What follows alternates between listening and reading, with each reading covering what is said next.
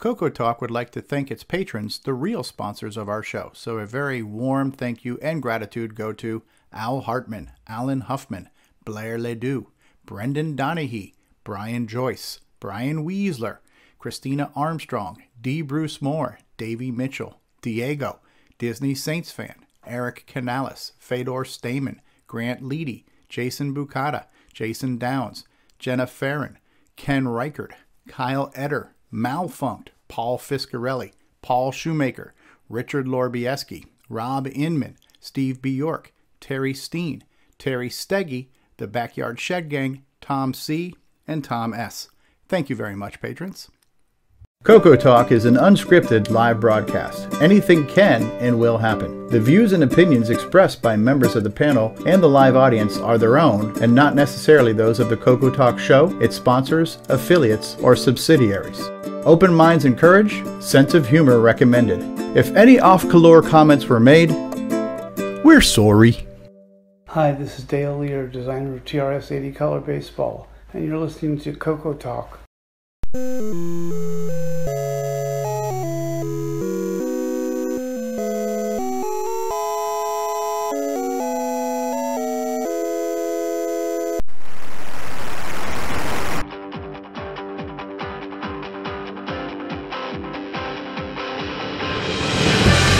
This is CoCoTALK, the world's leading live talk show featuring the Tandy Color computer. It's time to drop your socks and grab your real-time clocks, and let's rock. CoCoTALK is rocking the 8-bit world, keeping the Tandy flame alive. We may be mocked, but we'll never stop, cause CoCoTALK is rocking the 8-bit world.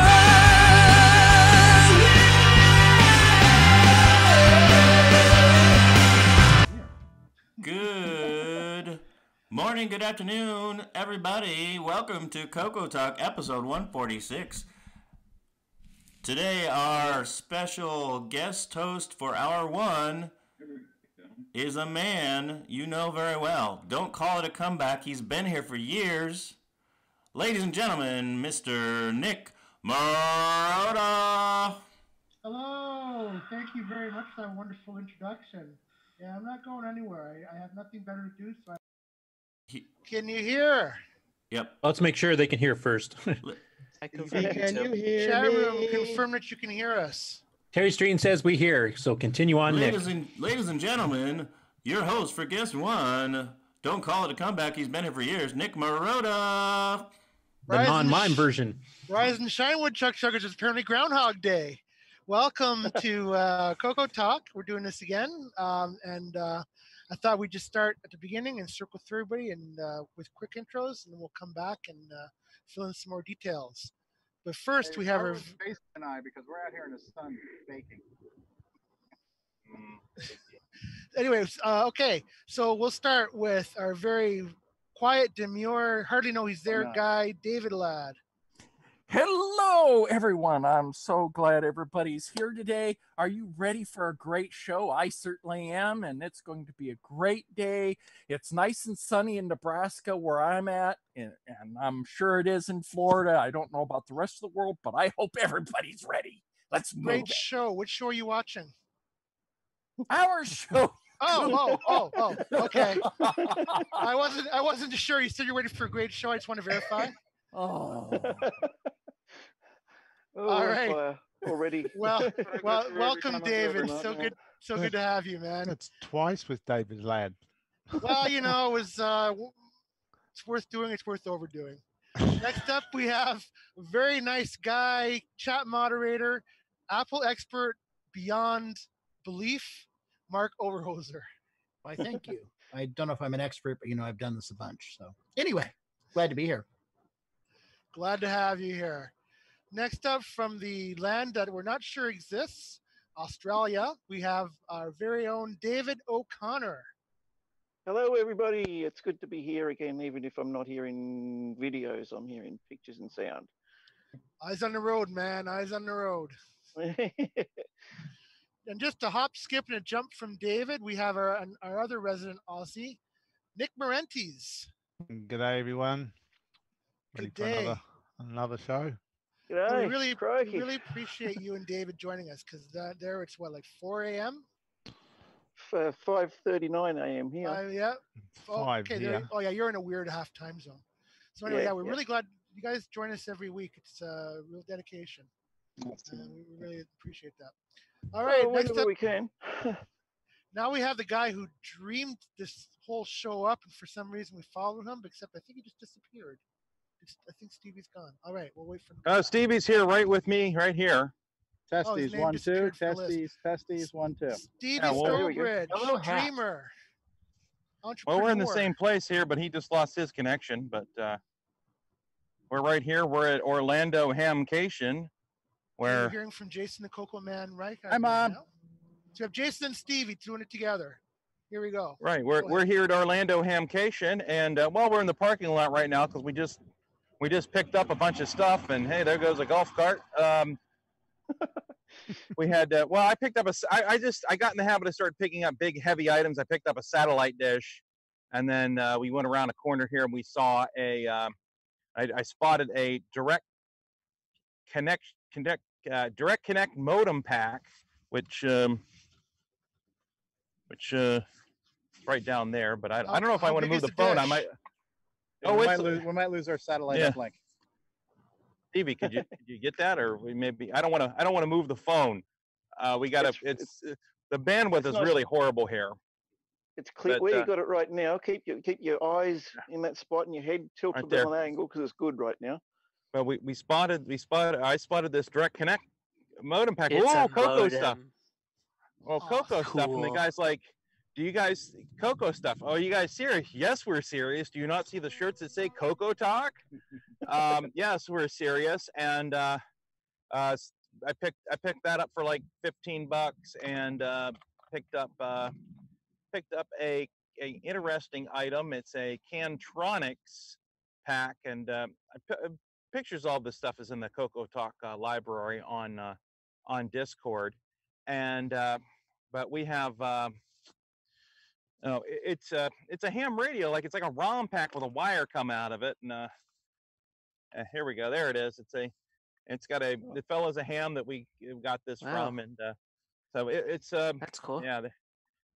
Yeah, he wanted $20. I got him down to 10. I'm like, I don't know what I'm going to do with this, but that's kind of a interesting color computer item, and for $10 I take it. For 20, I was kind of like, I don't know. So so that's what we did there. Is it Good demo there, Stevie. I guess it's just a serial port. He said it was for it was RTTY or RIDI interface for the Coco, and oh, okay. And while we were there, Stevie picked up. He also threw in a multi-view manual and a photocopied Coco 3 manual, and then Stevie picked up a FD500 here, dual drives. Hold yourself, David. Easy there, David. Yep. Dual drives. Dual drives. With controller. Although controller's over there. So, Oh, and a grease monkey. Oh, the grease monkey. No grease monkey weasel. Didn't see any grease weasel. I still need to find that grease for the grease weasel to make it work. And of course, you got a Coco 2 here for what's the model number and serial number? What's the model number and what's the serial number? That's a 263127B. Bravo. 227B. So that might be the T1. That looks like an 8, Stevie. B? An 8 or B? I can't tell. That looks like an 8. Looks like a Bravo to me. 3127A. 263127 Bravo. Okay, Bravo. Oh, and what's the serial number? Made in Korea. Serial number 2129648. That might be a T1. Repeat, 2129648. Bingo. Hold your cards. Bingo has been called. 64K. Plug it in and press Shift 0. Let's see the lowercase. So that might be a lowercase. I don't know. We'll find out. We'll have. Yeah, it could be a T1 model. Could be a T1 model. Yeah. So you can I guess that'll have to be that'll have to be verified later, and you'll just have to tune into a future episode of CoCoTALK to find out. Because we'll keep everyone in suspense there. And Stevie's very low key hat there. It's I have not lost him today. Lovely. Low visibility there. Your Majesty. Yeah. Now, usually at an event like this, you see a lot of high vis, but it's still stuck out. I've been very happy with that. So, but yeah, no problem finding Stevie. But we would walk around, but the cellular coverage is really horrible. We were getting like 2 bars. We tried some things earlier from inside, and we just kept dropping out. So we're out here, way out in the parking lot, and it seems to be okay. But wanted to at least stop. He just jinxed it. Spoke too soon. All right, I believe we'll be talking to them again later in the next hour. Is that? I hope so, because one story I wanted to talk to Stevie about that he posted about too. So hopefully, I think they're gonna pop in and out. Okay, that's cool. Yeah. All right, so that was Stevie and Jason. Okay, next up we have our resident game expert who has about a 99% accuracy rate, as far as I'm concerned. That'd be L. Curtis Boyle. Hello, everyone. Hello. How are you doing? No, not too bad. You know the 1% I'm talking about. But you're pretty knowledgeable. I try to be, or I make it up. One of the two. That's right. Things going well with you? Yeah, not too bad. Getting busy with work, so my G Shell stuff's kind of on the back burner again until I get a break. Oh man, someone's got to start paying you to do NitrOS 9 stuff. I'm open to that. All right, great timing for our big ease of use commercials and updates today. Next up, we're jumping around a little bit. Okay, next up we have Michael Furman. Hey everybody, how's it going? How you doing? How are you? Good. I want to give a very quick update on what's going on here at home. Everybody has returned from Hong Kong. My wife and my brother and sister-in-law, and everybody's fine. So good. That's excellent. So they had a little trouble with my brother and sister-in-law had a little trouble with some flights being canceled and had to shuffle things around, but picked them up yesterday afternoon. So everybody's back here. Checked out or anything? What's that? Come back. Do they have to be checked out at all or anything? No. Any quarantines or anything? Nothing like that? No. Come back without the beer virus. Hong Kong is not. I think they still have like 20 or 30 confirmed cases or something like that, and the only one death was somebody who got the virus who was also sick with something else. So the situation there is a lot better than across the border in mainland China. So there's no quarantine or anything. Just from work, I still have one more week to work from home. So, but hey, I'm enjoying it. Back to you, Nick. All right, thank you for the update. That's really good news. We're happy to hear that. It's been quite a situation. All right, next up we have. Sorry, you guys are jumping around again. Next up, we've got Terry Stiggy. Hi guys, how's it going? How you doing, Terry? Mr. TDP. Hey, Terry. Long time no see. It has been. I'm sorry about that. I missed you guys.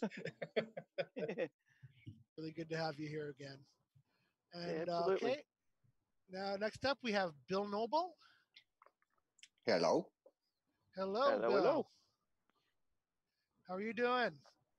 Pretty good. It's been a little while since I've been here. Yeah. Another Canadian. We're taking over. All right, Bill. Thank you for being here. I didn't do Brian yet. Did I? Brian Music Man Schubring? I'm here, everybody. How much of a voice did you want today? My regular voice or the voice from way down under? I'm just watching your arms detach themselves. Yeah, that's pretty clever. You know, I would really like the Doom voice. Get that pitch shift. And here is the voice of Doom. And we're going to helium. It's kind of you're using a demonic Alvin the Chipmunk there. I guess you're using a multi-effects processor there. What are you using? I'm using. Still using. I'll bypass that. I'm using the Art Multiverb 3. I picked up for a few bucks and that, and using the keyboard to control the some of the patches. It's all via MIDI, I guess, is it? Or? No, it's not just by MIDI. You can set it and just set the some of the settings and where you go. But you got to like a whole bunch of different 200 memories that you can set up, and then you can use MIDI to flip to different if you effects and Different such if you need patches. to. Yeah. Different Yeah, patches. right. So I'm just having fun with it a little bit and just doing stuff. To get back on track, we need to connect the Coco 2 to it and use a MIDI pack in the Coco to control your Darth Vader voice. Then we're on track, on topic. All right. Well, thank you for being here. And last but not least, I assume you're going to talk. We have the man behind the curtain who's controlling the tech and making us look like we have some idea of what we're doing, Mr. Rob Inman. Good morning. Can you hear me, Nick? Hello, Rob. Yes, we can hear you. How are you doing? I'm super excited. As you can see, my Muppet avatar changed over the past year from Beaker to the Sam the Eagle as I became Sam's a great grumpier and more bitter. But I'm really excited about the new year. I think we're going to talk a little bit about our what we want for the Coco, and I'm really excited to talk about ease of use today. And actually, real quick, I just want to make sure we have time for Bill Noble. Curtis, were you going to talk a little OS 9 with Bill at any particular time? Were you still planning to do that today? Yeah, I mean, if other segments don't go too long, we'll talk about using NitrOS 9 and the Coco in actual business use, which Bill and I did back in the 90s and early 2000s. How much time do you have with us, Bill? Oh, I'm here for a while. So do you want to hold off on it, or do you want to do it first? Yeah, we'll do that hour too during my segment. Okay. Curtis, it's CoCoTALK. I haven't seen a long segment ever. No. What were we Very talking professionally run. We'll be done show. about 2 a.m. So. We're trying something different. We're trying to be somewhat professional. We'll see how that goes. Yeah. Why start now? What does that word mean? Well, thank you, Rob, for handling the tech and the production and keeping us in line, and doing a fantastic job. All right, so I thought we'd go through. So that was our quick introductions. Now I'd like to talk about any updates, acquisitions, anything that's happened to you in the last little while that's worth sharing. Nothing worth sharing. I have my. I'll see if I can get my camera working here without scaring everybody off. Because how do I do this? How do I flip that over? Can I flip that over? Oh, you silly thing! Wait, let me flip it. Hang on, that's not good. I'll come back to me. If someone else has got something, I'll see if I can get my camera working. Nick Marentes, I'm going to force your hand and just ask you how Gunstar is coming along. What's the what you're working on with it now? Just final touches. Final touches, yeah. It's all ready to go, but a few extra little things I'm wanting to add in. Yeah. Should be able to announce something hopefully next month. Oh, excellent. Excellent. So little Tandy elves are putting them in boxes as we speak. Yeah. That cheap 4,000 of Australian them. labor. Yeah. Well, I know we're looking forward to that. It's going to be you're going to be pushing the envelope of what the Coco 3 can do. So we're looking forward to seeing that. Anybody else have anything they want to talk about? Unless David is ready. Oh, okay, Michael. Hey, haven't been doing a whole lot of Coco stuff the last week because I've actually been a little bit busy with some work. But one thing I have been working on is I'm using an Altera DE1 to learn FPGA programming and also to learn the Verilog language. So I think I have some cool ideas, but I have to learn Verilog. There are two. I'll just hold up the board real quick so that everybody can Isn't see this what the one that's used for the Coco? what I'm talking about. Yeah. So this is the same board that you use for the Coco 3 FPGA. This particular one I have here doesn't. The Coco 3 FPGA is another board that you put on top of this, but this board is designed to teach people how to use the FPGA, which is this chip right here. There are two different languages you can use to program this chip. Oh, okay. and one of them is called VHDL, and the other one is called Verilog. And Verilog is a little bit for somebody who already knows, you know, is a software engineer like me. You know, that's my education is computer science. Right. Verilog is a lot easier to learn because of the structure of the language. So the DE1 board, if you get it with the box and the CD, it comes with a whole bunch of educational materials, including labs and tutorials, and it comes with all the software you need to actually, you know, this is designed for college courses or, you know, for people to actually learn the technology. So instead of just using it for a Coco, I'm actually using it as it was designed to learn how to program the FPGA to operate, you know, all of the hardware. You know, these switch. I've been playing with these switches and LEDs. You know, these switches and LEDs here, just doing really simple stuff so far. But over time, I will advance. So anybody that I have the boxes on the shelf up here over my shoulder. But anybody, you know, I have a whole stack of them up there. Anybody that has those boxes and actually has the CD, you have everything you need to do this to learn this already in the package. You don't even have to download anything. Although getting a newer version of the software would be useful. So I'm just using that, and this is something I've wanted to do for a number of years, and I sort of made a goal that this year would be the year that I'd sit down and learn it. So. All right. Good stuff. Thank you, Michael. David, are you ready? David O'Connor, are you ready yet? Yeah, I got the camera working. It's just using my phone camera for the time being. Don't know if you guys can see that. Oh yeah, there we go. Don't know how clear it is on yours. I'm just looking at it on my phone. But this little exercise book here, I mentioned last week that one of the first, I suppose, Chaos. We don't need semi-serious. more chaos. Thanks. Yes, the first semi-serious program I wrote for my Coco was to try and get it to do to draw fractals and chaos theory stuff, and so I found this exercise book which has got my original handwritten notes with the program. So I'm actually going to hand type that in because I don't have it on cassette anywhere, and yeah, run it again for the first time in what 35 or 40 odd years. And also in a box that I'd forgotten that I had from a Coco One that I purchased here locally, I have a bunch of books.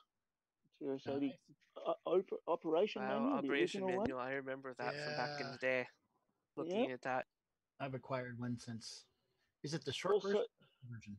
Yeah, it's the No, the operation manual is separate from the basic manuals. Right. It's just like an introduction, how to plug in the computer. It's a very brief introduction. Quick start guide, basically. Yeah, and here in all its glorious splendor is the TRS-80 Microcomputer News magazine with a full spread front cover is the MC10. Yes. Sitting right underneath that magazine. Propping up the kids. I'll let everybody make up their own mind about whether this is appropriate or not. Okay, now I miss Ron Delvaux. Normally he'd be here to sitting right underneath it. Understanding computer technology. What? Oh man, you should drop that thing in the scanner. I remember this one. I used to have a copy of this too. Yeah. It was sitting right under the MC10 book. Wow. It all makes so much sense now. An original newsletter from the Adelaide Microcomputer Users Group. Was that printed on a real dot matrix? It's not printed on dot matrix. It's printed. It looks like it's printed on a daisy wheel. No. In here is a part 1 introduction to basic TRS-80. That's the model, the model 1 and model 1. I think it was. Yeah, model 1 on the cover there. CCR81 manual and CCR81. TRS-80 color computer system. This one I think has, I think this had a Coco 2 on it, but it was a grey case Coco 2 or something. Yeah. I remember that pack-in. Chess. I've got the original cartridge here for it. Computer programming in basic for everybody. Once again, it's a model marketed at the Model 1, so it's a Z80 or Z80, if you want to pronounce it correctly for American. That's a pretty big book, actually. It's got a lot of pages in it. So not all altogether totally useful for the Coco because it's all Model 1 stuff, but still. 080 microcomputer news with more Model 3s, Model 4s, Model 1s and everything on the front cover. And a 2. Yeah. I missed where you acquired these. When I recently, or reasonably recently, bought another Coco 1, which has got another what do you call it, Coco VGA in it, and this was all in the box with it, and I got it for like I got it for next to nothing, like $50 for the whole lot with the computer, with the cassette deck and everything as well. It's a good haul. And a Model Worth 100. every penny. Yeah, absolutely. In perfect working order, 64K extended color basic. So yeah, that's my little bit of show and tell for the week. That's a really impressive haul. Very good. Yeah, I was pretty delighted. Oh, actually, there's two more things here too. There's the Fraction Fever cartridge and Alphabet Zoo cartridge. And there was a whole pile of cassettes in there too, cassette games and cassette educational stuff and everything as well, with all sorts of programs and everything on them. So that book you had with 2 kids in the cover, didn't somebody post an image of that recently on Facebook like a couple weeks ago? It looked familiar. Hang on, it was color. That one? No, the one with the girl looking over the boy's shoulder and they're looking at the screen or whatever. Like a computer news cover, I think it was. Not that one. One with the MC10 on it. Oh, it had the MC. Yeah, it looked familiar. Oh, this one. That one there. Yeah, I thought we saw something like that on Facebook and it was saying "Happy Australian Kids" or something. I don't know. Oh, yeah. I did see a post about something about that, but yeah. I wonder if the Tier City Microcomputer News in Australia was the same as the ones we were getting here, because I think the covers look different at the very least. I don't know if the insides are any different, but well, it's got written down the bottom, registered by Australian Post, publication number down the bottom there. So it's that's what 1983, volume 4. Yeah, because by that time in '83, the ones that were sold up in North America had color covers. The original ones from '77 on, I think, had the black and whites, but. Yeah, okay. I'm just trying to see if there's anything. That's the back cover. See if there's anything inside that says anything about it. What do we got here? I'll have a look through it and I'll let everybody know. Anyway, because it could be a little while to find out what's going on here. But yeah, pretty impressive haul. Lots of stuff in that box. So very happy camper. Nice trip down memory lane. Yeah, absolutely. So that's pretty much it for my news and acquisitions and updates. Seeing that red card brought back the memories of opening up the first Coco box I ever bought with it and taking out all the manuals and inserts. Good. Yes, that one. This one, right? Yeah. Oh yeah, I remember the excitement. Yeah. How exciting it was seeing all those. Yeah, and there's 2 versions too, because there was the Coco 1 standard basic one, which was a smaller card, and then the extended basic one, which had all the highlighted gray areas for the extended basic commands. Yeah, this one, the one I got here is the extended. Where is it? Yeah, this is an extended basic one. It's got all. Tim Franklin wants to know, how do you remember this stuff, Curtis? He can barely remember what he had for breakfast. I just don't eat. That's the solution. Oh, see, maybe it's the I don't food have to that's remember clogging breakfast. up your memory. Yeah, there you go. They say if you fast, you get enlightenment and you see weird things. I've got a purple one of those cards. I think it came with the Model 1, the very first one. Oh yeah. See if I can. I'll have to dig that out and I'll show it sometime. It's kind of cool. I about fell over because I'd never seen anything other than the red ones there. I don't know if you can see that, but that's the folded out thing of it there, extended basic. Just like mine.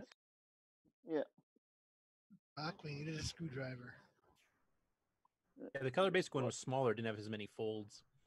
Yeah, yep. That's one side of it, and then look at that. The other side is oh, there's another fold there. It's folds out a long way. So excuse my dodgy camera work. Hey, I'm not set up for I bet that's exactly the same as the US version. Look, they spelled color wrong. That was oh yeah. I've got 3 of these, and one of them's got COLOUR, and it's got a white case, a full-size white case on the front, and it says Coco 2, a color computer 2, and it's COLOUR, and it's a full-size case. So we were talking about that a little while ago, and I think I showed it on CoCoTalk back then. But it shows that in Australia they called the full size white ones, the early ones, they called them a color computer 2, whereas I think in the rest of the world they still called it a color computer 1. Yeah, that's right. The 64K Coco one was the white one. Yep. Yeah, over here it was 64K extended color basic, but it was called a color computer 2. All right. Well, thank you very much for that update. It's really cool stuff. I think I saw another hand earlier when I asked if anybody had anything to talk about. Was it Terry or no? Not real. I've just been working on getting ready for Coco Fest, my booth. Trying to get some banners and got some swag stuff I'm going to give away at the show. I hope so. Looks like I get to sit next to Curtis and Stevie, so I'm happy about that. Sorry about that. That should be I'm fun. sorry too, man. Yeah, you guys are starting to get ready for Coco Fest. I've been hearing a lot of conversations in Discord about tables and plans. Yeah, I think it's gonna be pretty fun deal. It'll be my first one, so I'm excited. Oh, good. Looking forward to seeing you. Same here. Yes. Now we just have to drag Nick down there. Both Nick. Yeah. I'm gonna get him one of these years. We should pull up. I wouldn't be against the kidnapping.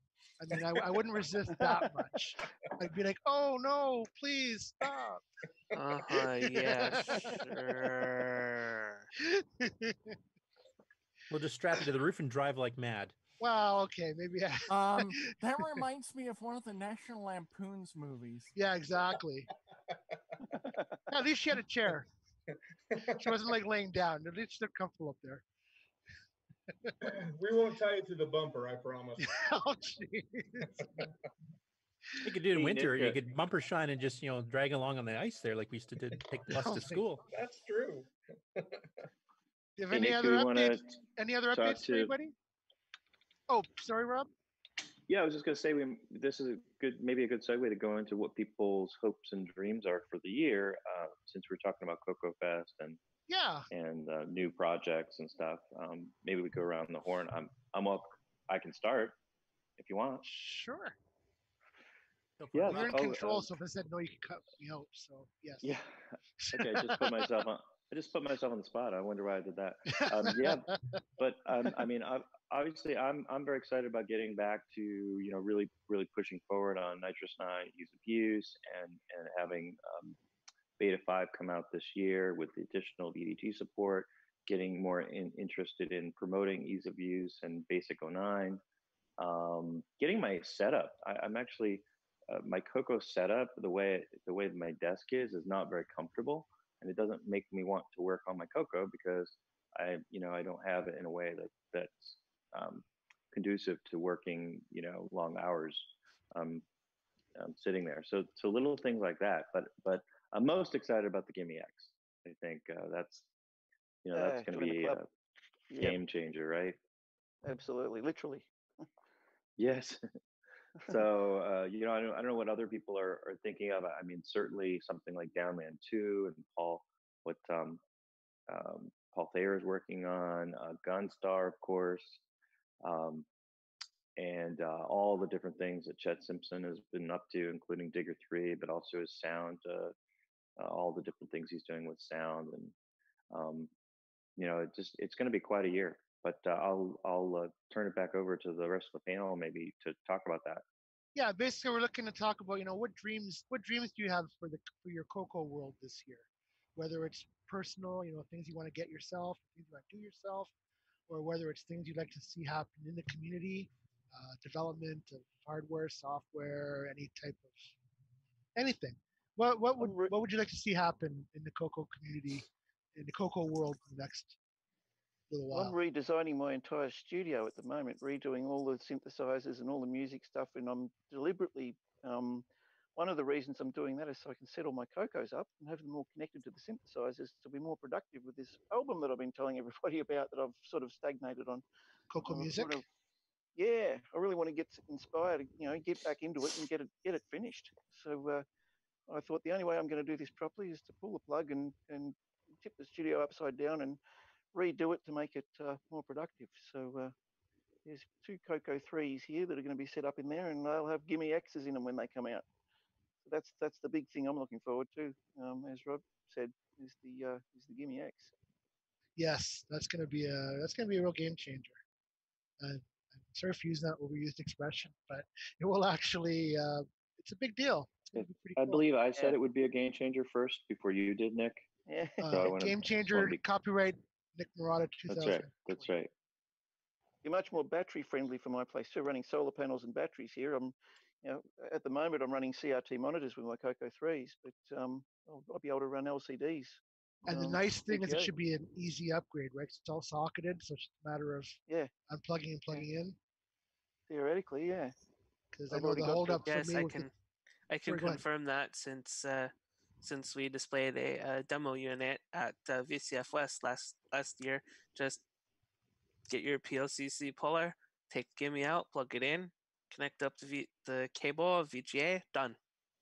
See, as a hardware neophyte, that makes me very happy to hear, because that's the one thing that's holding me back with the 6309 right now is the desoldering and all that jazz. But the Gimme X, I'm really looking forward to.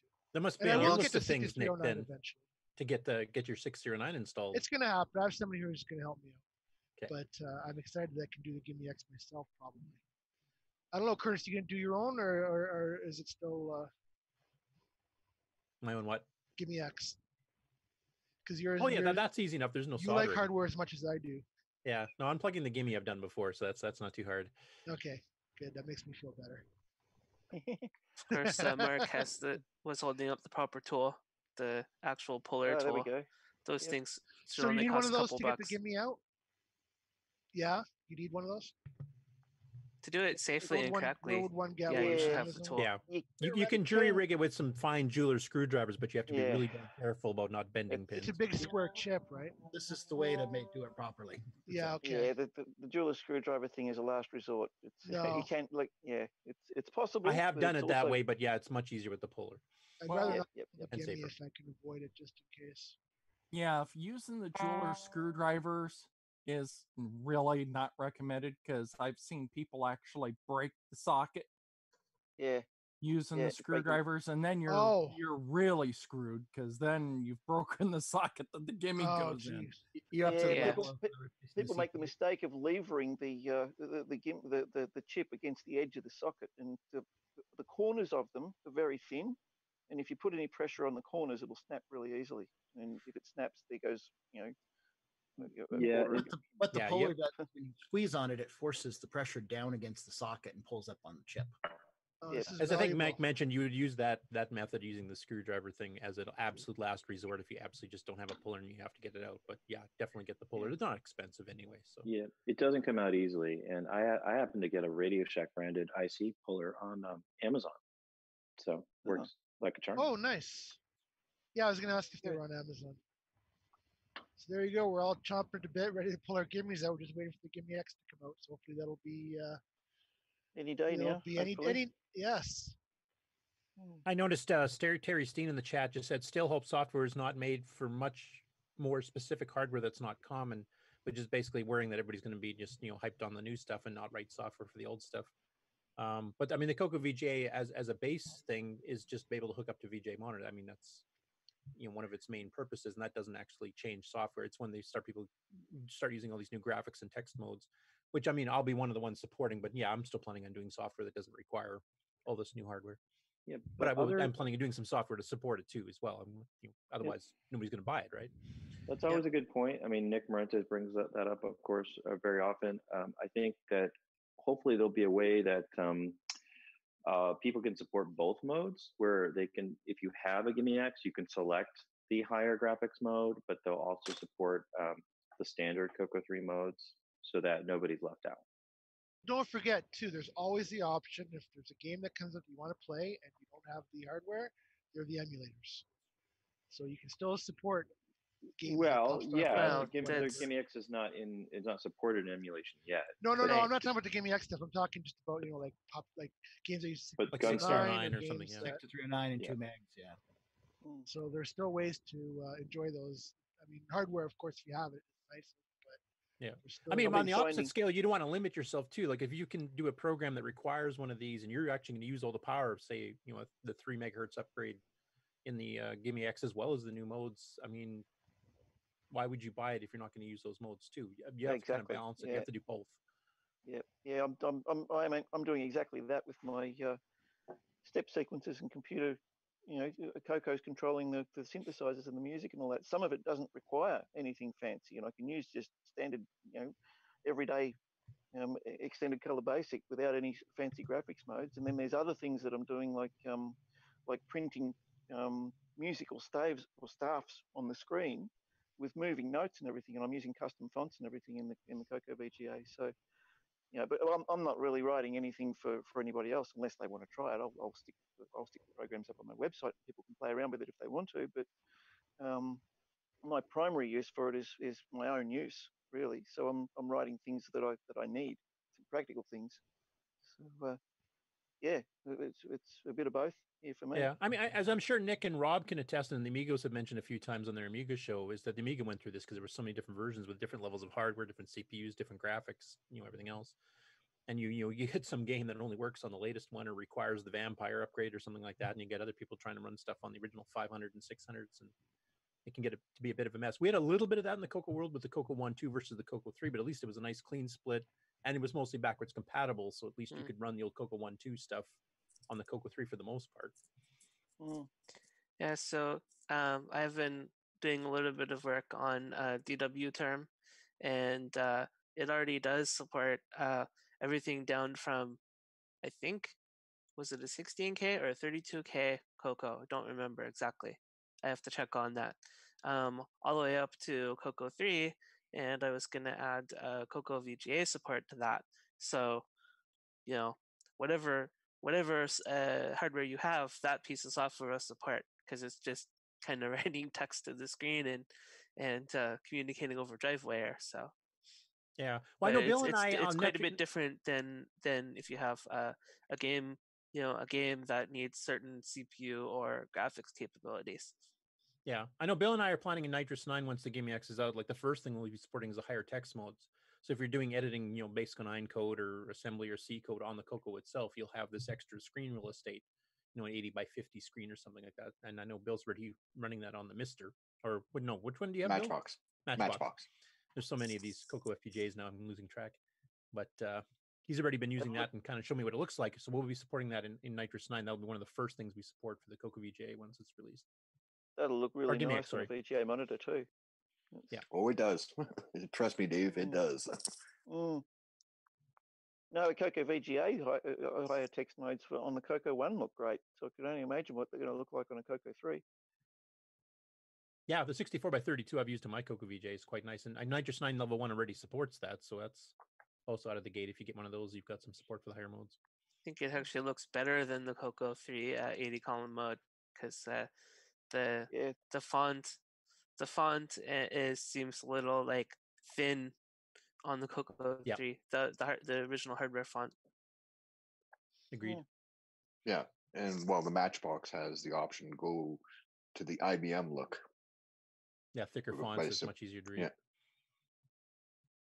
Yeah, and the thing I was always, when I first got my first VGA card and my Paperwhite VGA back in the 90s, I immediately was pushing 132 by 43 because I loved the large text real estate. So I'm going to love that from the Gimme X myself. All you need now, David, Really? is a live flux display. You know, flux stuff on your floppy drives there. Just live display of the heads going over and reading stuff. Oh, are you kidding? I'm actually planning on doing Jim's thing with trying to hook up 7 floppy drives to the Coco. Oh, what did I start? Sorry, guys. Oh my gosh. They said it shouldn't be done. You had to do that, Curtis. Why did Curtis do that? David's drunk with power. He's been drinking the grease weasels. So I've seen mentioned in chat real-time clock, which would be useful for OS 9. Yeah, rather than having to type it in. I mean, he was kind of joking about Y2K ready.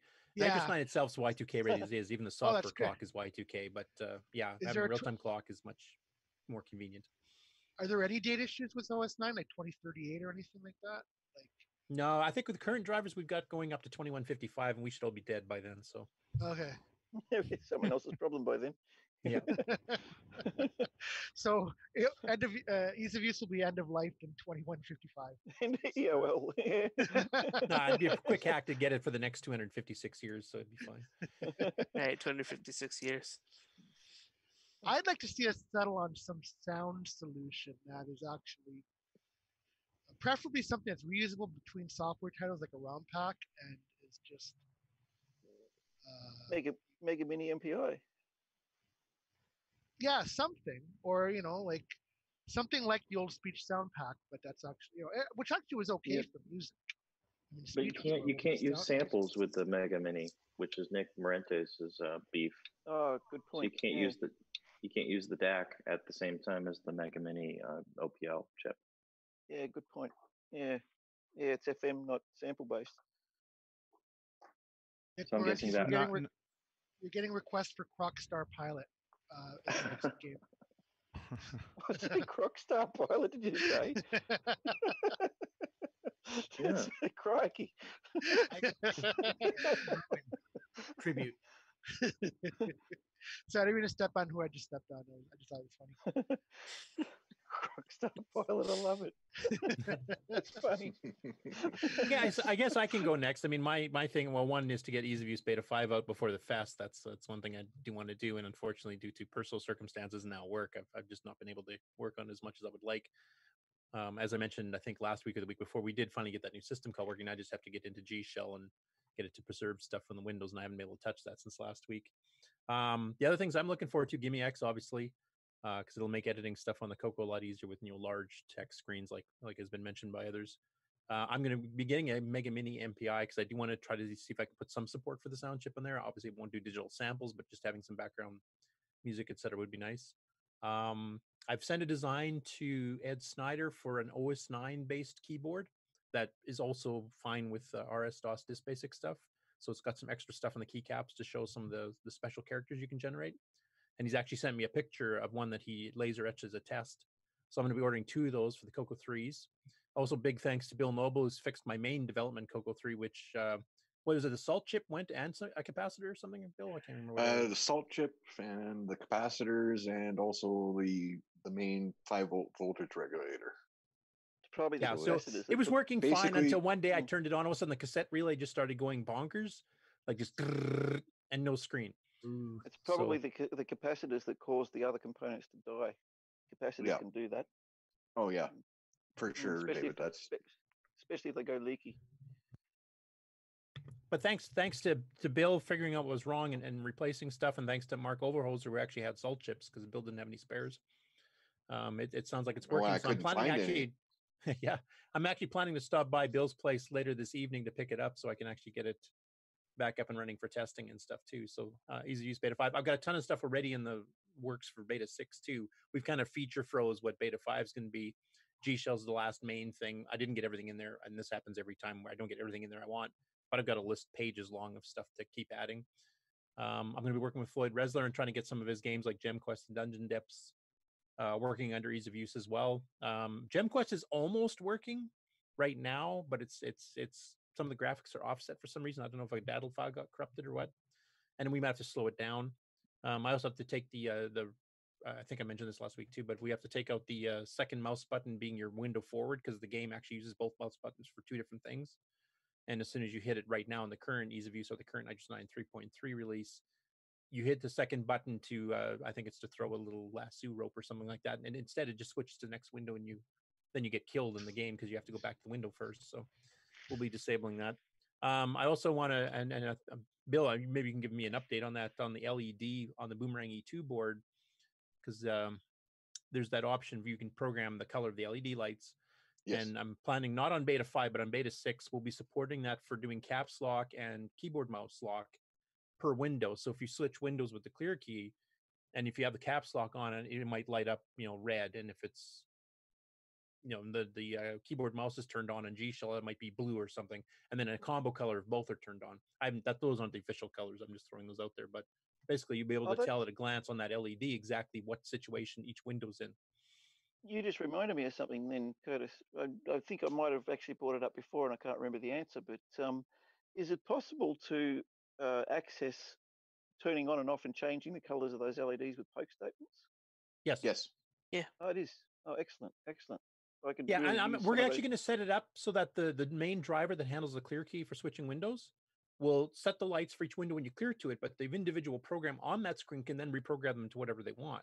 So if your program doesn't need to worry about whether the caps lock's on or the keyboard mouse is on, you can actually program it to do whatever else. If you want like a status light for a space adventure game, red alert, it blinks or whatever. But as soon as you clear off that, the operating system will take it back over and then set it up for that next window. So you can actually have it individually programmed for the app you're doing on one window, or you can just leave it for the the various settings for the windows themselves. So I could access that via regular extended color basic pokes as well. Yeah? Or basic 09. Yep. Yeah. Okay. Because we'll probably be adding official set stat calls too, so that you can actually set the lights, through a program without actually having to do pokes. Yeah, I actually want to use it as a visual indication for sequencer pulses sending out to my synthesizers. I think that will look really cool. Having that pulsing in time to the music. Yeah. There's a bunch of things you can do with it. I mean, the fact you have the different colors, like I said, if you wanted to say make a Star Trek game or something like that, and it has a red alert, yellow alert, program it to pulse with whatever color alert you're on. Mm-hmm. And the nice thing about it too is that Richard actually set up that board to actually have, so you can have individual LEDs instead of all combined into one. Yeah. Oh, okay. Yep. Yeah, I think it's a multicolor LED with multiple pins on it or something, isn't it? Or is it? Yes. Or yeah. Yep. Okay, I've got one here. I just haven't taken them. We're coming close to the end of the segment. I just want to make sure if anybody else wanted to say something. There we go, Michael. Yeah, I haven't said much. I hope to continue spreading the DriveWire love, because there's a lot of hate for it here on CoCoTALK, or hate or don't care. I'm definitely going to continue development on PyDriveWire, and because many people are starting to complain that they can't run the Java one anymore, and PyDriveWire is currently the only DriveWire server that's still in active development right now. So I do plan to continue that. Have a lot of I think I have what's going to be a really cool feature coming up that I'm still working on designing. I think it will make some things about using DriveWire a lot easier. I plan to sort of this feature is not going to be ready probably until the end of the year, but I plan to sort of get the design out by about the Coco Fest time, and I'll probably have a little presentation about that at my booth at Coco Fest. Okay, so, Mike, we have Rick Adams saying, "What? DriveWire is awesome." We have L. Hartman saying, "I love DriveWire." For people that use it, it's such a big productivity enhancement, because you don't have to shuffle SD cards back and forth. And the Coco SDC supports it. That's correct. Coco SDC does support it, and it works pretty well. But I'm going to have to try it out. I still haven't tried it yet. I've been meaning to try it, but I've never got around to it. Yeah, I know Nick Brandes uses it a lot, so as well as Rick. Yeah. And to be honest, I'm not down on it at all. I hope that you don't think that I'm one of the people. Oh no, Curtis, I completely understand. completely understand, Curtis, what you're doing with ease of use, and I completely understand that you have to restrict the things that are going into it, Yeah. so that you can concentrate and get things done. I know that you're not against it, so I'm not. And I do want to mention the plan is right now. It won't be in beta 5, but in beta 6, I do want to put DriveWire officially in it, and Bill actually has a DriveWire system set up so you can test it. I don't, because my Coco is physically too far away, unless I got some wireless thing going on. But we can. It's actually running between David and myself, we can figure out how to set you up with some wireless stuff. Mikey, as far as Curtis goes, he's him and Bill have my prototype ESP01 modules that I sent with Curtis home. So yeah, which I actually have here in my hand right now. It's just I gotta dig up the documents again. I'm getting the actual firmware burnt on the ESP01. I need to do that myself. Okay, guys, we're gonna have to wrap up this segment. Thanks for letting us have our DriveWire RS-232 TTL ESP corner of the show. Yeah. So thank you. So, actually, no, it's important. There's good tech stuff happening, and there's I have parts of the one audience quick that love question. that. So go ahead. I have one quick DriveWire question. Just quickly, in a sentence or two, what's the difference with the Pi drive or Pi, whatever you call it, compared to the normal DriveWire? So Pi DriveWire is still in sort of middle development. It is it's a going to call it a 95% clean room implementation of the DriveWire protocol. It does not currently support all of the features that are in the Java server, but the plan is at a 1.0 stage, when I finally reach 1.0. I'm going to call 1.0 when Pi DriveWire has all the features that exist in the Java server. That's when I'm are in Pi DriveWire. It's going to be 1.0, and it's completely written in Python. And that's the difference. And it's written in Python, not Java. Right.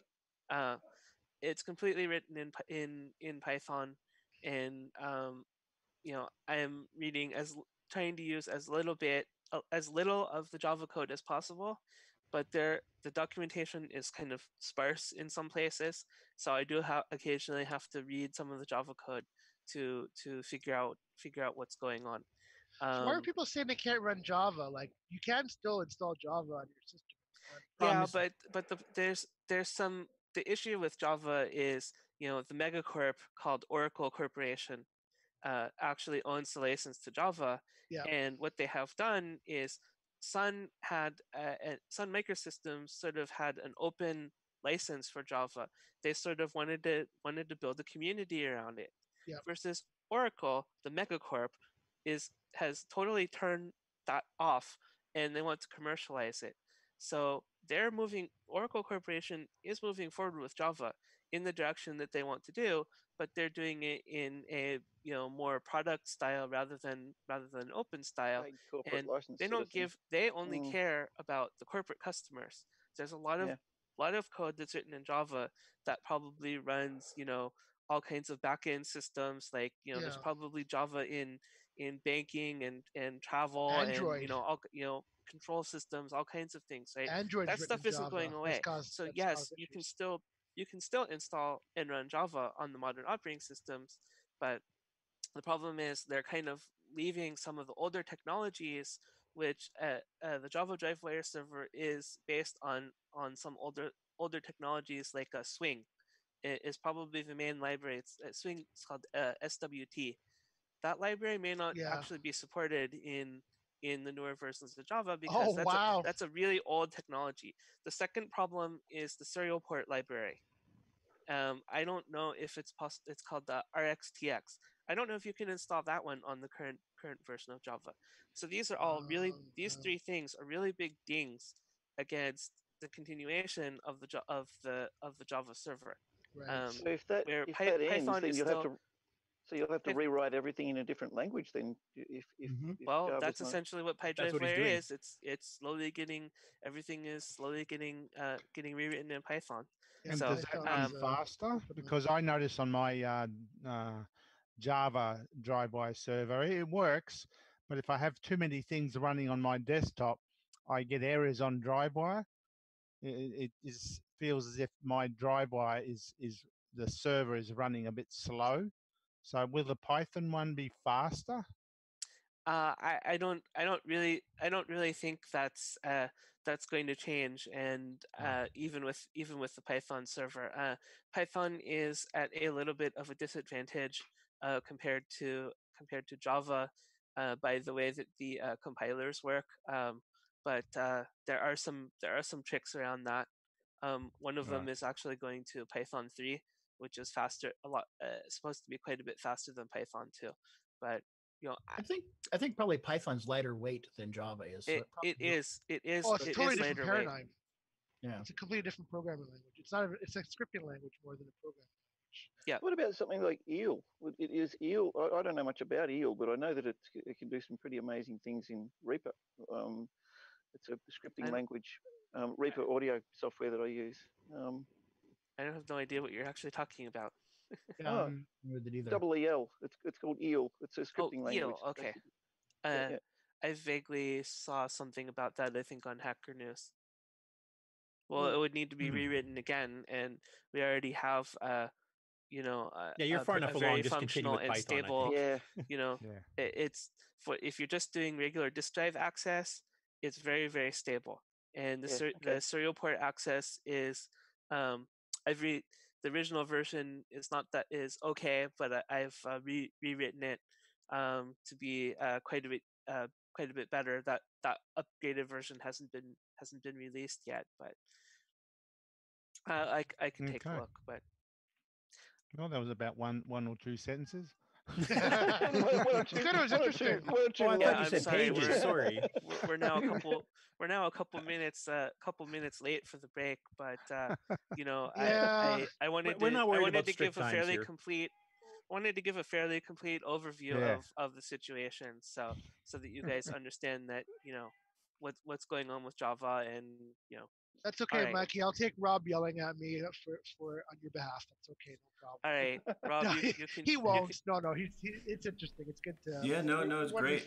I was just gonna say that I'm committed to installing DriveWire this year and finishing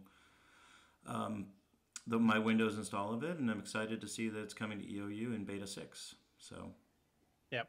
And then later on, I don't know if it'll make it for Beta 6 or not, but Bill and I are planning on redoing the Coco side of the DriveWire thing so that it will support the level 3 memory model as well, which it currently does not. Yeah. All I know is every time I've tried to put the DriveWire modules in EOU using QuickGen, it doesn't boot. And I've reached out to both Bill and Curtis about that, and I'm sure you guys will figure out what's going on. Has an issue with large hard drives. Cool. Especially when it's doing the kernel track. Yeah, I haven't had any problems on the main OS 9 boot. I have had problems with the kernel track. Which is why I'm actually doing a boot editor. Mm-hmm. So, as far as the QuickGen, Mikey, it does work because that's one of the things that I've done for a couple people that have wanted the ease of use with certain DriveWire features added back in. So it does work because that's what I've used. But yeah, when it says copy the boot track, you do not want to use that feature with QuickGen. Or QuickGen, because use KUtil for that. It'll work a lot better. Because... All right, guys, we can have this discussion on Discord later. I think we should return. No. To the show. No. So the issue with that, I tried the subject. All right, I don't know. I think we have to. David, wrap it up. What's your last word on DriveWire? Oh well, this is just with QuickGen and floppies in general. So floppies. And away he goes. David Land in general. Okay, I'm done. All right. All right, that wraps it up, I guess, for the first hour segment. Thank you to panelists, and thank you everybody in chat. And we're going to take a break and Great.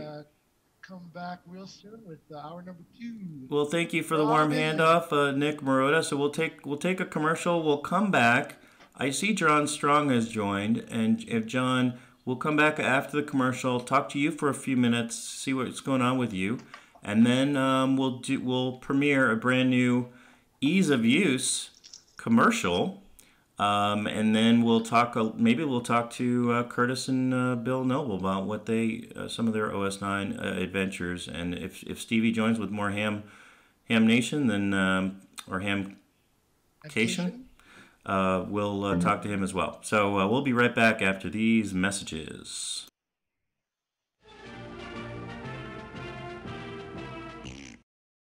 Hello, this is Grant Leedy with CoCoTALK. Got your Coco 3 yet? From the makers of the Switcheroo.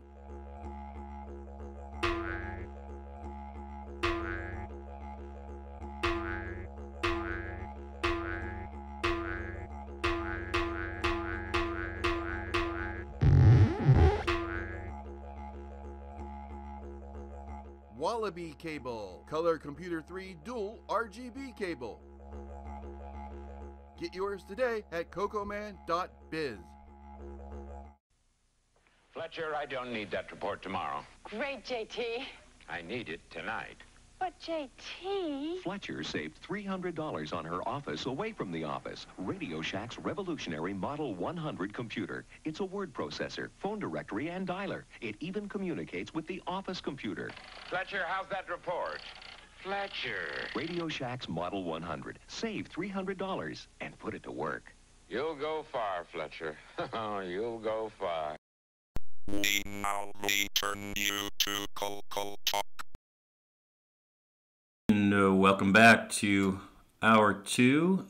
Need to update that banner there. And John Strong, you out there? You want to let us know what you got going on? Oh, yeah, I'm out here. Just been busy today. Just been working on some Coco things this week. And that's about it. Just stopping and checking by. Nothing I'm going to reveal yet. I am doing some game development. We need the welcome back Cotter theme. Welcome back. Yeah. So. Is this a game you're planning on having ready for the fest, or is that still up in the air as far as timing? That is up in the air. Yeah, I'm hoping to have something ready for the fest. But I have about 3 projects going. I'm jumping back and forth between. Yeah, that's a common problem. I've noticed a lot of us have multiple projects going. Yeah, absolutely. Plus work decided to make sure that I'm earning my money. Yeah, that's where I'm at right now too. Yeah. So.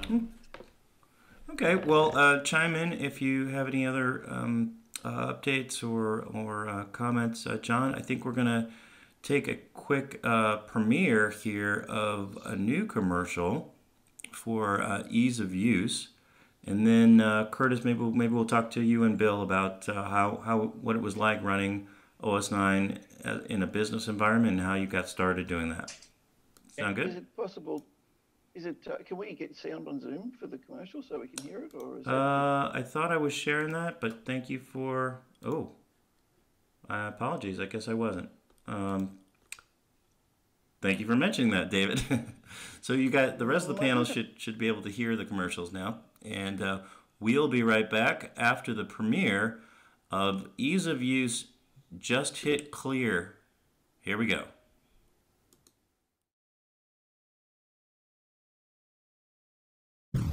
A whole new approach.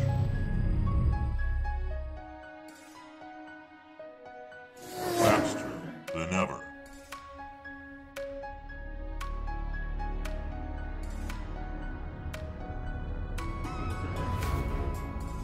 A window to a world of possibilities. Clear your expectations.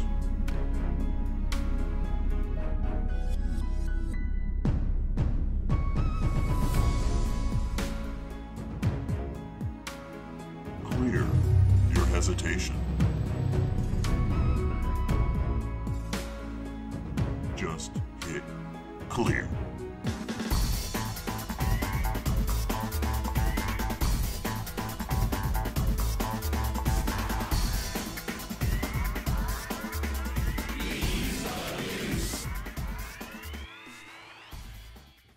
Download.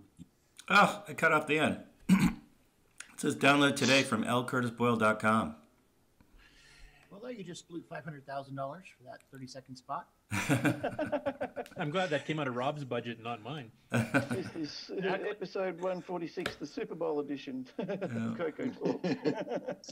Yeah, I did have something interesting to say. I was just a new project at work and was talking to the guy, kind of let him know what kind of things I did and to get him to feel comfortable with working with me. And I said, I used to write games for a 10-day color computer. So really, I had one of the Cocos. I'm going to have to check my mom, see if she still has it in the garage or someplace. Nice. That'd be cool if they can rejoin the community. Yeah. Yeah.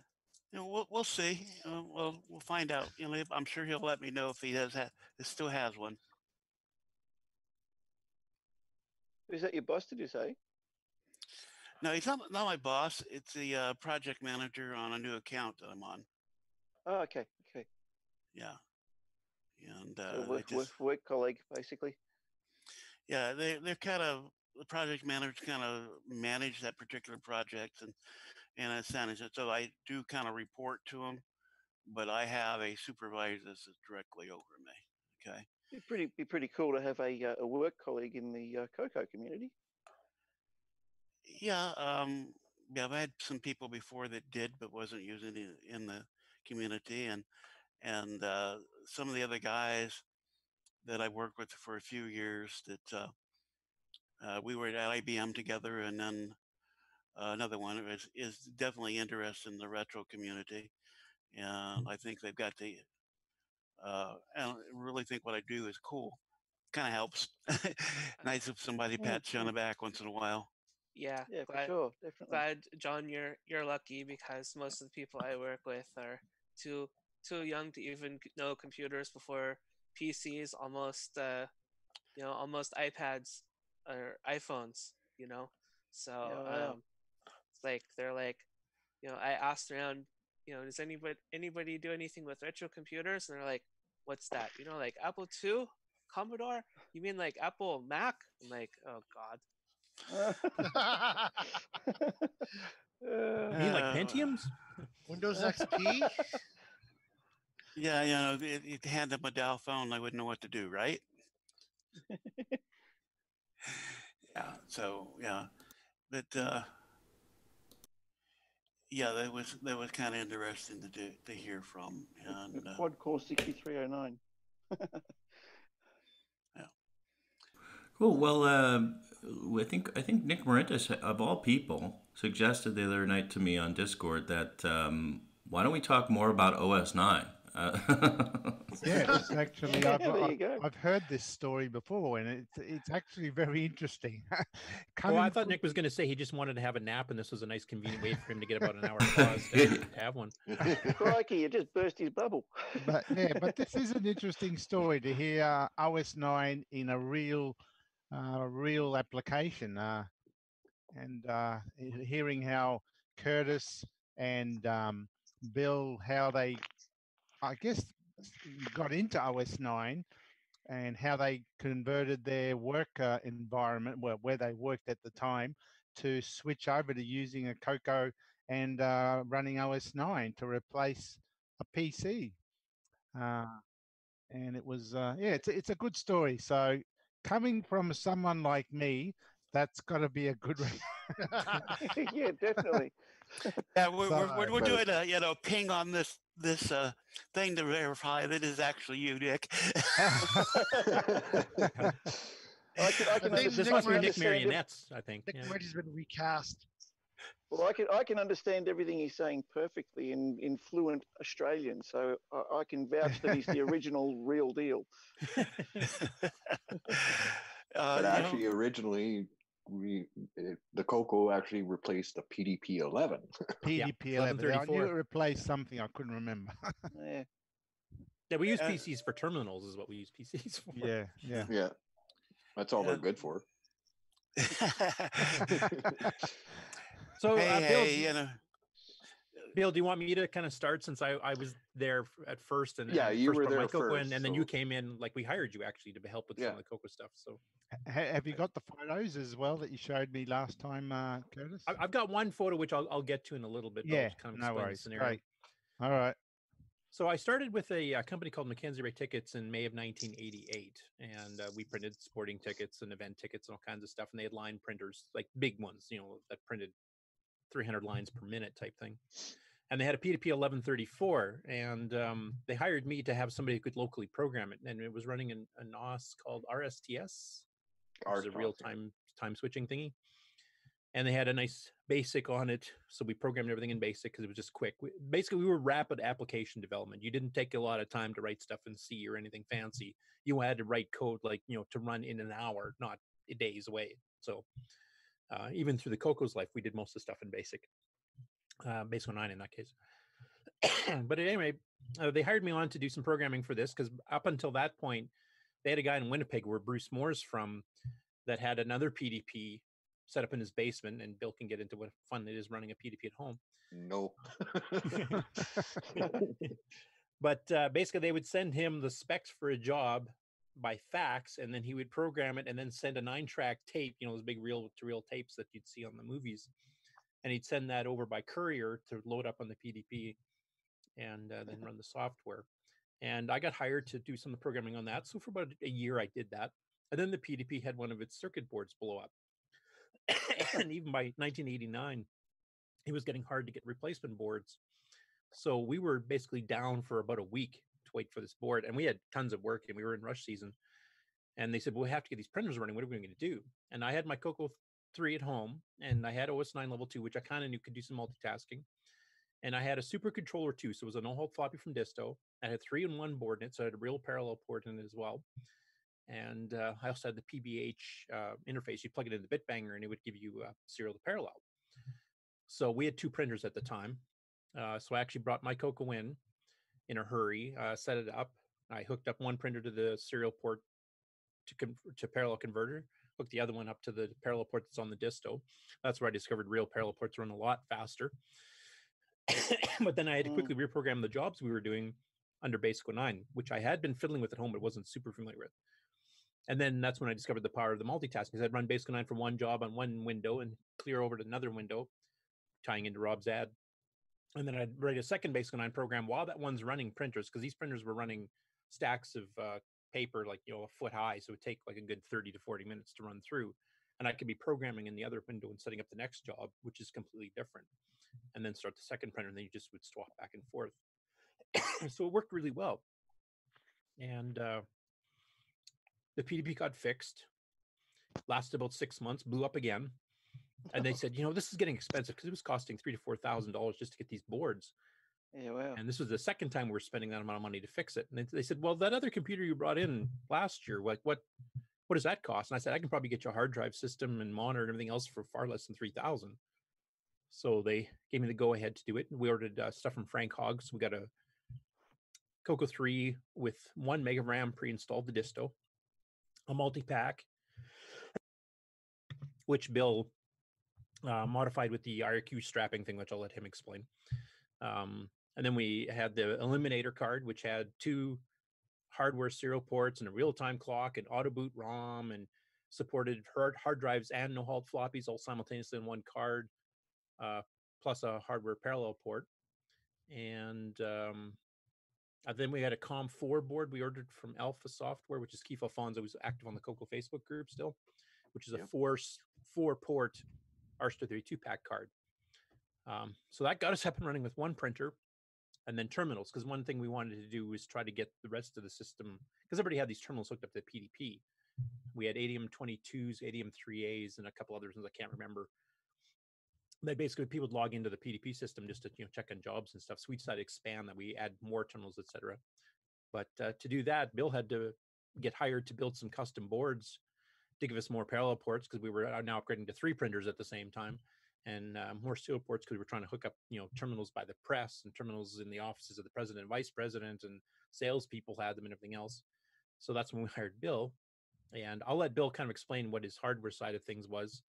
And then we'll kind of both get into the NitrOS 9 thing, because after the 639 stuff was discovered in 92, so it's a couple years after the Coco did take over work, we started working on that simultaneously. So Bill, do you want to kind of explain some of the hardware upgrades you did?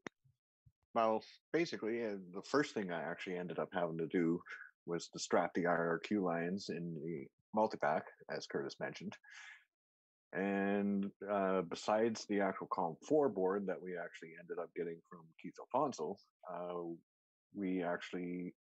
I actually designed and built another 4-port RS-232 board, as well as another 4 printers on a separate board. So basically, every single slot in the multi-pack was full. And all multifunction. And all multifunction, because it all worked at the same time, and all IRQs working at the same time between all devices. That's a pretty cool setup. That's pretty impressive. Is that why you had to upgrade the IRQ so that it would run all 4 cartridges at the same time? Okay. Yes. Yeah. Because normally what you have to do is you have to program the multi-pack. If I got an RQ, like, go check on slot 1. Okay, it's not there. Go check on slot 2. Once you tie the line together, basically, if any of them generate an interrupt, which means any of these serial cards and anything else, the disk controller or whatever, it would immediately hit the CoCo, and then you have an RQ, and you don't have to keep monitoring every slot separately. You didn't have to do the slot switching. So you're pulling the slots to check for an interrupt. Ooh, lots of overhead. Yeah, they cut that down.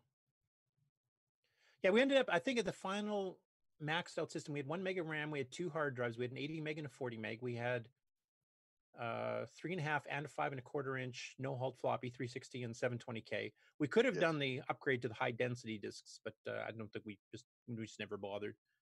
No, we never did bother because we didn't actually get to the point of upgrading the high density drives. Yeah. And then we ended up with 8 serial ports based on 6551s and 6552s, which is a much better chip. Yeah. The COM 4 was still the old 6551s. Yeah, my board was the 6552s. Yeah, as was the Eliminator. And I think we only ended up with 3 parallel ports, didn't we? We had one on the Eliminator, and then you had a dual card, I think. Well, I had the second board that I had for the parallels were 2 6821s, which would do 2 parallel ports each. So it was capable of the 4 parallels, but I think we only did use the 3. Yeah. And then later on, we started driving laser printers, like 20 and 30 page per minute lasers too, as well as line printers. And we had faster line printers we went on too. I think our maximum speed one at the end was 1,200 lines per minute.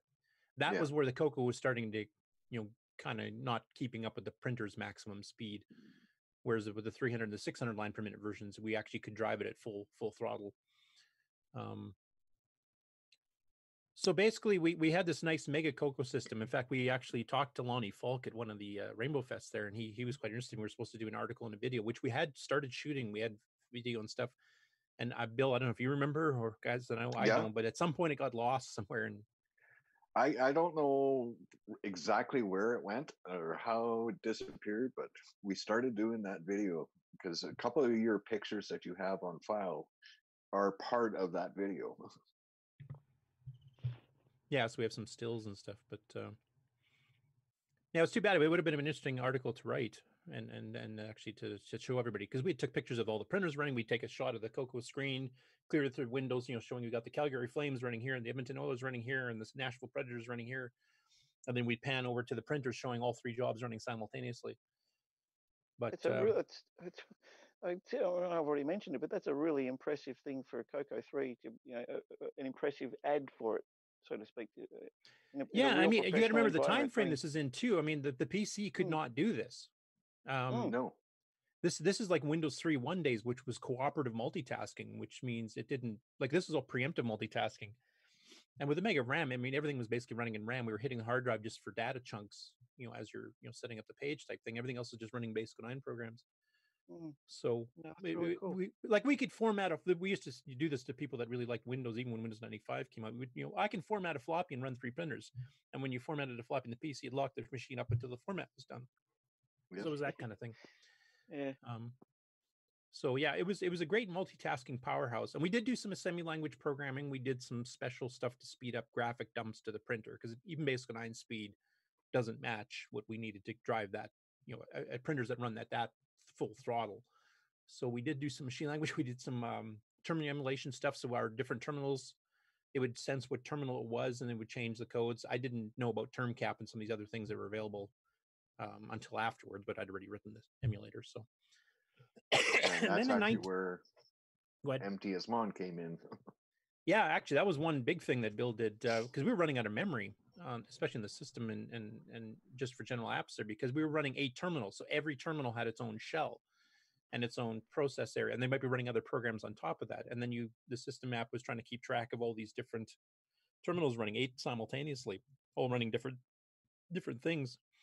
And Bill, like the standard TSMon that came with the development pack, you had to run TSMon for every terminal. So we had to run 8 TSMons, which then ran 8 logins, which then ran 8 shells.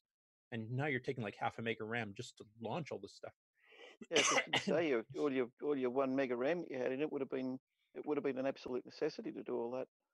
Yeah, and then Bill came up with the ingenious thing that I think you were originally planning it for the BBS or something before we did it. It was originally planned for a BBS, not even involved in work. Do you want to explain what MTSMon does? We've actually uploaded it to the repository. Basically, what it is it's just one program that actually you set up a script file that actually had all the terminals that you wanted to list out and have a shell on and log in, for instance, and this program read that file and started monitoring each of those ports. And once it actually sent something on one of those ports, it would actually execute the login and then the shell. But the actual MTSMon program monitored each one of those programs separately within itself instead of each one doing it on its own. Yeah, so basically the main program that kind of monitored the ports here and decided who was logged in, who wasn't, used to be 8 separate programs running, 1 for each port, and Bill changed it so it was 1 program doing all 8 ports at once. So only 1 program had to run.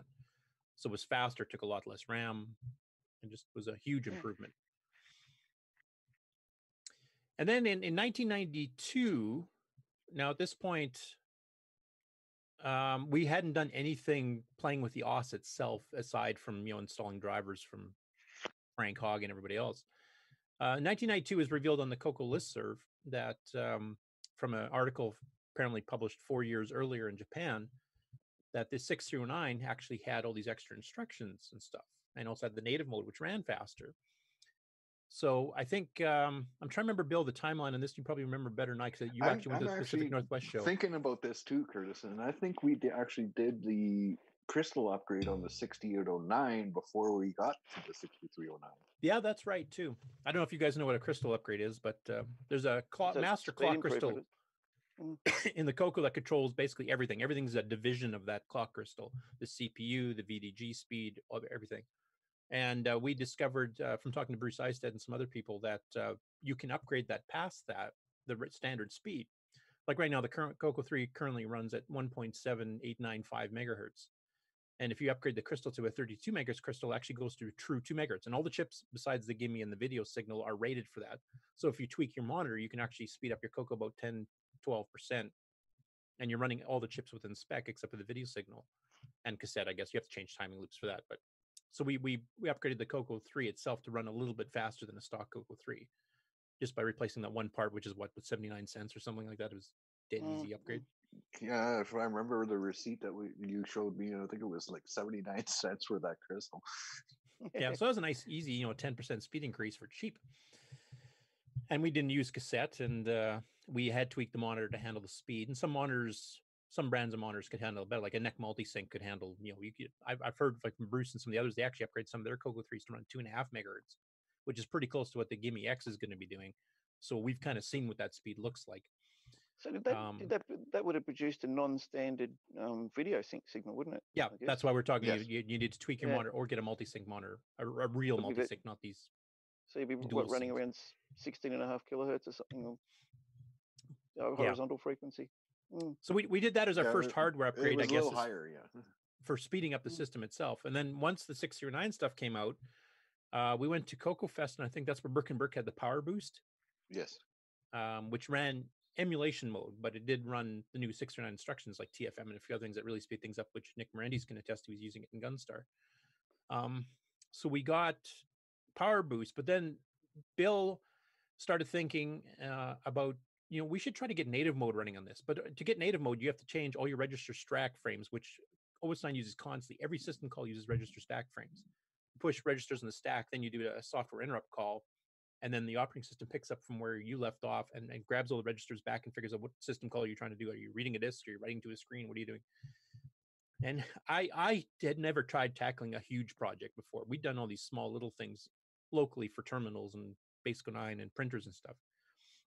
And I said, that's way too much for us to be able to handle. We're not professionals. We can't do that. And Bill kind of just said, I'll do it anyway.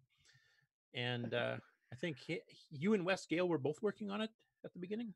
Well, I started actually disassembling OS9 just before I went to Seattle to meet up with Wes.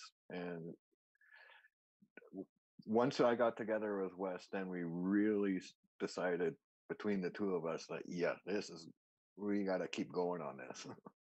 Yeah. And basically, this is a project that involves manually disassembling the entire operating system, every module, third-party drivers, everything else.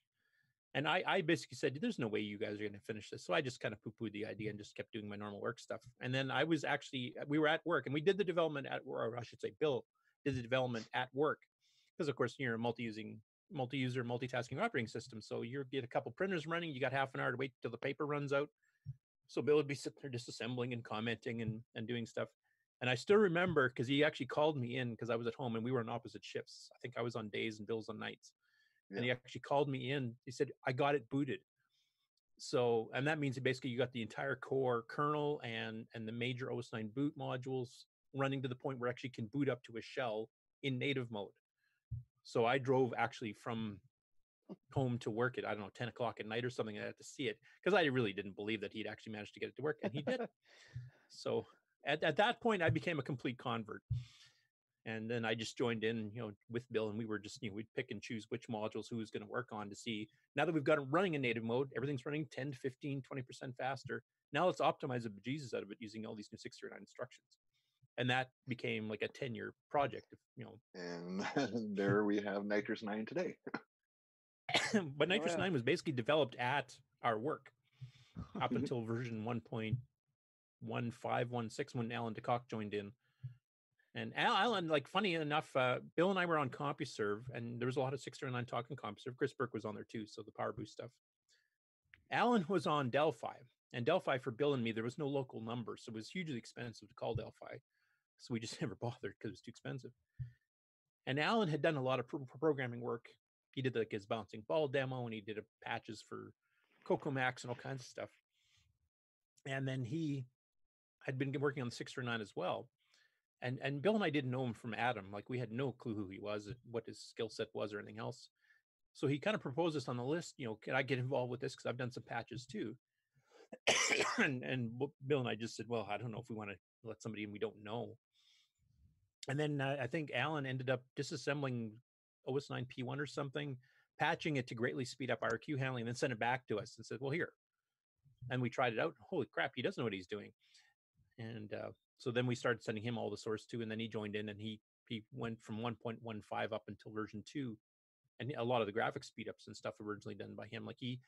One thing Alan brought, Bill and I, our attitude was to take the existing code and then optimize it as much as we could for the 609, which gave us great speed ups in some spots and pretty decent speed ups in others. Alan brought the new mindset of let's take a look at the algorithm, how is it doing what it's trying to do? Not just what is the raw code, and can we actually just change the algorithm or the way it works to speed it up? And that was the fresh perspective of thinking, because I hadn't really thought of that. I was just trying to speed up the existing code. And once we saw some of the speed gains he was getting, on certain functions. It was like, oh, we should do this with the whole rest of the things. So we started doing the same thing. And for those of you following ease of use, the 6809 optimizations I've done the last few versions for graphics and stuff is based on that. It's taking like the algorithmic changes we did in NitrOS 9, 609 and then backporting it to 6809. So you were getting graphic speedups and stuff beyond, the patches that Kevin Darling did back in the late 80s. Or original stock. No, stock is so god awful slow. Oh, I can't even use it anymore.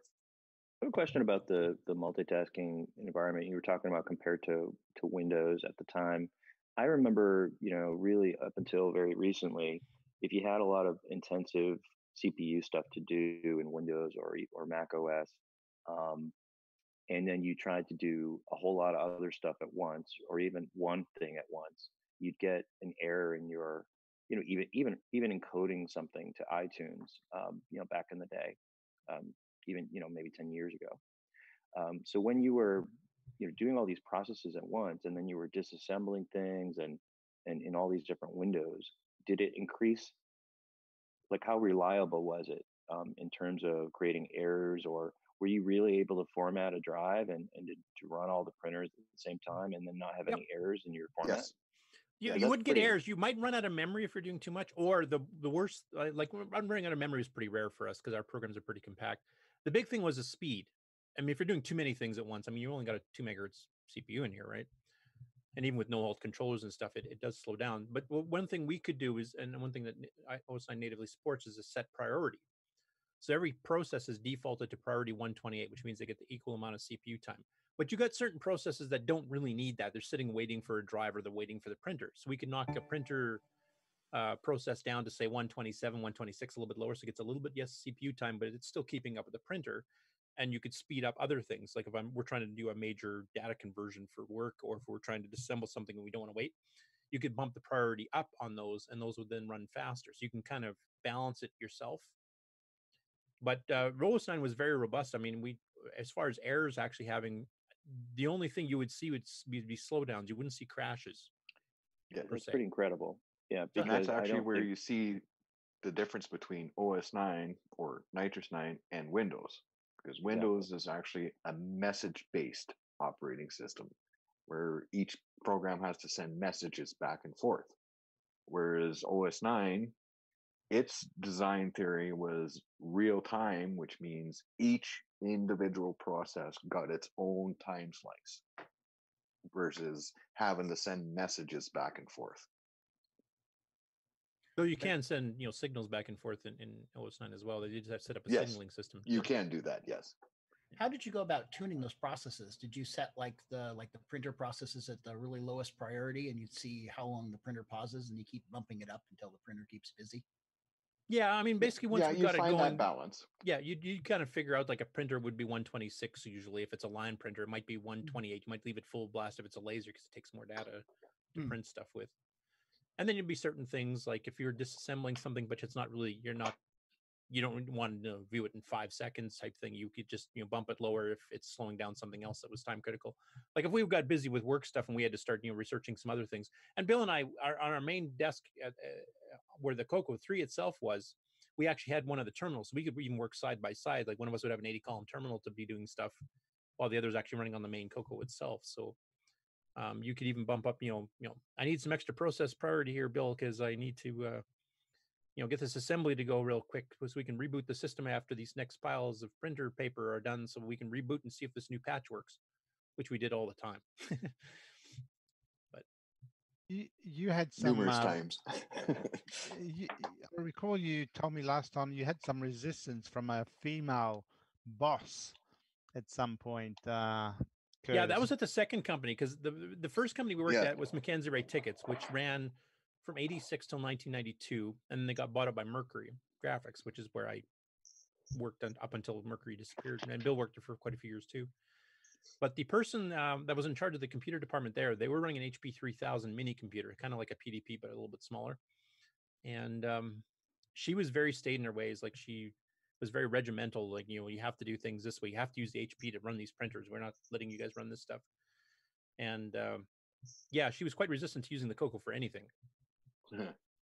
And so basically, we when we got bought out, a lot of the people came over, and they knew what we were capable of doing, and they'd ask her, and because she didn't want to write new software unless absolutely necessary, if they asked, "Can you do this special thing we haven't tried before?" Bill and I would normally, if they asked us, we'd go, "Let me think about it. Yeah, I think we can do that. Let's give it a try." And she was more like, "We haven't done that before, so no." And it ended up that even the people that had been at Mercury before they bought out Mackenzie Ray, as well as the Mackenzie Ray salespeople and stuff, would just come and ask me and Bill. They wouldn't even talk to her anymore, which caused a bit of a rift because she was technically in charge of the department. Just a little. So they'd come out to us a night shift because she usually worked the day shift, and then we'd get all these extra things done that they wanted done or special programming done for the next day, and they would be running it. And she started getting mad. She started talking to the president about Bill and Curtis are kind of trying to lessen my authority. And yeah, exactly. And then he kind of said, "Well, are they helping get things done faster?" And well, yes. Well, then let them do it, type thing. In fact, her and the president got in a very heated argument. Now, Bill witnessed this. I was actually on Christmas holidays. Oh, yeah. At the time. And Bill, you can explain that story, what you saw through the window. Oh, there was quite the argument going there between the president and this woman. Like, he basically pushed her right out the door. Wow, far out. Sounds like she was a bit of a control freak. Oh, yeah. Oh, yeah. The sad thing was she was not dumb. She was a good programmer. She was a good programmer. Yeah, she just didn't want to do anything new. She had these set of programs that she'd been using for a couple of years and didn't want to expand on them or change them or refresh them in any way. She just wanted to keep running the same stuff. Was the woman's name Fletcher by any chance? Nope. Okay. Not going to reveal her name just in case by some off chance she manages to hear this, because I don't want to diss her on a personal level. Like I said, she was a good programmer. She just was very intransigent to doing anything new. Not so great for a computer person. Have you got some of those photos? I've got one. This is from Mercury. This is from late in the Mercury thing here. Hold on. Let me stop sharing my sound. I don't need sound for this, so you can leave the sound if you want. I just need to be able to share. I don't know. Will it let you share? You try. No, I guess maybe not. You're right. Okay, hold on.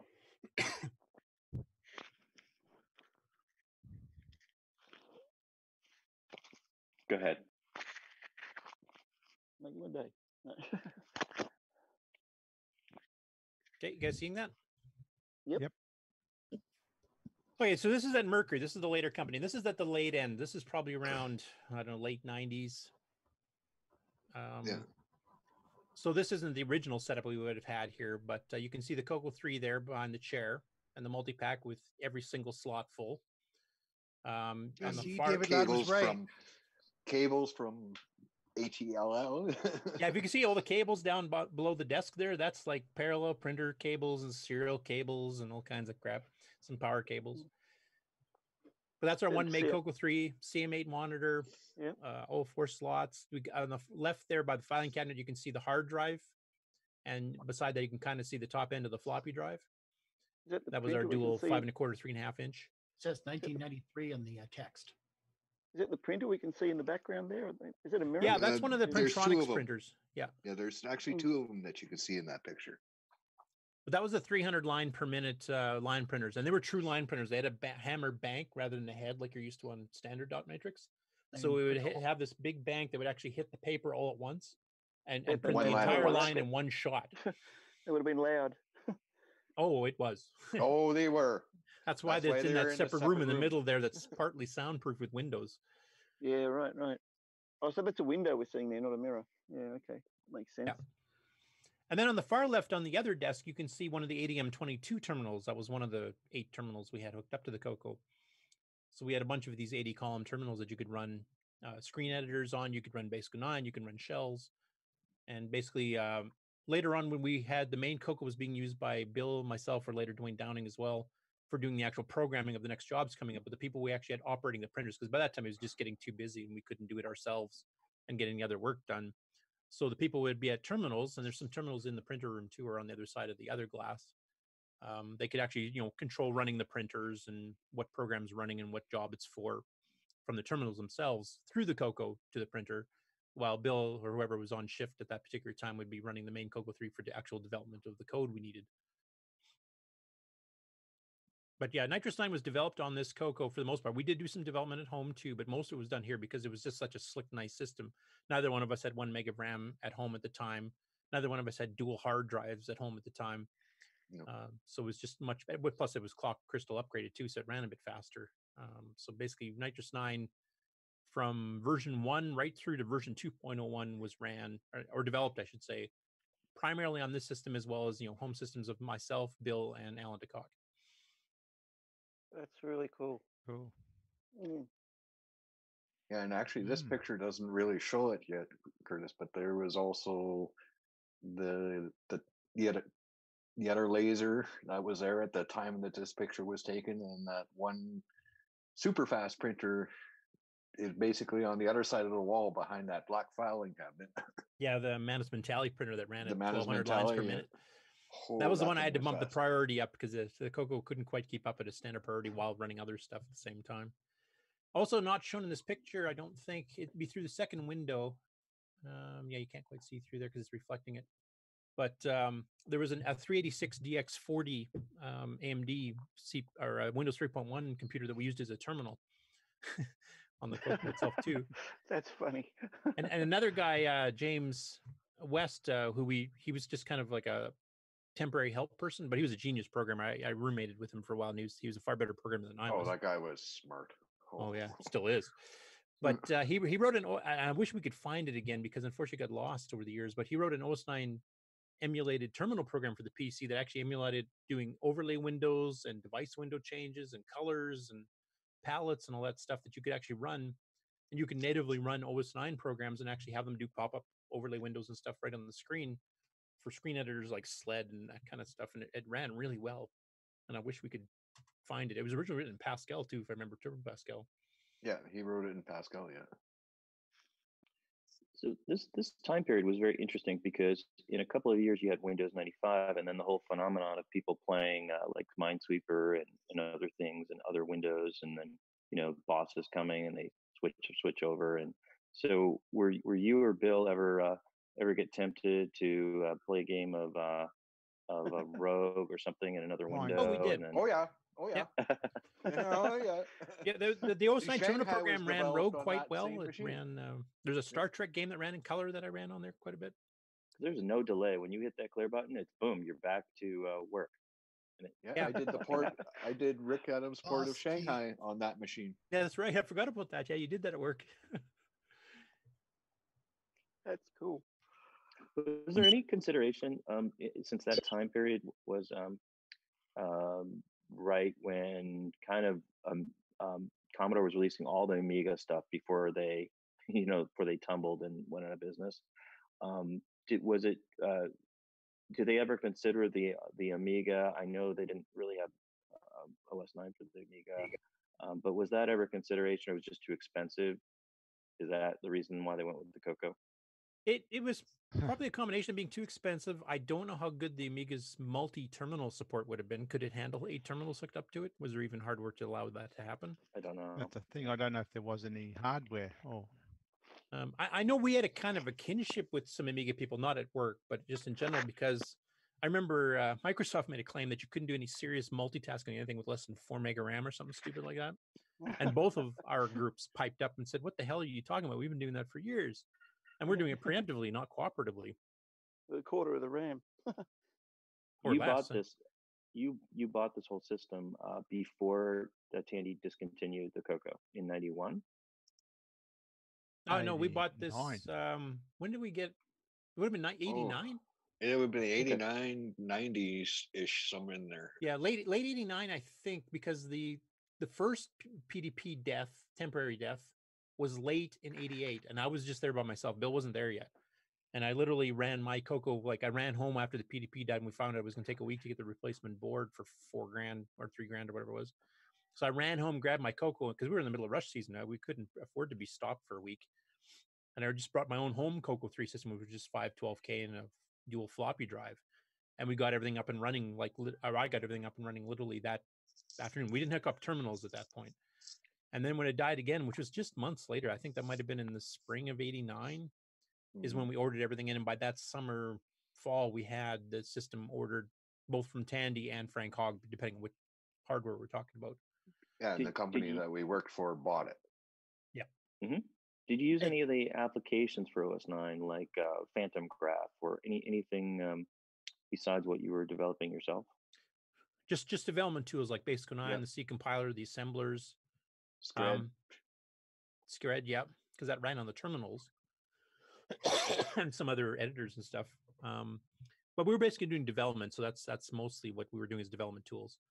Hey, Curtis, Yep. Mr. Dave has a question. He was wondering, did you ever have to replace your Coco at work, or did it last forever?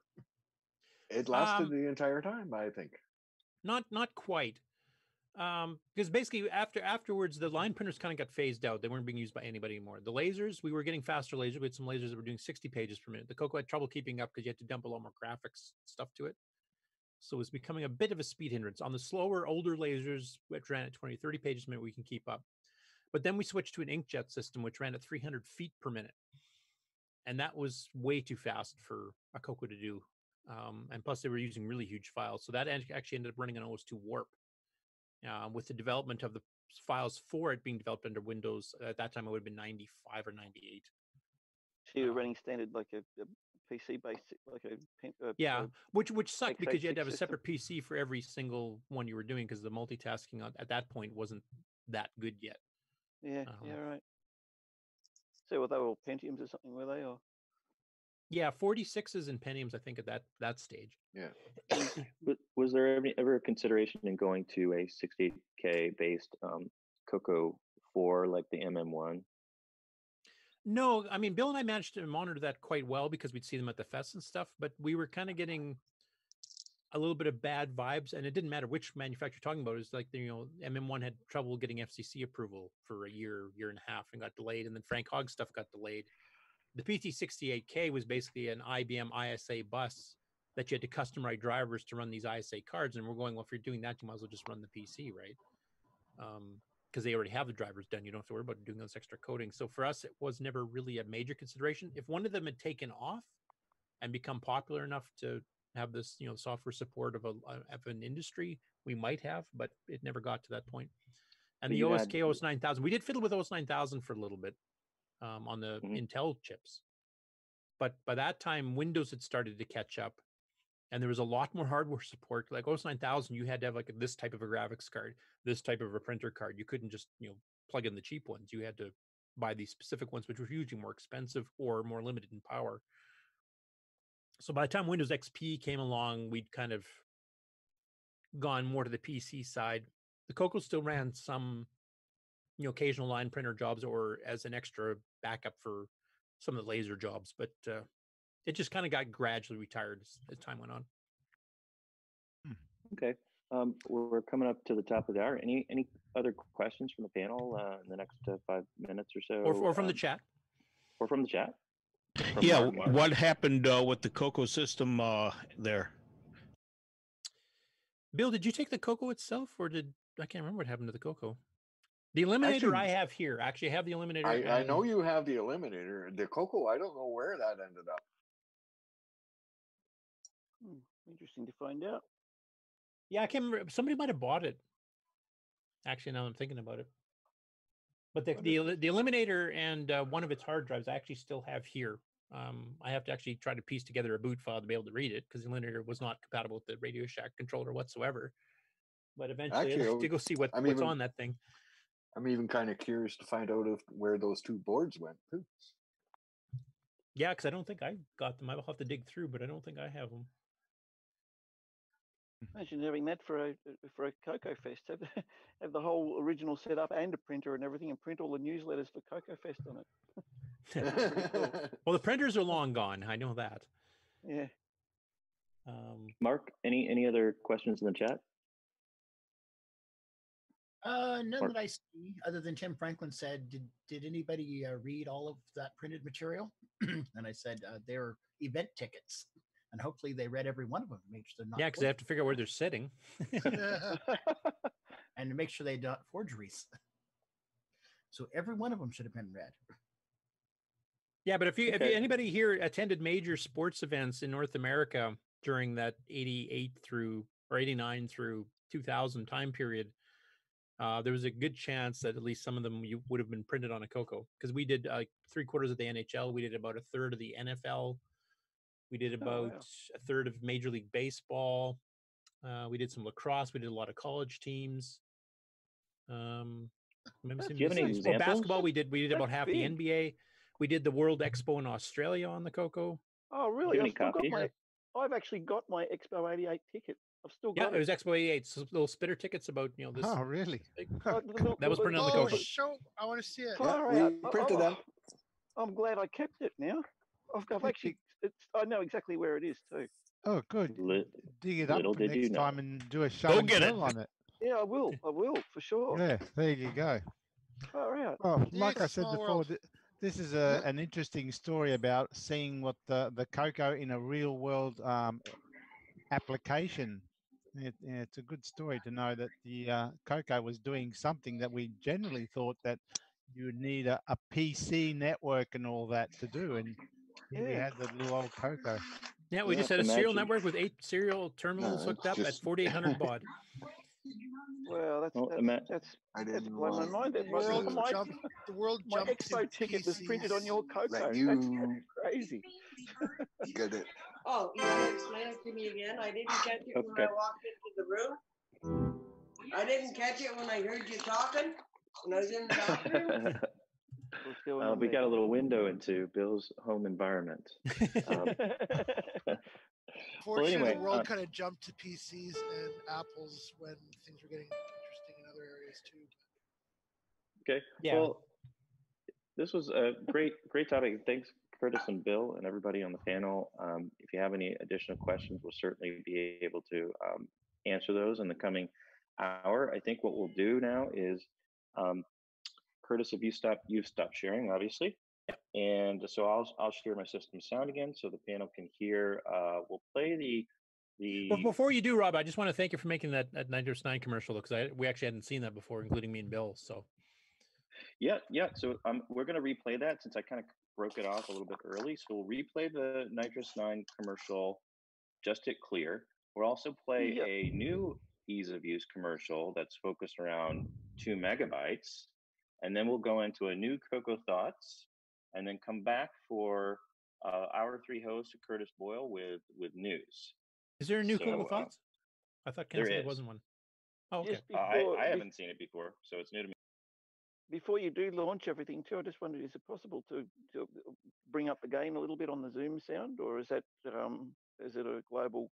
Is the level when you shared the sound last time, it was better, but it was still really, really quiet. Oh, really? Mm-hmm. I'll see what I can do. No promises. We should probably check for new Joey and Coco too. Evie and Jason are on Zoom as well. I don't know if they want to talk about anything. Actually, if they're here, we should get them on before, like after the commercial, but we'll get them on before we segue into the other stuff. Yeah. Yep. Wonder Jason. Yes, we are. Hello, CoCoTalker. Okay. Before we lose them again. I want to talk about Stevie's hat. Well, you didn't lose us during the hour-and-a-half snooze fest. That was OS 9, so we're still there. I haven't fallen asleep at the wheel. I only have 4 words about that last segment. Not on my watch. So you're lucky I'm not hosting. Player, TTL, RS-232, floppy drive. But did you see the multi-pack was full? David was right. 4 slots is not enough. Covered the grease weasel yet? Hey, if we had more slots, it would be better. That's what she said. All I can say is, Stevie, we would probably trust your opinion more if you didn't have such a ridiculous hat. Otherwise, we just ignore you. So. This was my OS 9 filter here. Yeah, it looks better. Yeah. That's a classic. Yeah, so to the 30-some-odd people that were watching, we're sorry. That we're watching, do you say? Any updates on the convention, Steve? What's that? So we posted some pictures, and we're gonna pull up your pictures on the next news segment. Yes, there were CoCo sightings at HamCation. So more than one. Yeah, I see Sarah in the podcast. CoCo 2. Hi, Also Sarah. the Direct Connect modem pack. I haven't seen any retro stuff at the. Stevie, I wanted to ask you. There was one thing that you posted on both Facebook and on the listserv about trying to get that digitized dot matrix printer tribute to the guy's son. Yes. Did anybody respond to that? Because I don't know anybody who's got a dot matrix printer. Yeah, I was hoping to bring it up in the panel in case anybody here does. I don't know if you are you guys familiar with the story? Other than what I shared with you guys, the email I received that I shared with you guys. No, but and I'll be serious for just a second and only a second. I am actually looking forward to the new commercials. You better put your hat back on. I think you've been taken over by aliens or something here. So yeah, that's not Steve. He's just spent too much time out in the sun today. Yeah. The sun is delicate on your alabaster skin. He's got the beer virus. He's back. Stevie, in stream content, where am I looking for photos? Oh no, the photos were posted in Discord under CoCoTALK lobby. Oh, perfect. Yeah. All right, we'll be right back with news and Game On and photos from HamCation and all that fun stuff. Let's do HamCation first before we hit the other two. All righty. Because that's kind of news, and we can segue to news after that. Okay, here we go, everyone. Drive wire. TTL. A whole new approach.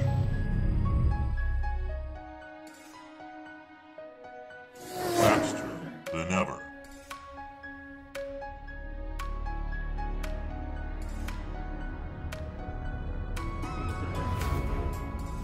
A window to a world of possibilities. Clear your expectations.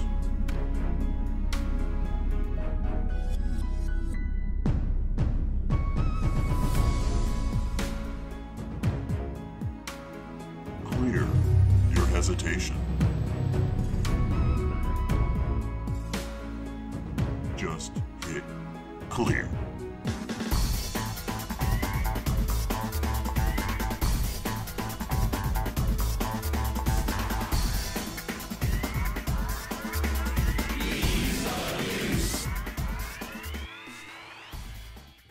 Download EOU today at lcurtisboyle.com. Baby, there's something I need to talk to you about. Remember when we first met? Everything was so easy and it felt like nothing could stop us.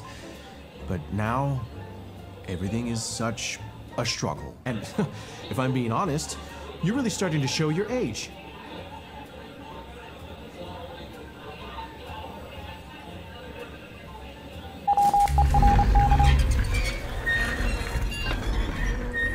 Can I get the check, please?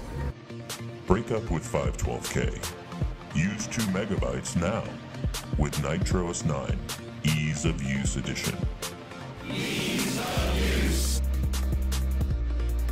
Download EOU today at lcurtisboyle.com. And now, Coco Thoughts by Samuel Gimes. I wish I was on my way to Florida right now. That would be a switcheroo.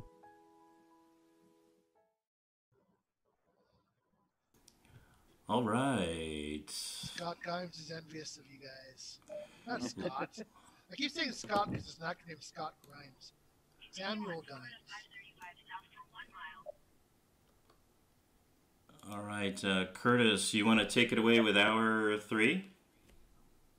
I guess it could. So next up on Nitrous 9 special day, just for Stevie. All Nitrous 9 all the time. You guys covered how to make a bootloader. It's the only thing that exists. So here's the 17-page proposal of what we're going to put into Ease of Use Beta 6. You know what? There actually was the bound manual of multi-view that we could have bought at the. He threw it in. I have it. Okay, I have it. He threw it in. Yeah. Did you get an autograph for Stevie? That's the question. But even Nick Laurenti's like the OS 9 segment, so. How to boot Nitrous 09 I'm sorry. to follow step. No, Nick Parentes was just totally blown away. You could do something actually productive with OS 9. I'm still blown away that my Expo 88 ticket was printed on it, on a Coco, on the OS 9. I still got it. Do you Anyway, want since we to actually share Discord? Yeah, I think we can go through the stuff that they found at HamCation or whatever it's called first before we get into the regular news. Is there any Coco related stuff there that you didn't buy, or did you pretty much clean up? Can they still hear? There was one Coco related thing that I almost didn't buy. How about that? So you guys bought every single Coco related item they had at the show. Pretty much, yeah. He didn't get the Scripsit cartridge. Cool. We bought this Cantronics cartridge with Cantronics as a company still in existence.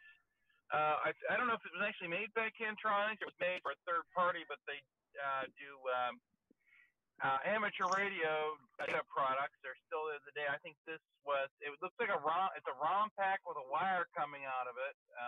Yes, Stevie and was it's for beautifully modeled. Oh, there it is. Oh, look, the lovely Stevie Stroh has it right here. Thanks, the lovely sir. Here's our hand model. And it says Cantronics on it, so. So there's some interface or some kind of data terminal, but I guess you can do RTTY. I don't know a lot about it, but I've never seen one. I think it does TTL and DriveWire. Grease Weasel not included. But Matt Davis not here. RS-232. Yeah, Dave's not here, man. Yeah, I'm gonna have to take a look at it. It looks neat. I've never heard of it, but I negotiated the price on that. So because the original price I wasn't gonna get it, but when I was able to negotiate about 50% off, then I went. But it was the last Coco thing he had, so because it's really rare. I'm like, oh, that's great. There's lots, but I don't know what I'm gonna do with it, but. I'm pretty sure There's a wire coming out of it. How cool is that? I'm pretty sure Tom C has used one, so talk with him because he's done. I'm pretty sure RTTY with his Coco. Ron Delvaux might have done some stuff too. I don't know. It makes sense to install the modem pack on the table. That's what started all of this. So was all this stuff at one table? Like one guy was selling Coco stuff, or was it scattered through? Yeah, one guy. Yeah, his name was Roger. He had a modem pack in the box on his table. I got Jason's eye. You didn't catch his last name. Was it Krupski or? Well, these were his stuff. He said this was his original equipment too. But did you catch his last name? You remember his last name? I don't. I don't remember his last name. Well, hopefully he contacted. Yeah, I gave him a card. That's my phone number and stuff on it, like my whole business card. And so hopefully he'll be to it. But yeah, so we saw the modem on the table and like, oh, cool. I knew we'd see something with Coco here. He's like, you want Coco? I got Coco. He had a whole bin under the table of stuff. And then that's his whole stash. And we basically got it all. It was no multi-pack and disk drive for $50, but it was still pretty good. Yeah. Was that where you got that last year? Was that at HamCation? Or was that VCS? That was at HamVention last year in Ohio. So yes. Yeah, HamVention trademark. Right now we're going to the world's largest orange. Yeah, so it's a big giant orange up in the world.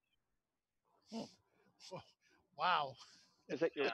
Yeah, but thanks for keeping us away on the highway with the whole OS 9 segment. If we got too exciting there, we'd be just making you distracted driving, which I don't even know if that's legal anymore. So. Is it a crime to have board driving? If I can get this to flip around and see the big giant orange.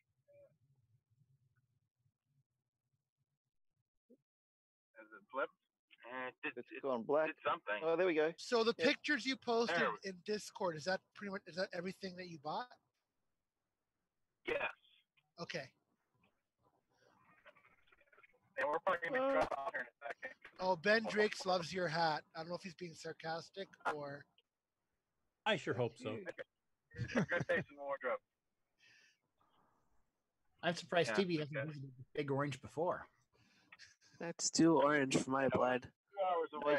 he's got the big yellow. Kind of big. Doesn't need the big orange. Well, he saw that hat and he just had to have it. It just spoke to me. Yeah. Well, we do have the Big Apple here in Ontario. Easy. What did it say? So it was very easy not to lose him. What did it say when it spoke to you? RS232. Have you heard of the Big Apple, Curtis? Buy me. Sorry, what was that, Nick? Have you heard of the Big Apple here in Ontario? Whereabouts in Ontario? It is on the 401 near, I'm not quite sure where it's near, kind of outside Toronto a ways. Like north towards Montreal, or? It looks like a Big Apple. They sell apple pies. No, it's in Ontario. I've probably driven by it, but I never stopped there. So take that, Big Orange. Get your Big Apple right here. Nick has spoken 3 times. Okay.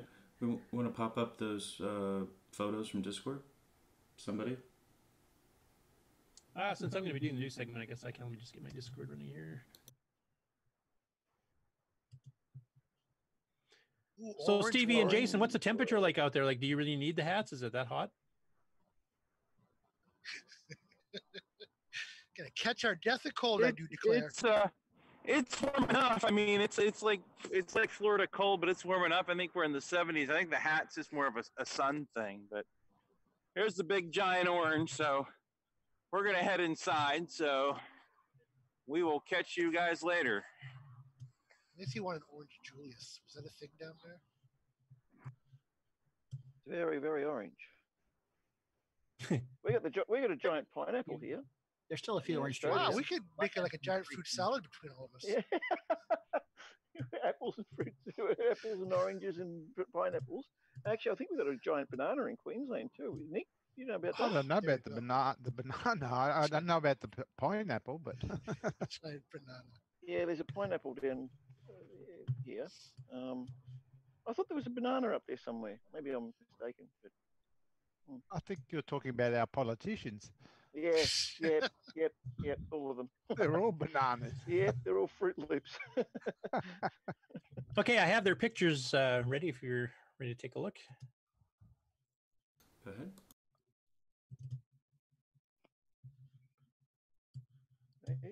Oh, where's David Ladd? Yeah. RS232, TTL, Grease Weasel. So they said this was an FD 500, not a 501 or 2, correct? Yeah. So that'd be the long length disc controller and it'd just be 40 track single sided half height drives, I think. Yeah, it looks like it. Yeah. You just answered my question. Both 40. All of those were 40 tracks. It was only the original full height ones were 35. Now it's 64K Coco 2 with a Tandy logo, and they took a look at it. It looks like a B on the bottom, so I'm pretty sure that's going to be a T1 lowercase Coco 2. Yeah, looks like it's in pretty good nick too. If it's Korean and it's a B, it's very likely a T1, or it could be very much T1. I don't think American. A little bit of discoloration on the keys. You can see it's yellowing a bit on some of them, but that's pretty normal. Well, you do $15. That's not bad. on that one. How much are 64K Coco 2s going for on eBay these days? $40, $50 usually. So 15 is a pretty good deal. Oh no. More than that? More than 40. Yeah, they're more like double that at the moment. Yeah. Throw a Coco VGA on this, and you'd be good to go. Well, even without having true lowercase on this, I mean that's still a a hyped up Coco 2. So case itself looks at least it's kind of whitish. Yeah, I can't tell if that's dirt or scuff marks, so I guess it depends. Probably clean up. Which actually will relate to a video I'll have on the news segment, but we'll get into that later. The color looks good though. I mean, it doesn't look yellowed. And there's that Xerox copy of the manual they're talking about, and then also a little bit of a shot of that HamSoft Cantronics card. All right. Curious to know what that. Yeah. That's not a card I'm familiar with. I remember some Ham stuff from back in the day, because I know Marty Goodman used to talk about it quite a bit, but that's not one in particular I remember. I wonder where the connector goes. Yeah, when I first saw it, I thought, is that like a CM8 connector? Is that a monitor card? It's only a single that row, goes to the so- interface 2 unit that connects to. That provides the communication link between the computer and the interface 2 unit. They use the TTY connection on that. So instead of having a regular serial port, you're actually using the cartridge here, and then the HamSoft program for the color computer was used and communicated through the port. Oh, did you have one of these, Brian, or were you familiar with it? I used to do really on the Coco, but you just used the regular serial port for that. But I was doing a little bit of research, and then I've seen those around on occasion in my past years and that. And I did a little research on it just now, and I thought, oh, okay, I know how it works now. So that plugs into a transceiver, does it, or is it? No, it actually plugs into the special modem that's designed for receiving the signals, the audio signals, and it converts them to the actual digital output to a computer. So you had the modem that that cartridge plugged into, and that did the work. And then the color computer was just the terminal that accessed the modem. So if you wanted to do RTTY, you'd have to plug in a transmitter to the modem, then, yeah. Exactly. You got a chain of components to have the TTY, or not TTY, to do the RIDI. And that the modem did the conversions of the digital information from the keyboard to whatever audio. goes out, Yeah. and then that goes to the radio, and the radio transmits the signal out. He picked up a modem pack while he was there as well. I'm wondering if they're meant to go together. That's probably highly likely, especially being a there's the ham modem. Yeah. Maybe that keyboard needs some cleaning, though. No. The Cantronics interface is designed specifically for creating the tones for RIDI at the different modes, and also for doing CW. So the direct connect modem pack, that's a standard RS-232. All right. Unless it's been modified. We won't know until he opens it up.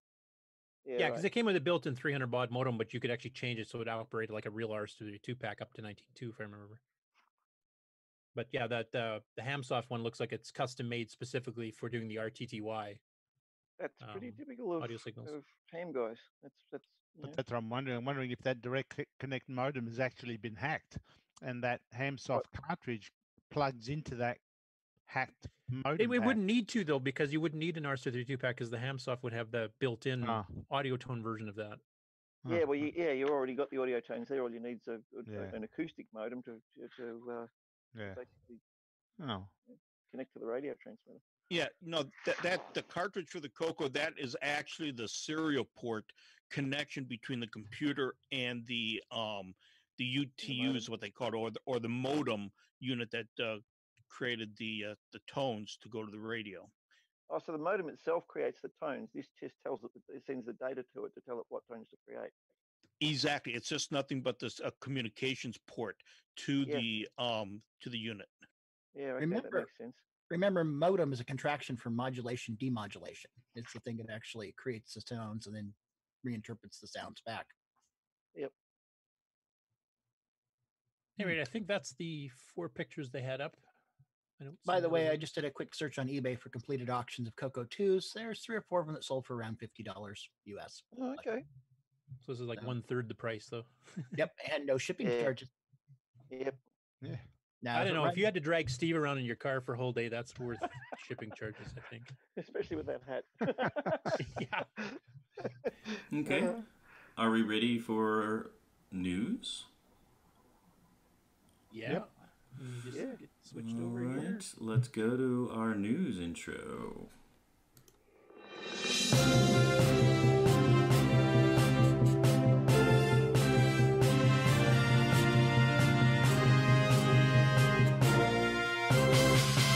And now a Muppet News Flash.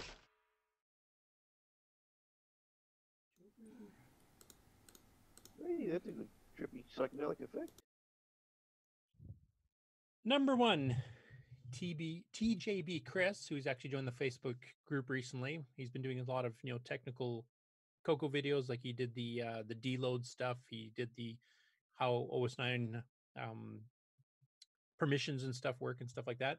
Has a bit of a different one here, and a rather interesting hardware software project for the Coco, a literal fart detector. It's about time. David's lad detector. So it's kind of fascinating what he's done here. It actually detects methane, it can detect butane and stuff, and he wrote a little basic program that basically reads it. This is all done through the joystick port and some custom hardware he did. I don't know if I should play the whole thing. What do you guys think? It's about just over 5 minutes. Is it detect when Greta Thunberg speaks? Sorry, I had to do that. Or do you guys just want to kind of a sneak preview and watch it later? Cut out the part where he actually does the fart. Oh, he specifically made sure he didn't do that. He said, sometimes accidents happen. He didn't want that on camera. So You might get a copyright hit. Now, is this loud enough? You guys can hear it? You're going to be grateful we don't have a sound check. Okay, so I got no sound. Okay, just a sec. Got no sound. Share that again. I think I did it on the first one. I was doing the Discord stuff where I actually didn't need it, and then forgot to on this one. Oh, yeah. Hey, everyone. Yep, it's working. In the taste Is it loud enough, or do you need louder? Yep, computer-related department, I figured I'd bring back an old project. Way back, probably 7 or 8 years ago now, when the Arduino Uno first came out, I got one for Christmas. And in looking for a project for it, I thought, we had a natural gas leak in the house once. I'll build myself a little DIY natural gas detector. Not really to protect the family, but it was just something to kind of learn the basic dealings of a microcontroller. So in building one, I found out it was pretty bad at detecting natural gas, but I figured out it was pretty good at detecting farts. So what resulted is the fart detector. Natural gas. What is the fart detector? This is the fart detector. Now, this is just kind of a project I cobbled together, although I did build a nice little proto board. So this was designed to connect to a fire alarm system panel. And as such, it originally wired in as a 4-wire smoke detector. So over here, the power wiring originally came from this connector here, and then the point loop wiring as well. And in a typical NFPA style B smoke detector, you've got 2 wires for power, and you've got your zone loop wiring, or your point loop. So the NAC and notification, I should say, is a separate circuit. So anyway, I built this thing. The Arduino Uno is under this shield that has my warm catalyzed gas detector, and then I built this little proto board here that provides electrical isolation through the use of a miniature relay. So the alarm panel was particularly sensitive to fluctuations in voltage, so I figured isolating the point loop entirely allowed me the most control and the most reliability. So this was connected to an alarm system panel for a long time, and was in my basement, much to the chagrin of my wife. Since I have this Color Computer 2 sitting here, I figured I would bring it back to life, and so I've built a little interface cable for it, which goes back here on the Color Computer to the joystick port.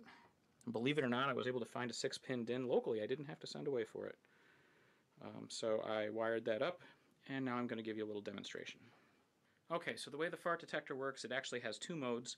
It has a latching mode for connection to an alarm panel, where once the alarm sounds or is activated, the point latch is closed, and you have to reset the detector by removing power. That's typically how NFPA, I guess style A and B smoke detectors work. You remove power for them and the device resets. Otherwise, once they're alarmed, they latch.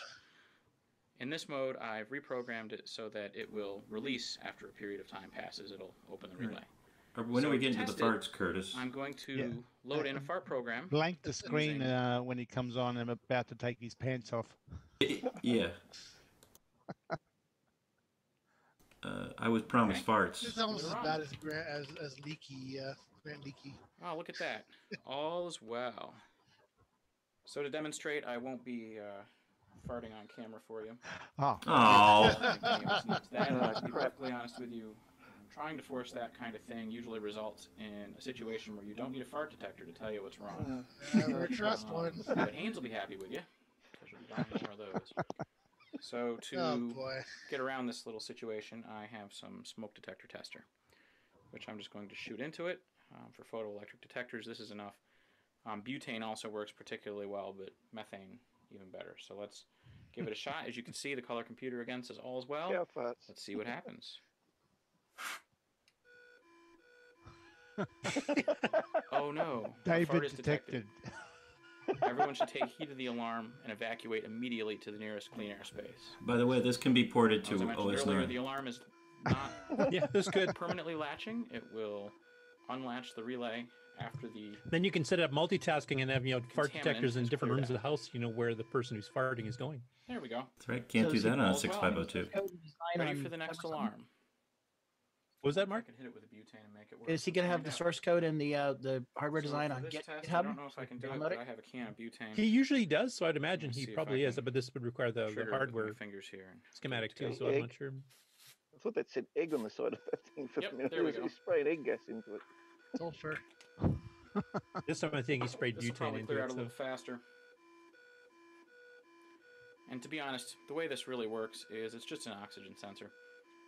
And anything that displaces the oxygen will change the value that the sensor puts out. And what I do is I take a rolling average so that minute changes in air, moisture, anything like that doesn't cause the alarm to go off. I don't have fixed numbers in there. Instead, it takes a rolling average, and then if a value detected is suddenly a couple of standard deviations greater than the average, it throws the alarm. It's not the most complex algorithm in the world, but it's good enough for this.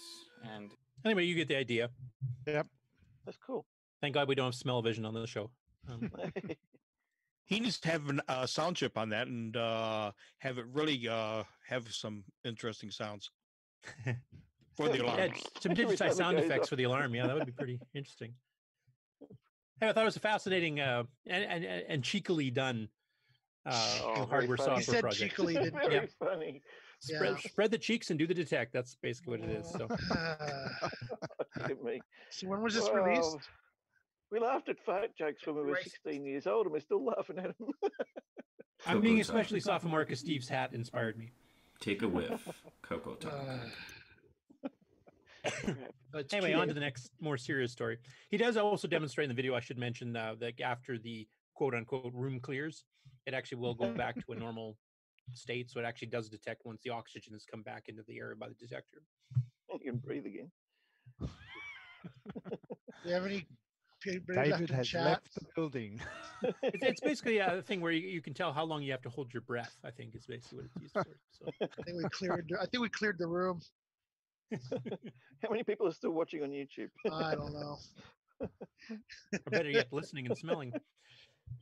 Coco Le Pew. If someone farts and no one's around to hear it, does it make a sound? This is definitely not the high-tech portion of the show. Well, it is, kind of. Or the highbrow section. Yeah. Might be Next the up, high we got section, though. Next up, we got Phil Krugman, who's got a channel that he does classic and modern computer stuff of various wide-ranging topics. In this case, he does a video doing a case restoration for a Coco 2, but without using retrobrite and without using chemicals. Or knowing how to spell computer. Ah! Oh yeah. He's not North American, I will say that. He took the U from He took computer the and U, stuck it in color. and put it in. Yeah. Computer case, yeah. He's good. He's good at fixing up computer cases. I didn't say he was good at spelling. I want to color Compter too. Anyway, somebody used to go around. He had a Coco 2 that he picked up that actually has not just discoloration, but it also had some like scratches and stuff there. And he kind of goes through, and it's a fairly long video, so I'm not going to play too much of it. But he goes through how he restored it, and he doesn't do the retrobrite thing. He has experimented with the sunlight stuff, so he actually tells you how to specifically use certain types of brushes and whether they have to be damp or whatever to get rid of some of the nicks and scratches. So I'll just play a little. This machine, and as you can see, the case itself really does need seeing to and sorting out because it is in a bit of a state. Right in the back, you've got more damage, more scuffs, more nicks, more dents. Retrobrite won't get this out. So it needed a lot more work on one side, and it's fine on the other. And it's mainly used for refinishing, and it's light enough to sand along the machine just like this. Don't put any pressure on it, just be very gentle with it, and it'll start bringing the color up. And also, taking out some of those dents and nicks as you go. You don't have to force it. It will do it naturally if you just don't press on it too hard. Take you out. Remember, the sponge has to have a little bit of moisture. Hey, Jane, it's an interesting video of how to restore a case a bit beyond just the discoloration part. And it's somebody that I've not seen do Coco stuff before, so hopefully he'll do some other Coco things in the future too. So is he using? Is it like wet and dry? Is it like really fine grit stuff? Yeah, he's using he goes into explanation of it a bit earlier. So if you want to watch the whole video, like I said, 60 minutes. He goes into the chemical composition, what happens when you try to do retrobite versus doing something else, and what happens to the plastic when you do that, and et cetera, et cetera. So it gets pretty technically detailed. Yeah. Okay. Cool stuff. Next up, Pets Ask Jim, who he did all the Dragon games. He actually did go back and do a couple Dragon games. I think he wasn't able to run properly the first time around. Well, one game in particular, but he's been lately doing all the utilities and word processors and that type of thing, which I will let you guys go check his page for most of that stuff, because viewing word processors here is almost as exciting as talking about NitrOS 9 live, or DriveWire or something like that. So. But this one kind of struck out to me because I've seen a lot of Coco programs that are kind of based on this. This is where you could actually have a machine language subroutine that would draw characters on the graphics screen, so you could do text, with lowercase and uppercase, different screen resolutions. And we had like the solution. We had Screen 64. There was a bunch of them here, but this is one that was on the Dragon market that I don't remember seeing before, called Pixel Writer, and it's just basically this is the demo program. It's not the explanation of how it all works and stuff, but it kind of show you what its capabilities were. I thought it was kind of interesting to see. It runs about a minute and then it repeats, so I'll just stop it after that. So.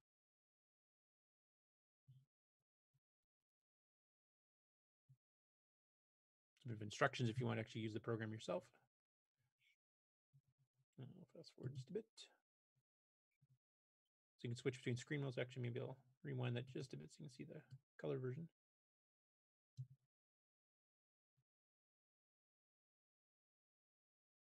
So some different size fonts.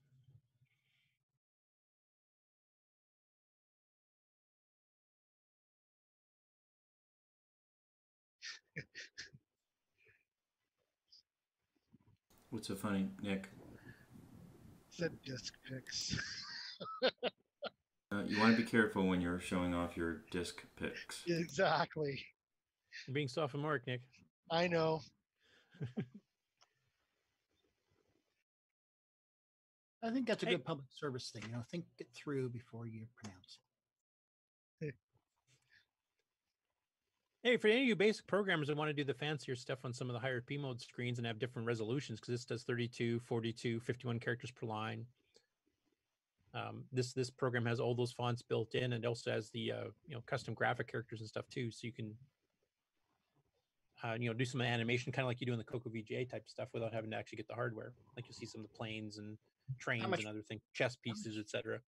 How much RAM does it take from the system? It'll run in 16K, though your basic program won't be too big because it takes 4 pages to hold the fonts in memory, which is 6K. And then your P Mode 4 screen itself, or P Mode 3 screen, depending what color you want, takes another 6K. So, it'll run in 16K barely, but basically it would be 32K RAM required. Okay. Pretty good. And next up, Dragon Data Archive on YouTube. It's a channel I don't think I've seen before. Has a video on how to detect and repair upper RAM problems on a Dragon 32 Mark II board. And he actually goes through using peeks and pokes to figure out, like, this is supposed to be a Dragon 32K, and he does a print memory, he's only getting 8K. So what's up with that type thing? Do here is do some poking into the memory, because we can use the Dragon as a diagnostic tool. We don't need anything special because the machine is actually up and running. So I've chosen 3000. That's a nice safe bit of memory. It's in the graphics area that's normally reserved, and that's in the lower 16K of memory. So what we're going to do, we will poke in the 0 and peek. So take a look at what we get back out. So this will be all the bits off, and we get back 0. This is very good. So we'll poke in 255, which is all the bits set. There. Dragon, we've poked in 255. The lower part of the memory is working, and especially we know 3000 is working. So what we'll do now is we'll and this is where you can the actually use higher part basic of the in memory this into the particular higher case to actually 16K diagnose a real memory hardware problem. and see what we get back at. So this is 0. This will be all the bits off, and we'll peek it back out and see what value we get back. In this instance, we got 64. Oops. That looks like we've just got one bit stuck on in the memories. Out of the 8 data bits, it looks like one bit is actually stuck on. So what we'll do now is we'll also do a poke 255 in. So he uses that to diagnose that there's a problem with the RAM. For the machine then he kind of goes through the schematic that came with it. Showing 8 memory chips in this. And we've got the lowest 16K and here he has a nice little map of the motherboard showing what bits are controlled on the lower K and the upper 16K right on the motherboard, and you can see that each chip is dedicated to one row of bits. So he mentions, like in a specific case here, exactly which chip needs to be replaced based on the peaks and pokes he's done. So you don't have to replace all of them. You actually just know it's, whatever chip it was. I think it's D6 on the upper 16K, which in this case would be IC number 37, second from the left in the yellow area. And he actually does, replace the chip, and then he does the same peaks and pokes and shows that it works properly now. So I thought that was kind of interesting because it actually shows you that as long as it's not so screwed up that you can't boot BASIC properly, that you can actually diagnose a hardware problem down to a specific RAM chip using the built-in peek and poke commands in Microsoft BASIC. I suppose it'll all depend on which RAM chip was faulty, and Yeah, it doesn't work like if your lower 16K's got a problem. Well, obviously BASIC's going to screw up and crash. Yeah, but yeah. But if it's free RAM, where you can, Well, it depends on where it is. If it was a control line, then the entire bit on all the chips would be bad. But, as it is, it's individual chip and individual memory location or locations. So. Yeah. And a little later in the video, he actually takes the Dragon diagnostic ROM card, which is kind of like the diagnostic card we had for the CoCo 1 and 2, which unfortunately they never updated after the original CoCo came out, so it didn't detect RAM past 16K. But because that's running off the ROM, if the RAM is a bit worse off, you can still diagnose it using that pack. And then using schematics like this, you can actually figure out exactly what chips to replace. So I thought that was kind of an interesting, cool way of checking for stuff. And also he actually shows you how to do the repair and stuff as well. So you'd write a little utility for next loop sort of thing with a print statement, and to find out, let it load and peak, poke and peek sequentially everything until it finds a faulty a faulty address. Anyway, we've seen RAM test programs that kind of do this for you too, but this is just way if you don't have one handy and you can't load it for whatever reason, then at least you have another way to check. Yep. Now this next one, I didn't get a chance to go through this too closely, but Lee Perkins on Facebook posted some C source code that he's used to do some test-driven development on the CoCo using CMOC, which is a C compiler that's been used for the Spectrum conversions and stuff, amongst other things. I didn't get a chance to really look at too much of it here. There's kind of a description on the screen, and I'm not that familiar with CMOC and TDD, so I can't really comment on it. I'm hoping maybe one of you guys did. Maybe had a chance to take a look at it. Anybody? Nope. Okay. Anyway, definitely check it out. A couple people are saying it's brilliant and great work, and they're both programmers, so that's I would say a positive sign. That's a pretty good article to read, and also to look at the C source code that he uploaded on Facebook. Cool. Next up, Bruce Moore is asking for some help. He's trying to get a test on MAME running, emulating a CoCo, but he wants to have the disk ROM cartridge mounted and another ROM cartridge mounted at the same time and be able to access it. So between him and Barry Nelson, they kind of went through and figured out the command line options to do such a thing. And then you can actually have it boot up under disk ROM and have it switch to the hardware in another virtual slot on a virtual hardware cartridge. You can access it through. Kind of what Bill and I were talking about before with strapping our Q lines and stuff, because you normally have to program which slot in the multi-pack you're doing. The problem is if you have a ROM cartridge that also has extra hardware on it, there's two different things you can control. Where's the ROM getting mapped from into the CoCo, which slot, and also where's the hardware responses coming from in which slot. And those are independently programmed. So when he was trying it originally, he'd mount the disk controller with its own ROM. He'd mount this virtual hardware with its own ROM. And as soon as he switched to the other hardware, that ROM would take over. So disk basically went bye-bye. And he was trying to figure out, well, how can I program or how can I set up MAME to boot up so I can be in disk basic, but still have access to that hardware. And they kind of went through and figured it out. So if any of you guys are doing stuff like that, you want to say program the ORC 90 pack or the speech sound pack or something, they kind of explain what needs to be done. So that's pretty good information to have if you're into development.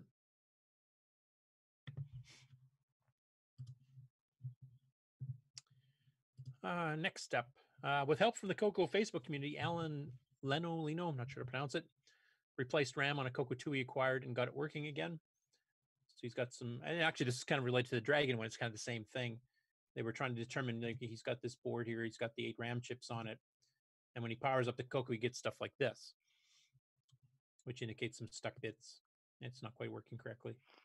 Yeah. And basically, they were trying to track down the same as the Dragon video did. What RAM chip? And finally, he just got impatient. He just ordered 8 new RAMs because he was waiting for sockets to resocket it, and he just replaced them all. And the end result is it actually works.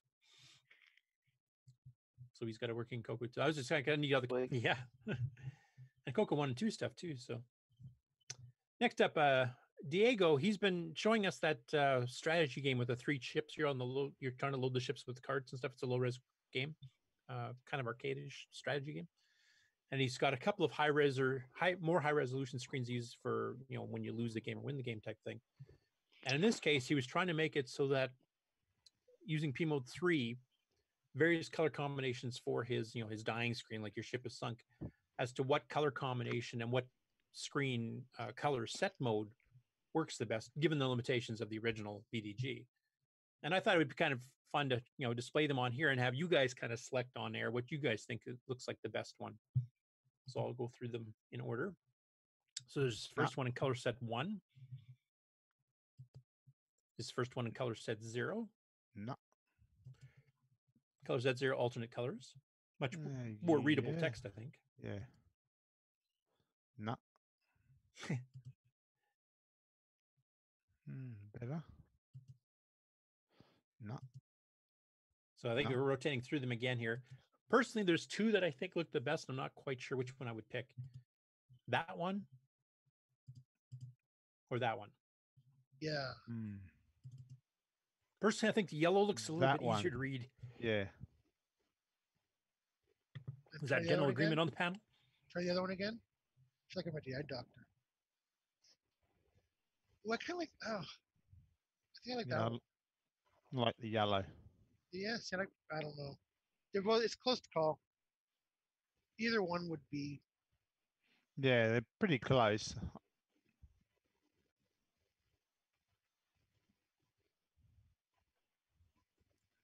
It's like comparing buzzbait with Lancer. Oh, here I am talking and yeah. giving So my I'll go the opposite. I'll go the opposite. Mic muted. I was saying, agreeing with you guys, and I'm thinking, no one's got my mic muted. Yeah. Pussycat agrees. I think you're muted, Curtis. Oh, sorry, I am muted. Sorry about that.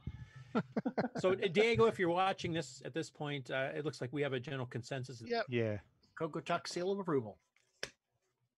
Yeah, I'd probably go with the more. It's more easily readable. Yeah. So anyway, Diego will all be expecting residuals from when you start selling this awesome game. So no, I'm just kidding.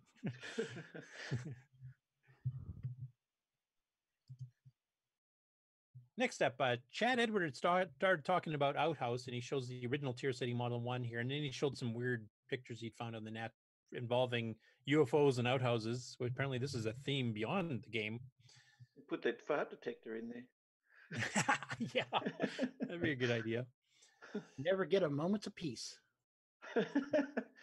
Anyway, Nick, you've worked with Erico on some of these semi-graphics type stuff here for doing some adventure games in lower graphics modes. So he did a mock-up using Photoshop that he's done this in. And then, of course, Jim Gary, within moments, actually did one on the MC10. If I can't zoom that up here, but that's kind of a more hyped up background for an outhouse game in low-res graphics, where you got the outhouse instead, but you got trees and skyline at dawn or dusk, I guess, depending. Yeah, I thought that'd be pretty interesting version of outhouse. You could actually do in the MC10 or on a lower end Coco, maybe in a 4K. We should have a competition. Submit it for the Coco Fest. Who can do the best outhouse in BASIC? Yeah, if we talk to Chris, we can actually have him give a fart detector out to the winner. Be very appropriate, I think. You can We can see use who's number one and Nick who's number two. Morenda's tool for more colors. Just stinks. Yeah, well, good. Yeah, you could. Except that would be harder to write the game in BASIC then because you're page flipping. I guess you have a driver for it. No, it's already done. But you'd have to port it to the MC10. Yeah, that's the problem. So,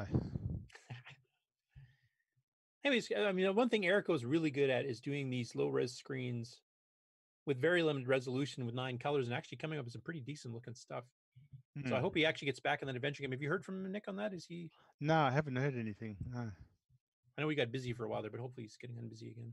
Has that got the link that I put up of the movie, the real outhouse people? I don't know. Yeah, there it is. I don't know Is that safe to play on here? I don't know. Well, it's on YouTube, so You might want to mute it just in case we get hit with the copyright. Oh, if you're going to mute it, you got to hear the words. Don't worry about it. Yeah, at any rate, I mean, Marcus posted the link to the Facebook article on this, so they can just scroll down and link to it yourselves. It's just it's a movie about protecting an outhouse, so it was very funny. And what year did this movie come out? Was this inspired by the game, or was it the other way around? No. It came well after the game. This is it's an Australian movie. You know about it, David. Oh, is it not related to the castle? Is it? It's after the castle. Yeah, that's a classic movie. That. Yeah. This is a funny movie. Yeah. Okay. Have you seen it, David, or just Nick has?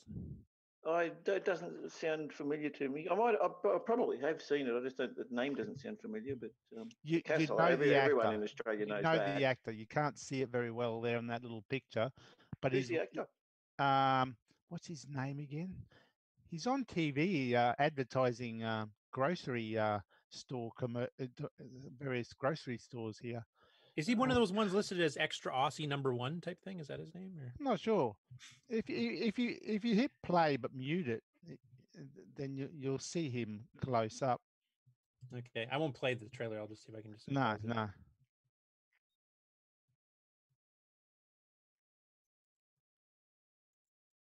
If we get a good screenshot of his face, that is. Yeah, I'm waiting to pause it if I can get one. There you go. You recognize him? No, I don't. Oh, he's pretty well known.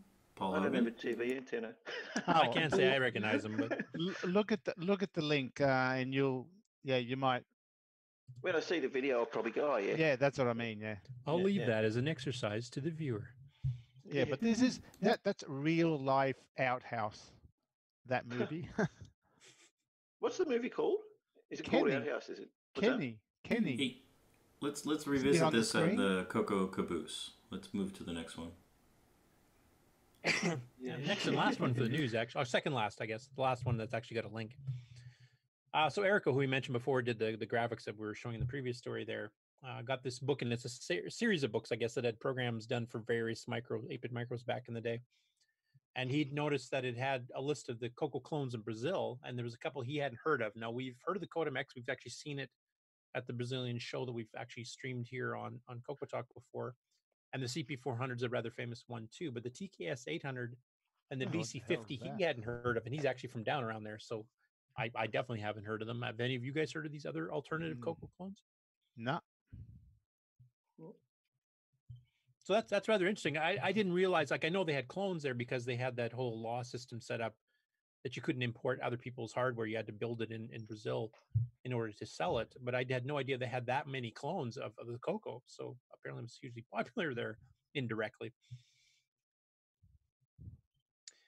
And that's it for the sharing stuff here. Now, the other one is the one I mentioned with Stevie before. There was a post that Stevie forwarded on the list and also on Facebook. And I'll just read the original email from Carl Ludeman about the digitization here. This was sent out on February 6th. And I'll just read it out here. Just let me get one cough out of the way. Subject digitizer to OG Stevie Stroh. I had a TRS-80 color computer as early as 1983. My brother bought one before that. It's still my favorite computer I ever owned. Sometime around then, I bought a video digitizer. I'm assuming the DS69B probably, or the DS69 original. I made a digitized image of my brother's youngest son that he had on the wall of his office at Los Alamos for many years. His son was the second to last surviving member of a special operations group of the Army. He has now died at the age of 38. His name is Eric Ludeman, or Ludman. I'm not sure if I'm pronouncing that right. I still have a copy of the original video on DVD of when Eric posed to be digitized. I was wondering if anyone in the general Cuckoo community would have the means to reproduce the digitized image on a dot matrix printer that I could gift to his father, mother, widow, and 2 young sons. I told his mother I was going to try to get this done. It would be a complete surprise to his father and the rest of his family. Any help would be greatly appreciated. And there's another link here, Mark, if you've got the notes there, to Colorado State University in memory of Eric Ludman. That kind of has some details. Thanks so much for the help. Any help the Coco community can provide. I could send a DVD or transmit a copy of the video if someone could help. And I think that's a really nice tribute to give to the family, especially considering it's based on something they'd done years and years ago.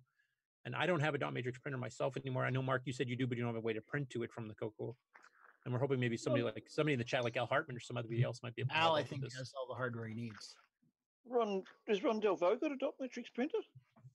He probably does. I was hoping he was going to be on today, actually, but wouldn't surprise me if he's got one and got all the wings to use it too. Right. Well, let's go to Joey and Coco, and if you could pull that up, Chris, and we'll go to Game On. Not new this week. Doesn't appear to be a new Joey and Coco, but you can go there if you want. There doesn't? No, I don't think there was. Somebody said there was a new one. Oh, Mark said there wasn't. Oh, there wasn't. Oh, I thought someone said there was too. Okay. Well, let's go to Game On. We have a special announcement. Here we go.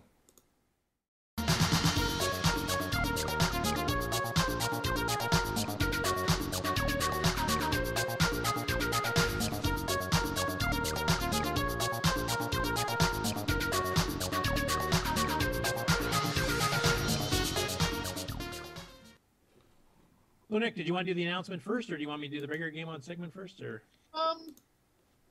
Since he kind of introduced you right now, maybe we should. Yeah, he introduced me, so I'll go ahead and do it. Okay, so we had a suggestion from Mr. Dave 6809.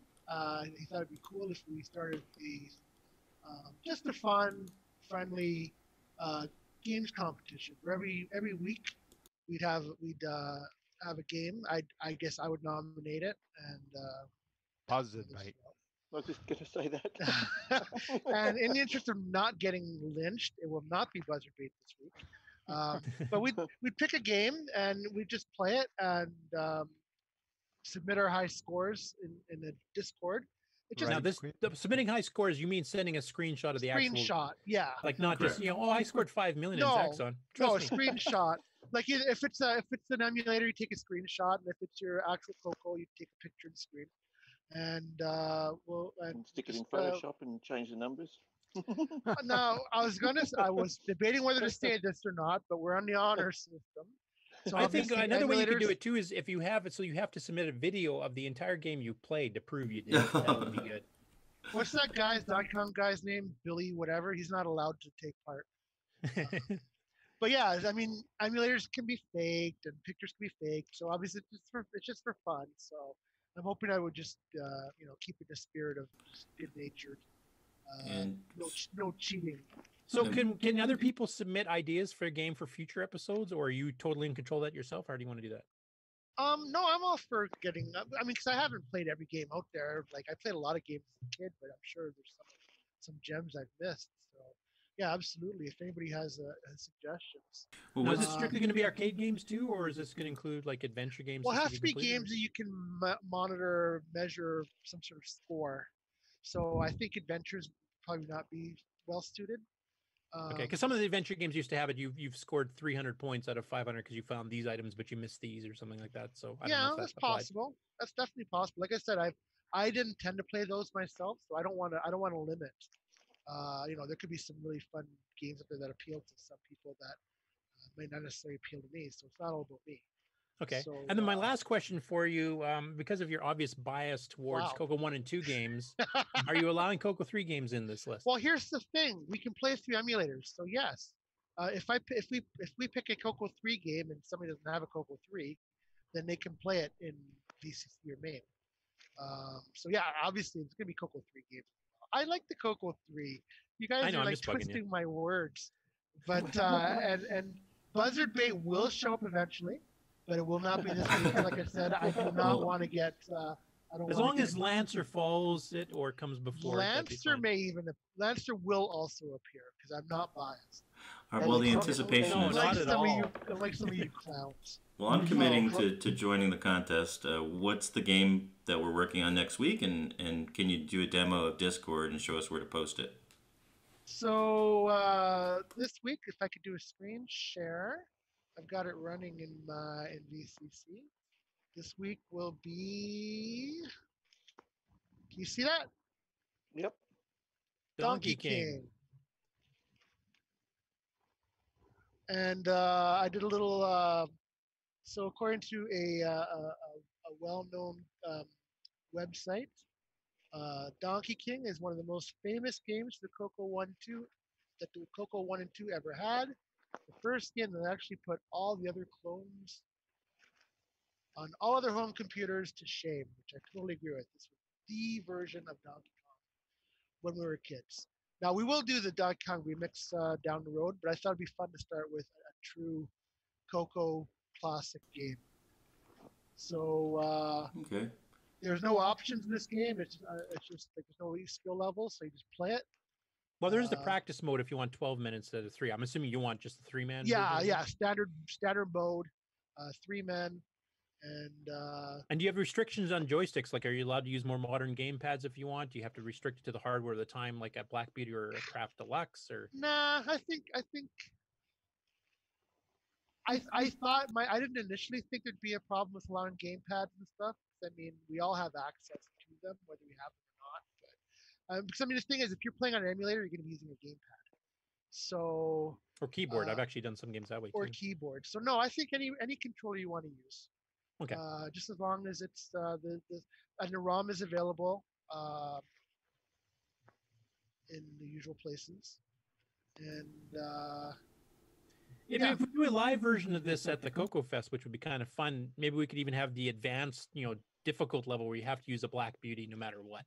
Yeah. But I mean, because people may not have Black Beauty, some people may only have the deluxe. We're trying to make people want to play this contest.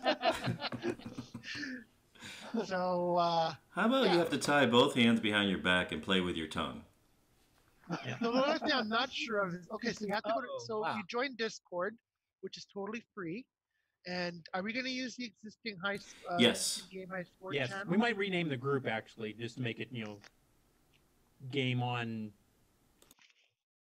What was the name we came up? Game on Spotlight or something like that. Game and on cover Spotlight? High scores Yeah. in general as well as scores for the actual week's game. So yeah, it's just for fun. There's no prizes. There's no just bragging rights. And prizes. Something to encourage. Well, maybe we get a free copy of Nightmare Highway or something. Free Vegemite. I heard Nick might give away Gunstar, right, Nick? Oh, yeah. or Crockstar Pilot. Crockstar Pilot. Crockstar Pilot, there we go. So you basically have all week until until say like an hour before next show time. Nick, can you show us Discord and just show us the channels and go down to the High Score channel just to give us a little visual advertisement of what Discord is and how you find it. And Mark, if you can, maybe just post the general link to Discord for those people that are not on it yet, so as to where to go to join up to the Coco server. I did shoot the link to Donkey King on that L. Curtis Boyle game site. That Oh, don't link to that loser's site, jeez. I know. I'm sorry. Take it out of my pay this week. Hold on a sec. Let me make sure I got this. That was a good game pick, though. That's definitely a classic, and it was the first one that I ever played that, besides Astro Blast, that had the full artifacting colors and also was just a superior game to other clones on other machines. Absolutely, and I have to tell you, Buzzard Bait did not even enter my radar for the game because, like I said, Lancer should have, but yeah. All right. Yes, I can share. Let me bring up my. Sorry.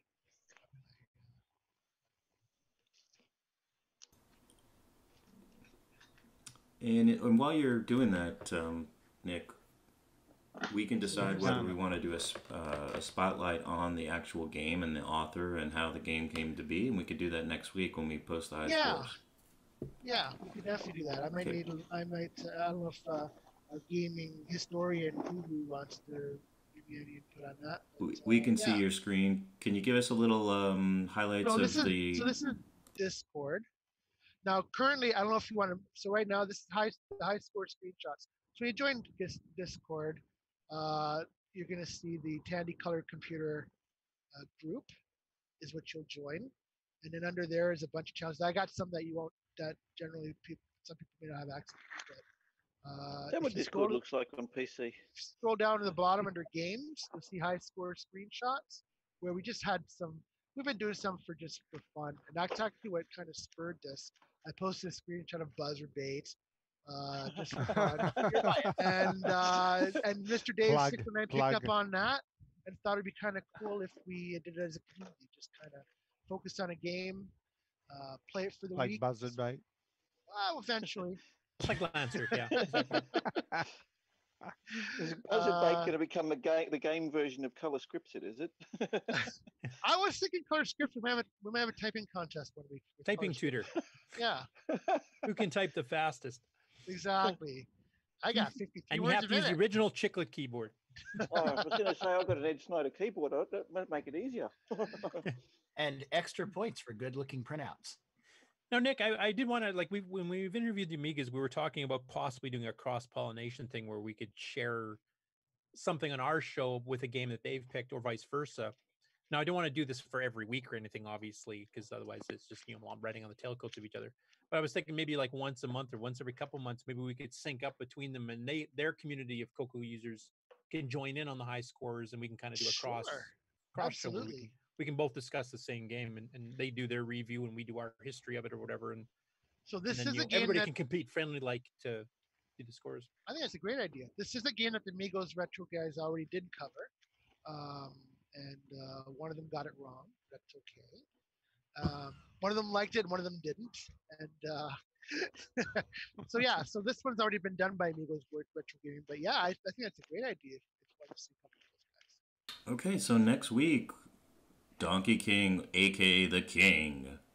Post your high scores to Discord. Discord. Before showtime to get your screenshots.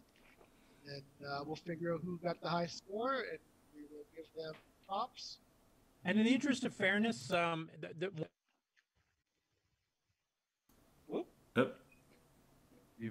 in the interest of fairness, we don't do things in a fair way. You've pulled the plug on yourself, Curtis. No one's interested in fairness.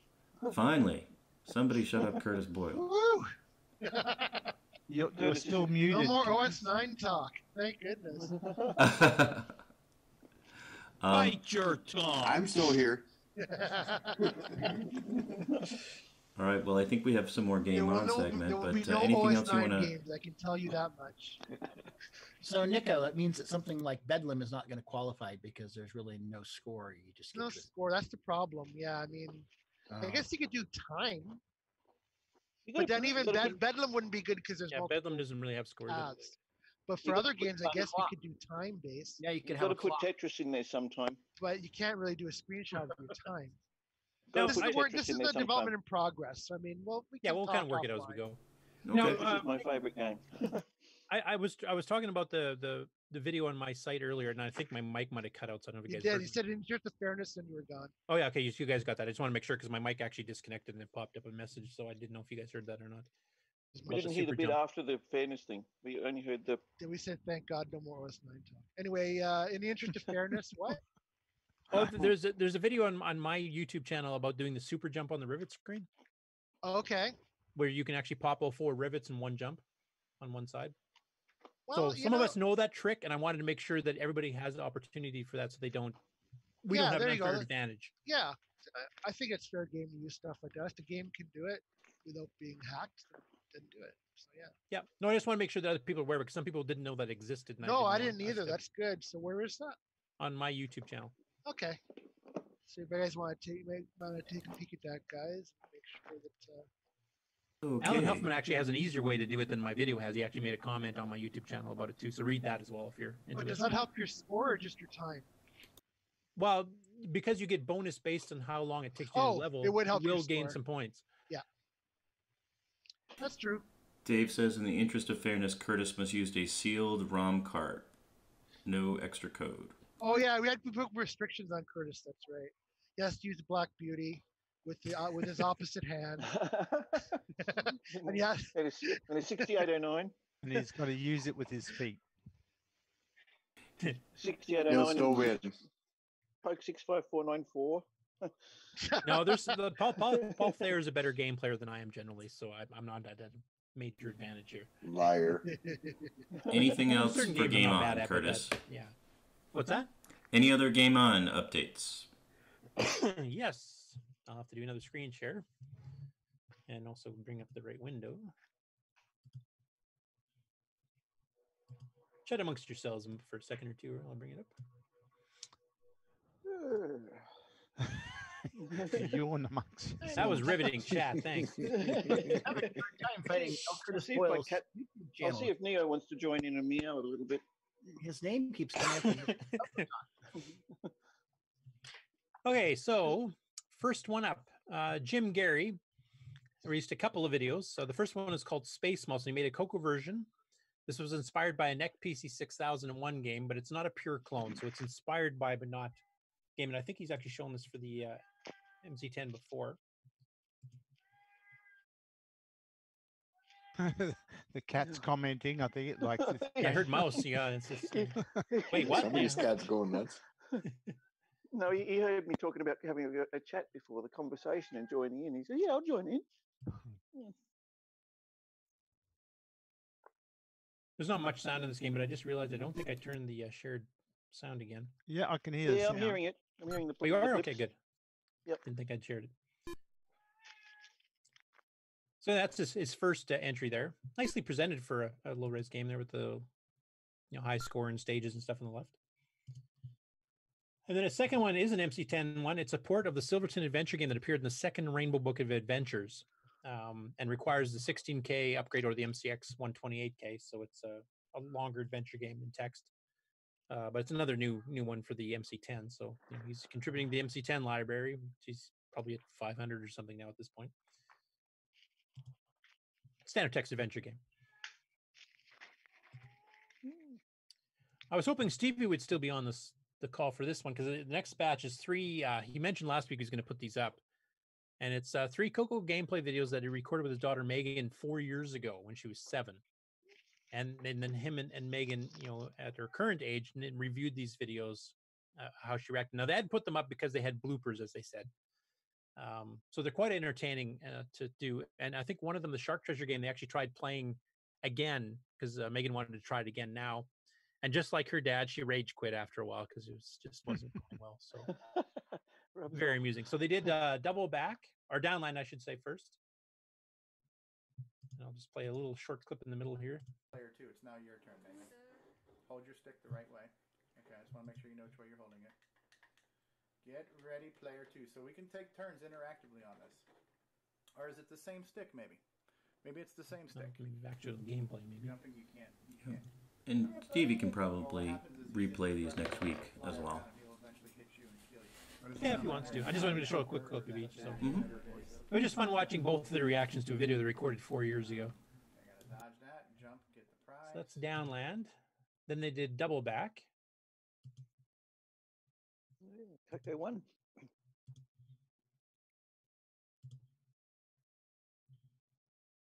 Now, if you can draw circles around. I never got those I just colors. got killed. If you can circle a whole bunch of things at once, you Neither can did score I. bonus points. You ready? It's your turn.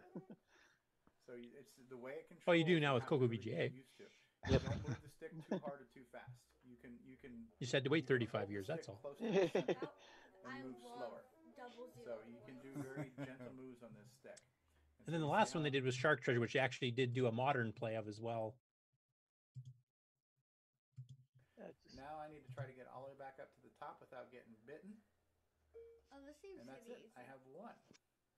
Now let's try it again. Now if they get close to you, So skip ahead to the modern play. I don't know. And there's the YouTube ad. Oh, wonderful. Brought to you by Edible. He wasn't going to get you. You got to save that for when it's like about, we're going to bite you. Like that. This is still one of my favorite original games. Oh, I see. You're just making them change directions. But Sharks. What are the sharks swimming in? Green slime. Well, it's obviously polluted water, you know. So And they're blue sharks too, so they must be radioactive. Yeah, it's not as if blue wasn't available in this color mode. actually, Nick, this is one we should put on our Coco VGA color and Coco 3 color palette Yeah, change. change the colors. Now you're out of flashies. How many Anyway, it's just cool to watch the reactions and then seeing what Megan laughing at herself basically from 4 years ago. I've been meaning to watch those. I haven't watched them yet. I haven't had time this week. Yeah, they're entertaining. I definitely have to say they're entertaining. Yeah. Next up, port battles. We've covered these guys before. They haven't done one of the ones that involved the Coco game in a while. So this time they're doing Pac-Man. And if you can see on the list here, that's all the different versions they cover from arcade, Apple II clones. And these are not just official ports. These are clones as well. Some of the channels only do actual official ports, which is why there's not a lot of Coco videos, because we didn't have a lot of official ports. But they've actually got two you can see down here that are for the Coco, and they're both labeled as homebrew. One is Nick Randy's. Now, he actually mentioned that in the video that he tried some of the Coco 1 and 2 versions, and he said, none of them are really that good. No. There were no good native Coco. Which for the actual Pac-Man, I have to agree. Mrs. Pac-Man, the Tom Mix one wasn't too bad. Mrs. Bates. Yeah. But the other ones are a little bit, well, they were part of the earlier generation of games, came out in 81, 82 type thing, like Pack Attack and Ghost Gobbler, etc. So the two they did here, they did Nick's first, and then they did Glenn Hewlett's transcode. So I'll just play that little clip part of it there. Gotta fly, guys. Take care. Yeah. Later, Brian. See you, Brian. Bye.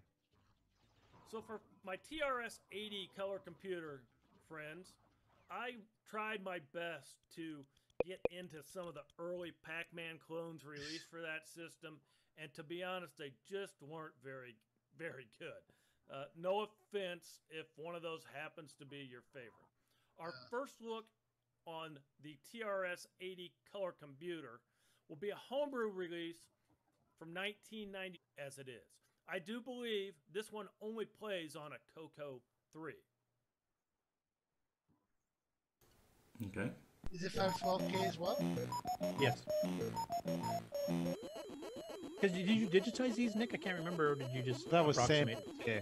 So, yeah, they are from a real arcade machine. Yeah, so I'm not sure what he was talking about there. Maybe it's not Maybe the right setup wasn't set up right or something. Yeah, that could be too. Or did you maybe slow them down to get extra IRQ time or something? Maybe in No, they sound pretty much the same. Sounds the same to me. Sounds exactly like the arcade. Similar to a few of the other systems, the Coco 3 got a Z80 transcode homebrew in 2017 from Glenn Hewlett. You'll need to supply ROM files for this one to work, but it looks great, sounds great. It's a scroller, but it does show probably 3/4 of the screen, a bit more than your typical scroller, so it's not too bad. I think I got a bit of a glitch here at the beginning. Not sure what happened there.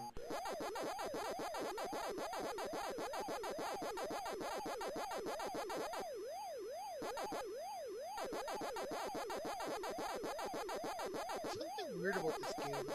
There's a spot you're supposed to be able to go, and Ghost can't find you. Yeah, it's in the lower left somewhere. And you have to be facing a certain direction too, I think. There you can see the scroll effect. Anyway, that was the two Coco ones, and he's got comparisons with a ton of other systems, so if you want to actually see the whole video. Now, his original plan was he was going to actually show various levels of, like, showing basically the completion of the first stage for every system. When he finished his compilation of all these systems, the video was over 3 hours long. So he ended up cutting it down to one where he just basically showed, a brief 45-second clip or something. But he does have the original 3-hour version if you wanted to watch that. Who wants to watch a 3-hour show? So I figured I'd play that live.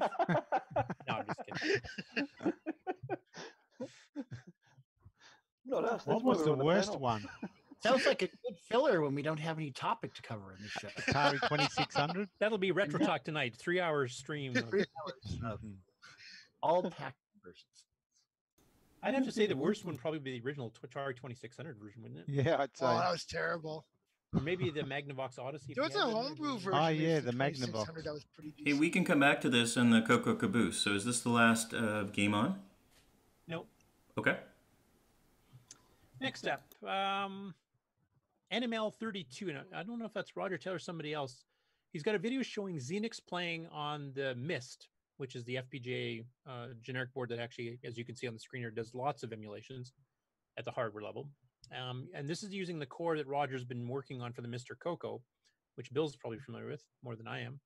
And this is based on his February 7th release of the Coco 3 emulation. And this is showing Xenix running using a USB gamepad and a VJ monitor on a Mister. And I have to say the emulation is pretty close because Xenix actually does tax it quite a bit. So I'll fast forward to the actual gameplay.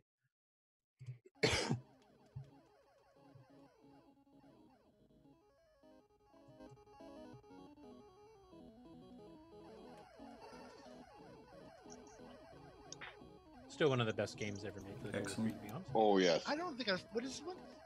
Xenix. 120K Coco 3 required. It's kind of like a Super Galaga, I guess is probably the closest approximation. Yeah, Coco 3. Arcade level quality. Oh, yeah. It's really good. Multi-voice music in the background, great explosion effects, power Very ups, all kinds of fast. stuff. Yeah. This is a good Capable of- test for a Mr. Coco or any FPGA thing because it's running multiple interrupts simultaneously for 60 frames per second with multi-voice music. And So the Coco 3 did allow you to do sound and graphics at the same time, kind of? it made it easier because you can control it with a background FIRQ tied to the timer. That's what Nick uses. That's what Chet uses. That's what Jeremy used, and a lot of the Coco 3 games used. You could have done this to a limited extent on the Coco 1 and 2 if Tandy had been smart enough to hook the horizontal sync with the FIRQ and not the IRQ. Because they did it backwards from what it should have been, so much overhead's taken up doing an IRQ that using it tied to the H sync leaves you no time to do anything. Unless you do, tricks. Thus, it was Simon a good does the idea, trick. but it wasn't. Go ahead. It was a good idea, but yeah, it wasn't. Yeah. Simon's kind of done a trick around that. You can drop your sampling rate to 7,500 hertz because basically you do your IRQ and then you purposely take more time that you're going to miss the next or next H sync. So basically you're doing one every 2 H syncs, but it takes slightly over 50% of the CPU time even to do that. And if they tied it to the FRQ, it would have been much, much better.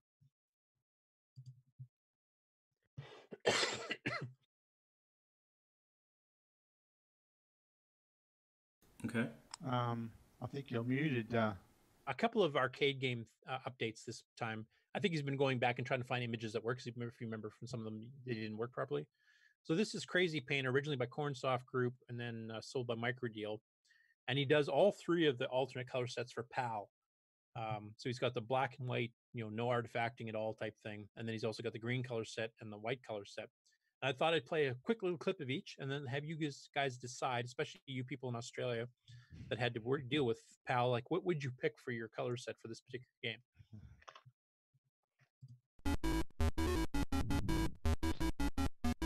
No color. Yep, so it's got no color at all. You get cross hatch and vertical stripes and all that stuff with black and white. And purple and green. At least it's graphics. Alternating. Better than Model 1. And here's PMO 3 screen 1.1.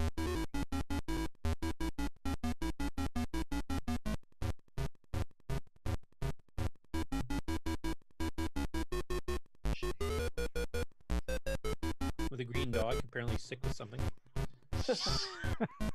Got the beer virus. Yeah. And the runs, apparently. Those are footprints. Who's trying to test with the fire detector?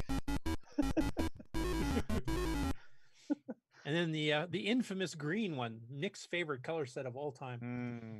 Green with envy.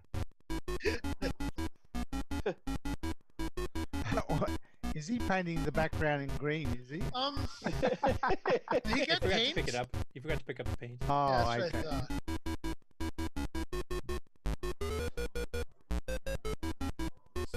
So anyway, given the limitations of PAL, where you basically had black and white with some really odd purples and what was it, purple and green that showed up? Yeah. Yeah. which didn't the quite show on artifacting, his yeah. emulator here, or the 2 official color sets. Which one would you have picked for this game on the panel? The I green. like the middle one. The white. The white color one? Well, I don't know. It's either that or the black and white one, because this last one, I don't know. It's just Yeah, it makes you want to gouge your eyeballs out, doesn't it? Well, yeah, a bit too much green, but I don't know. I have to agree. I'd say the white color one was probably my favorite in this particular game, which normally I don't like that pastel-y one, but in this case, I think it honestly does look a little bit better. Nick, you disagree? You prefer the green? You could. I don't know. It's not as bright, and it looks a bit more colorful. So it's meant to be crazy painter. I think it needs color. At least there's a bit of yellow and a bit of blue, which the other one's a bit too bright. The best, Like but yeah. blue and orange, and Well, we didn't actually see it that way, black and white. We saw if we had the color turned up a bit. I was going to see what Ben Drake said, because he was in the UK, and he would have so that's. And you can also do that now on the Coco VJ, where you can patch colors. In fact, you have more choice of colors there than you do on the Coco 3. So a lot of this old PAL stuff actually could be fixed up nowadays. But I guess from what I understand, most TVs these days in the UK and in Australia kind of support both, don't they? Yeah. NTSC, yeah. They the TV have done for years, but you actually. still do need an NTSC CoCo though. Yeah. So do the modern TVs there do not support PAL anymore at all, or? Oh, they No, do. They support. Yeah, they support You can't both. plug the PAL CoCo 1 into a NTSC TV and get artifacting on it, because the PAL Yeah, output isn't compatible. you still need an NTSC CoCo. Yeah. Okay. I guess Ben still is in the chat. He actually says he doesn't have a favorite, which I don't know if that means that they're all equally good or if they all suck. I'm not sure what he's referring to. Yeah, probably all suck. My understanding on the TVs is that they just have a single video decoder circuit and it detects. Nowadays or NTSC. they auto switch. Yeah, auto switch. So it doesn't matter what you plug. It doesn't matter, but yeah, you've got to have an NTSC CoCo to start with. Yeah. So does the current TVs, if you have a PAL CoCo, does it still give you the olive green and purple, or does it make it? The white TV will switch to PAL. Yeah. Okay, so it still does its weird artifacting. Yeah, you don't win. Okay. And the last story I have for the Game On segment. Richard Kelly uploaded a file to Facebook, which he called the Best of Precurse Magazine, which is basically a monthly tape that came with a bunch of programs on it. There's some games, there's some utilities, there's programming tools, all kinds of stuff. It just varied. And later on, they actually got some former third-party commercial games from the likes of Tom Mix and others that they actually would include one of those games each month too. That was later on, like in the late 80s. So like you could get Donkey King one month, and you might get Buzzard Bait the next month. Of why you would, I would want to do that. I don't know. I'm sorry, were you saying something? At any rate, Andrew Piskursky was one of the ones that did original stuff, or occasionally did clones, and he was prolific. Yeah, like he did a game, and these are all assembly language too. They're small. But he made assembly language games. There was a ton of them. I've got probably about half a dozen on my website, and there's a lot more I haven't even got to yet. So we did stuff like Fortress of the Mutant Waffles, Box Shoot, Caterpillar Cave, Robot Bomber, etc. So what Richard did here is he picked some of his favorite ones, and then he made a disc image of what he considers his favorite of the Pekursky games. And I haven't actually had a chance to download this yet, but he's got a few that are not on my site on this disc image. And it'd be kind of interesting, maybe as a follow-up for next week, if you guys go through the ones that he's got on this disc image and see what is your favorite out of the ones that Andrew did back in the day. And like I said, he was cranking these out like once a month, so it was pretty impressive. And most of them original, which is also a cool feature to have. So for Game On Spotlight next week, we'll do the Donkey King high scores. And then I thought we could also maybe have people go through this disc image on Facebook and then pick your favorite Pekursky game, and we can kind of discuss that as well. And that's the end of Game On. Okay. Game off. And I'm going to share system sound again, and we're going to thank you for...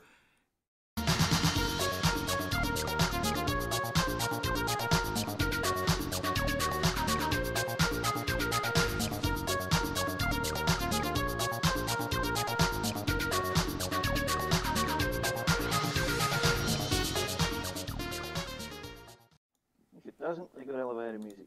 He doesn't appear anyway. I'm not sure if he came through the stream, but.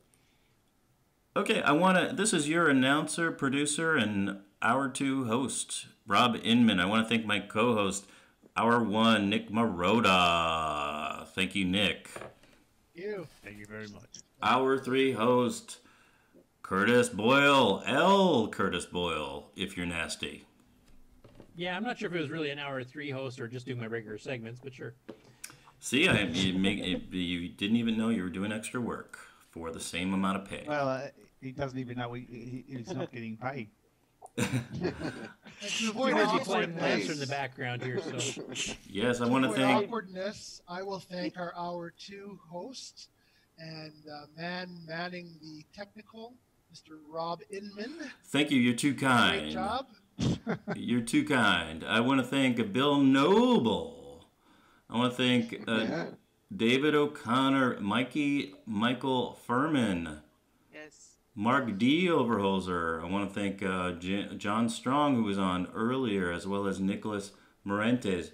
In the live chat, we had a lot going on. We have Mr. Ben Drakes, Mark D. Overholzer. We had Fred Dufas posting links. And we had so much going on. Dave and Sharon, Mr. 6809 Dave from Discord, and his great idea to do the game on segment. Curtis Boyle, Al Hartman from Jersey was here. John Laurie, how you doing? We had Paul Fiscarelli, Yo Paul, Nick Maroda, Al Hartman, Retro Innovations had a nice troll. Jim Braid, what did he say? Jim Braid said something about the 6502 would dissipate any offending fart smells. And I responded, I think 6502s just give off a fart smell naturally. As long as they don't let the green smoke out. Matchy was here. Oh, Miss Matchy. Matchy was here. Mikey, and Tim Franklin, of course. Who could forget Tim? So much going on in the live chat. Apologies to anyone that I forgot to mention. Terry Steen in the live chat. David Ladd was here. David Ladd. And what about that guy, Stevie something or other from HamCation? He looked very familiar, as well as Jason the Coco Man Reichert and Ken Reichert as Samuel Gimes with his new Coco Thoughts. There was so much going on, but wait, there's more. Stay tuned. Yes, there is. I got something to add too. Well, why do you want to add that on the Coco Caboose? Because that's the post show.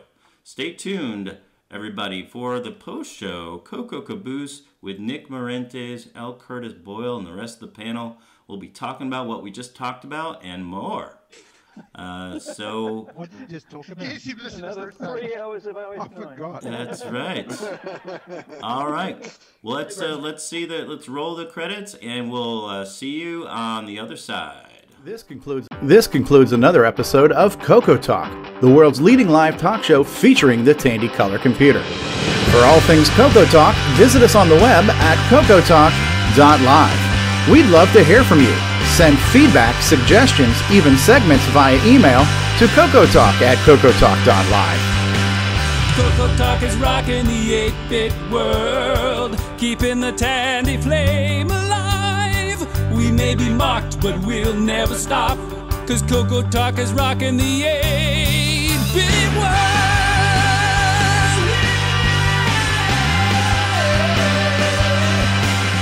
Consider supporting the show with a purchase of merchandise from our retro swag shop at 8bit256.com. If you'd like to become a patron of the show, click the Patreon link at our website at cocotalk.live. CoCoTALK is rocking the 8-bit world, keeping the Tandy flame alive. We may be mocked, but we'll never stop, 'cause CoCoTALK is rocking the 8-bit world. CoCoTALK would not exist without the community, its cast, crew, and contributors. Thanks go to Curtis Boyle, David Ladd, Mark Overholzer, Grant Leedy, Bruce Moore, Nick Marentes, Ron Delvaux, Rick Adams, Jason Reichert, Richard Lorbieski, Jim Brain, Tom C., Rob Inman, Mark Bosley, Brian Joyce, Ken Reichert, David O'Connor, Brian Weasler, Terry Steggy, Nick Marotta, John Strong, and many more, especially to Steve Bjork for production suggestions and James Diffendaffer for making my head explode.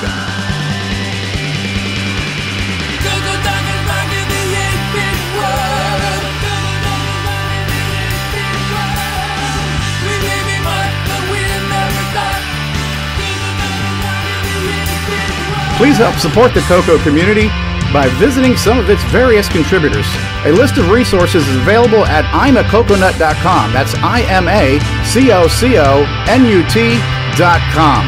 The CoCoTALK theme song is copyright 2008 by D. Bruce Moore and Greg Sheeler.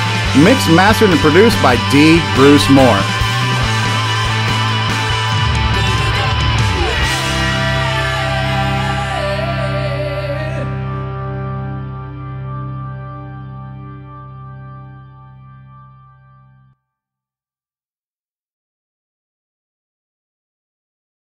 Well, we should call it "Take It Out and Shoot It" or something.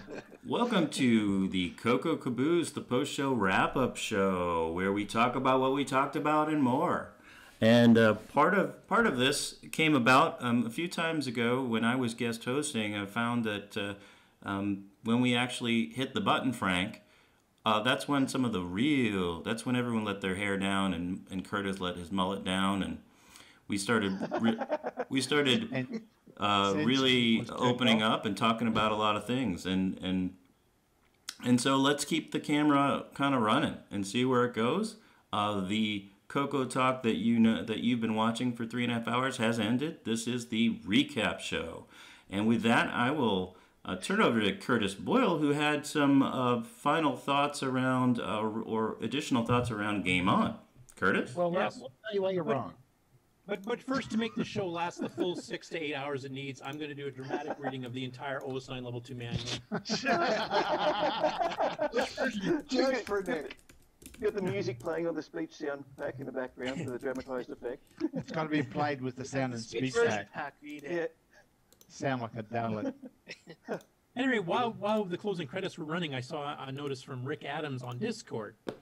And he just said, for Lark, I just added use of the boomerang LED, which we discussed earlier. We're going to be using NitrOS 9 to Temple of Rom 2 today. And so I kind of asked him, I said, well, what does it do in Temple of Rom 2? And he just answered me back. He said, it briefly flashes white when you shoot the laser. I'm not sure what other sorts of things I might do. So I was wondering if there's any suggestions from the panel here. If you have a boomerang E2 board, which has the LED, which you can change colors and make it pulse or light up or whatever, what kind of things do you think you could add to using that in Temple of Rom 2? How about a proximity detector? Flashing red when you die.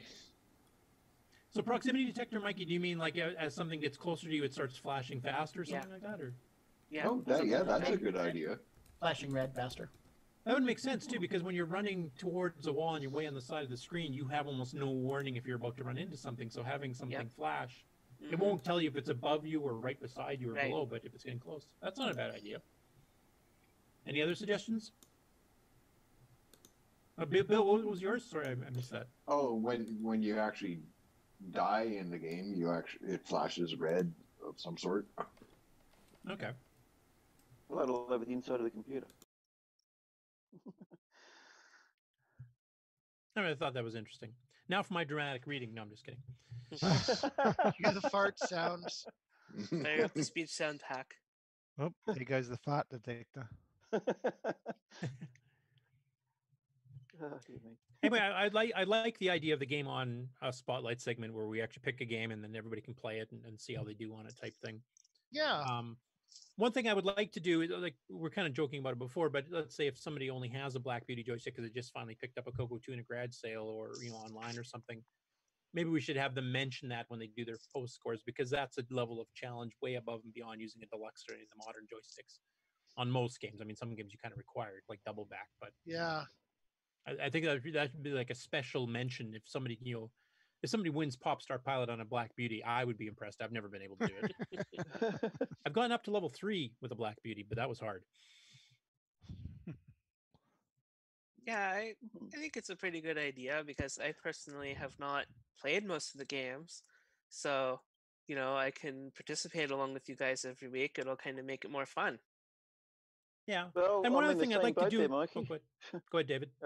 Yeah, I was just going to say I'm in the same boat, Mikey. There's a lot of games. Some of the games I have played, but I wasn't really a gamer much in the Me day. either. So a lot of these are brand new to me. Mm-hmm.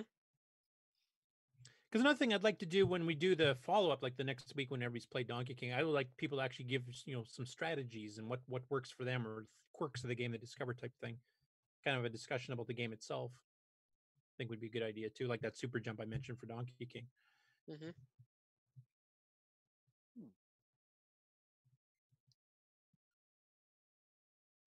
Cricket. What I'll talk about still. Riveting. Let's all be quiet now.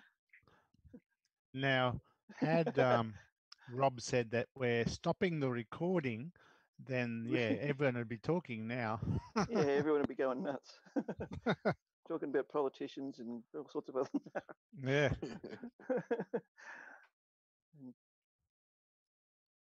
Yeah, this is thrilling. I'm just going to mention too that suggestion of using the light as a proximity detector for Temple Run 2. I'm actually going to suggest that to Rick on Discord. So you guys go ahead and chat while I type that in. Yeah. So another thing is, oh, go ahead, Mikey. I was just gonna say that's just the idea. He can pick the details of what color, how to implement it. That's up to him. That's just just giving out the idea. Is there a timer in that game? I mean, I haven't played that game in ages. Temple of Ram, no. Yeah. Oh, okay. You just keep I going thought until it you could die. start glowing when your time's running low. Oh well, that's out. You can even have it do the proximity detector and even have it different colors depending on the monster. Like if it's the bat or whatever that thing's called that comes swarms and tries to kill you type thing, or if it's the spiders or certain monsters could get special treatment with red alert for something that's really bad versus a blue alert for something that's not quite as bad. How do you die? Do you have like a health level or? Is it number of men? I can't remember now. Yeah, I think it's like three lives or something. 3 men. Oh, okay. Yeah. Talking of the dual color or multicolor LEDs, I think I've probably asked this before too, but is there documentation of what the actual poke commands are, the addresses to poke to? Yes. Okay. Yeah, there's 3 different colors of 2 different intensities each. Okay. So where do I go to find these the documentation?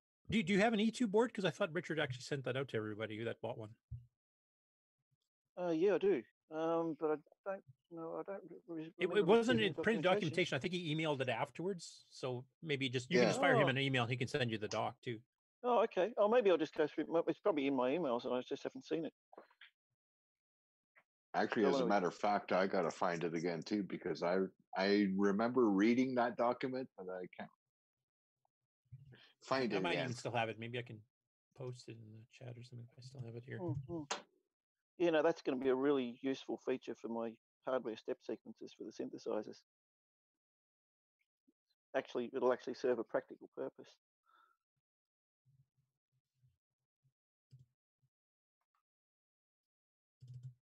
And the panel is off and rolling. Yeah, I just found it. So do you guys want me to post the where should I post this? Where you post it? Can you? It's a pretty long message, so I don't want to post it in the chat here per se, but maybe on Discord or something. Probably Discord in the. Is it the PDF hardware? Or is it a? It's actually just a chunk of stuff from an email. So you're talking. This is the documentation you're talking about for the LEDs. Yeah. Yeah. Okay. So Discord and the hardware channel, maybe. There's actually a Boomerang channel. Oh, is there a Boomerang E2 channel? There is. Oh, okay. There's too damn many channels. There's actually one that I put in there and pinned it. So you might check first to see if it's similar. Jump to the Boomerang and then check the pins. I'm actually doing everything on my phone at the moment, so I don't have my PC turned on. So if I close down Zoom to do something else, it's going to act like a Windows 3.1 and not OS 9, and it won't multitask properly. You're right, Mark. You do have it pinned, the actual message from from Richard on how to program the LED, Yeah, it's amongst there. other things. So Yeah, I what's won't bother good. reposting it. It's in there already. In the Cool. Boomerang channel on Discord. Okay, and pinned to the top, yeah? Yep. Yep. Makes it easy. From 4th of June, 2019. Cool. Oh, yeah, it is there. Yep. He's even got how to force it into 512K mode through software, too. I If you have thought to it was test all something. relevant, so I posted it and pinned it. All the time. Yeah, sorry, but if it looks relevant, I like to pin it so you can find it later. It's easier than trying to search. Yeah. So anyway, yes, all the information you need is on Discord. So if you're not on Discord already, people, join in. There's a ton of channels on various topics, hardware, software, opinion pieces stuff, information on general things, and a lot of good technically minded people. If you have any questions for programming or setting up a game or how to play a game or anything else, there's just a ton of people you can draw knowledge from. Sometimes Well, even me. I shall go and check out that pin now. That's useful to know. And yeah, like you said, Curtis, I've probably got the email's probably in my inbox. So if it's in Discord, it's probably just easier just to find it on there. Yeah, I would say so. Yeah. Oh, I've had the document before too, but I just can't find it now. Yeah, I found mine, but it's still in my email. But if it's on Discord, that's easier for everybody to get to, I think. Cool. Well, I'm going for breakfast. I'm gonna go get some sleep soon.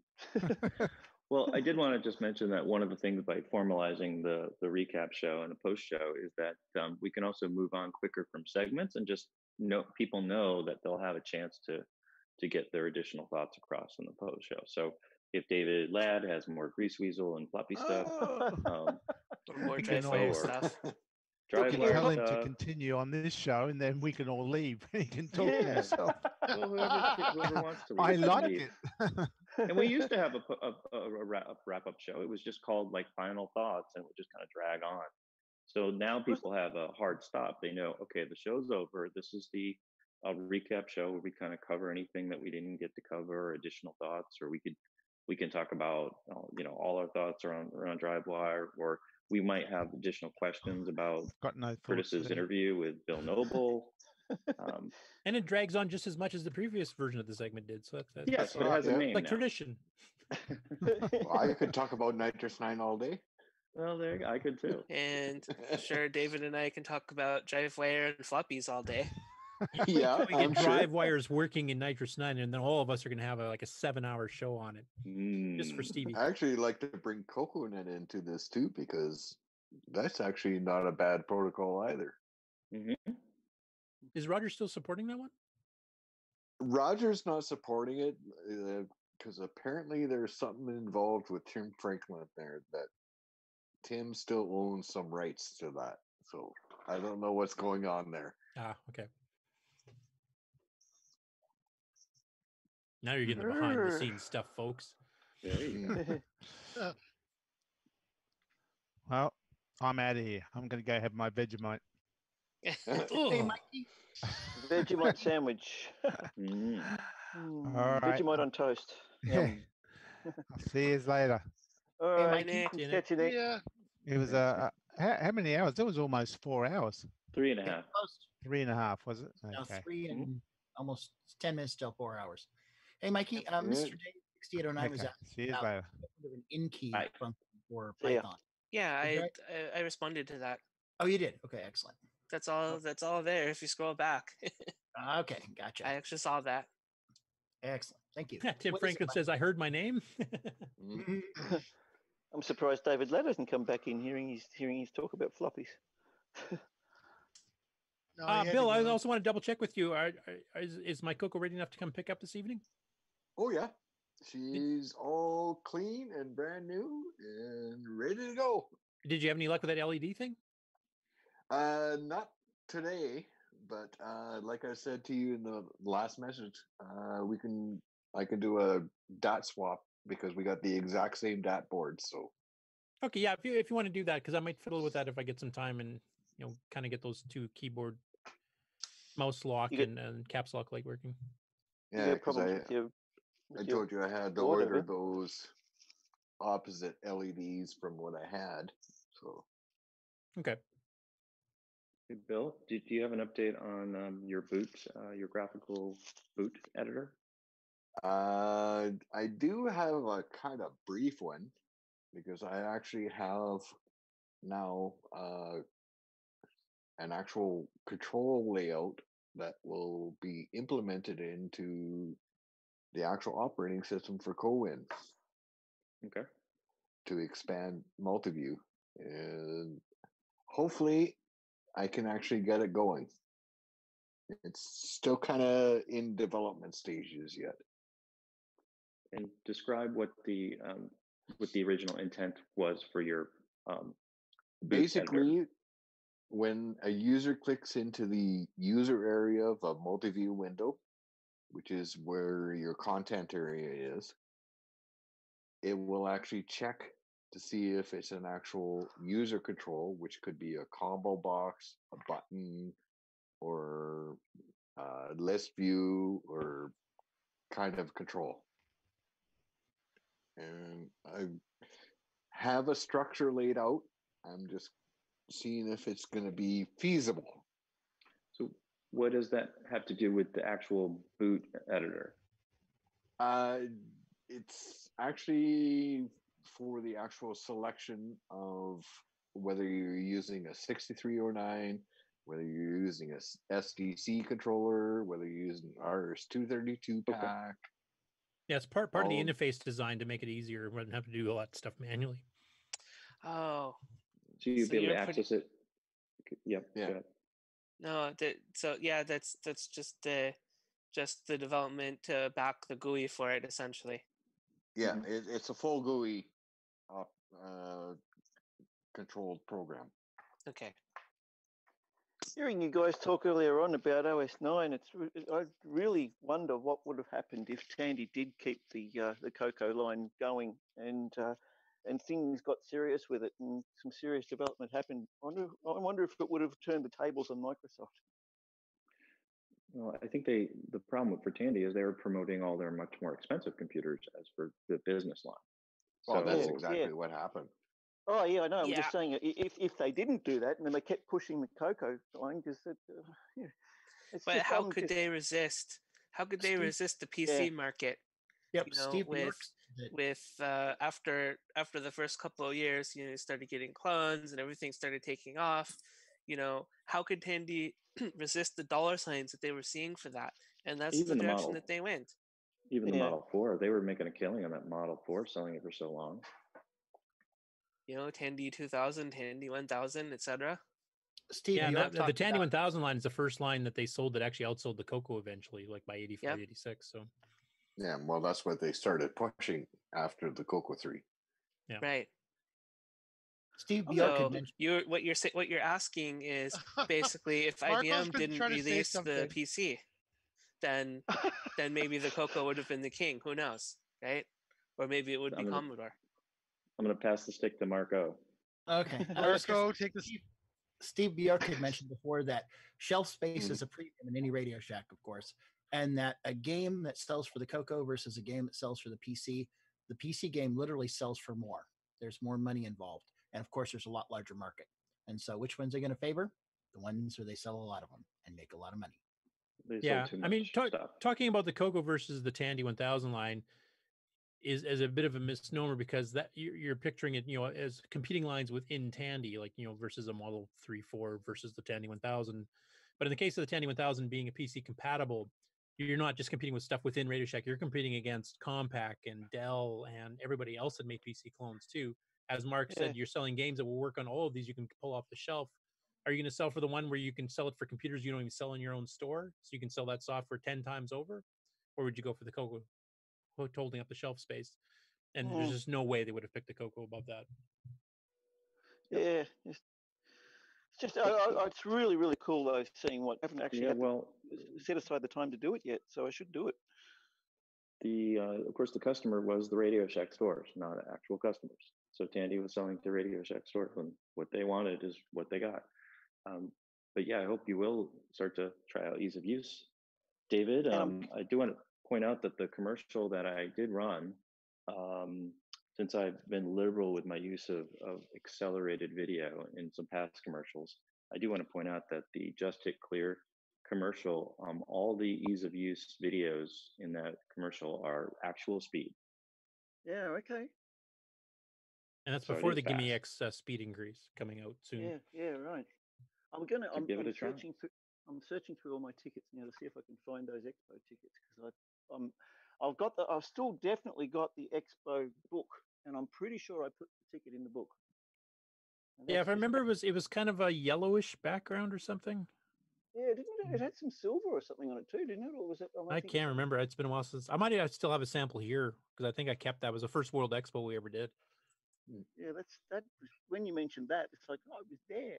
I got one of those tickets, and I'm in Australia. I was like, yeah, that blew my mind. It just printed on a Coco 3. It's like, wow. Yeah, that impressed me. Did you do any other World Expos? No, just Curtis. Just 1988. Yeah, I'm trying to remember. I'd have to go through a list of where the World Expos were to remember. You said that 88 one was the first one, right? Yeah, first one we did. Yeah. Okay, then the one there was an expo in Vancouver in '86 that we did. I went to Vancouver. Yeah, no, that was with my parents. That was even before I got in the industry. So if one of the companies I did work for did do it for that, based on something else, I wouldn't have known. What's that, Puss? You want to join the panel, do you? Oh no, it's Coco Cat number 2. Or 3, because Mark's got one too. So.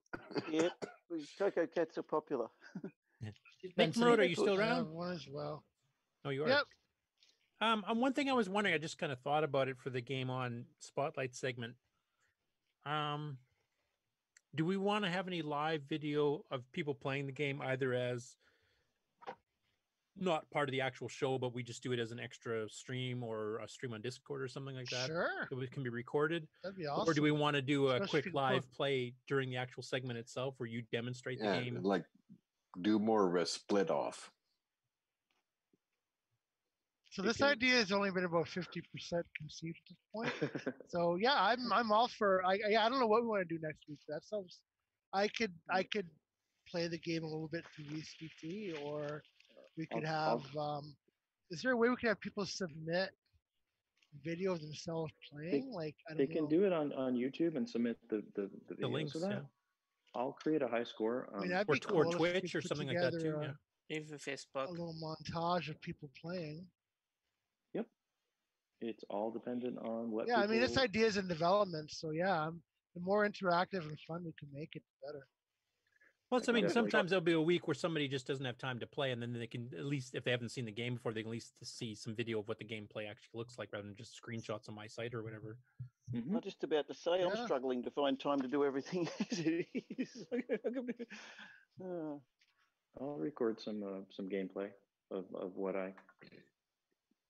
You don't want me. Rage Quit City. Yeah. Well, actually, we can have a competition between Mikey and Stevie's daughter Megan as to who rage quits first on each game each week. So that's more likely to be good at. I think they'll win the contest. They'll rage quit first, or they'll rage quit after you? I don't know what you mean by no. Win. They'll have better rage quits than mine. Mine will be like would quit first, then Megan. Yeah. The other thing I'm not sure if I had a conversation about this already with Rob, was concerned about like the Bjork games, just because. Well, we are still live. I mean, I do want to mention. I want to jump in just because we are live on the internet. Oh yeah. That in general, it not specific to any particular developer. I think that the way that you put it, the games that we talk about are available wherever they're available, and you leave it at that.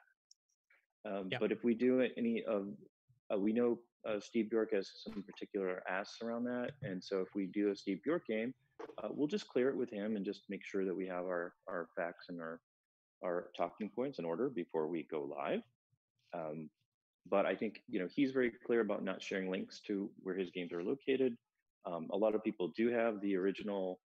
I was just going to mention that because I've got a ton of originals from Steve here, both Tandy and his third-party stuff. So And we know, as I Yes. mentioned, I said this on Facebook and other places, there's nowhere to buy brand new copies of any of the Radio Shack games, right? Including the ones that are released by Steve Bjork. So everybody does the best that they can.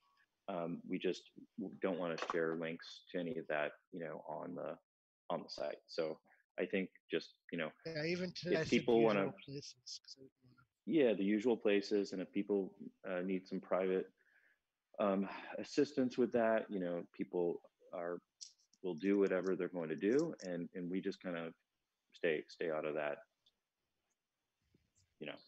where we're actually telling people where to go. One other thing I'll mention, we talked about before, maybe people should mention the specs that they played it under, like what type of a joystick did they use, in case somebody, like I said, just bought one off eBay with the Black Beauty and that's all they got.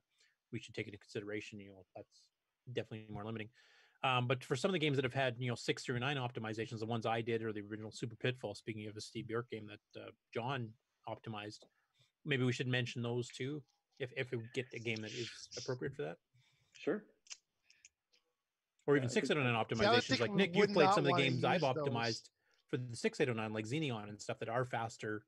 They're faster version now than there was originally. So we can mention, if there's several versions of the game available, we should mention them all, and then people who have the appropriate hardware or download the appropriate versions can at least try them both, and then maybe mention, I played a lot better on the sped up version, or I played a lot better on the slow version, or whatever.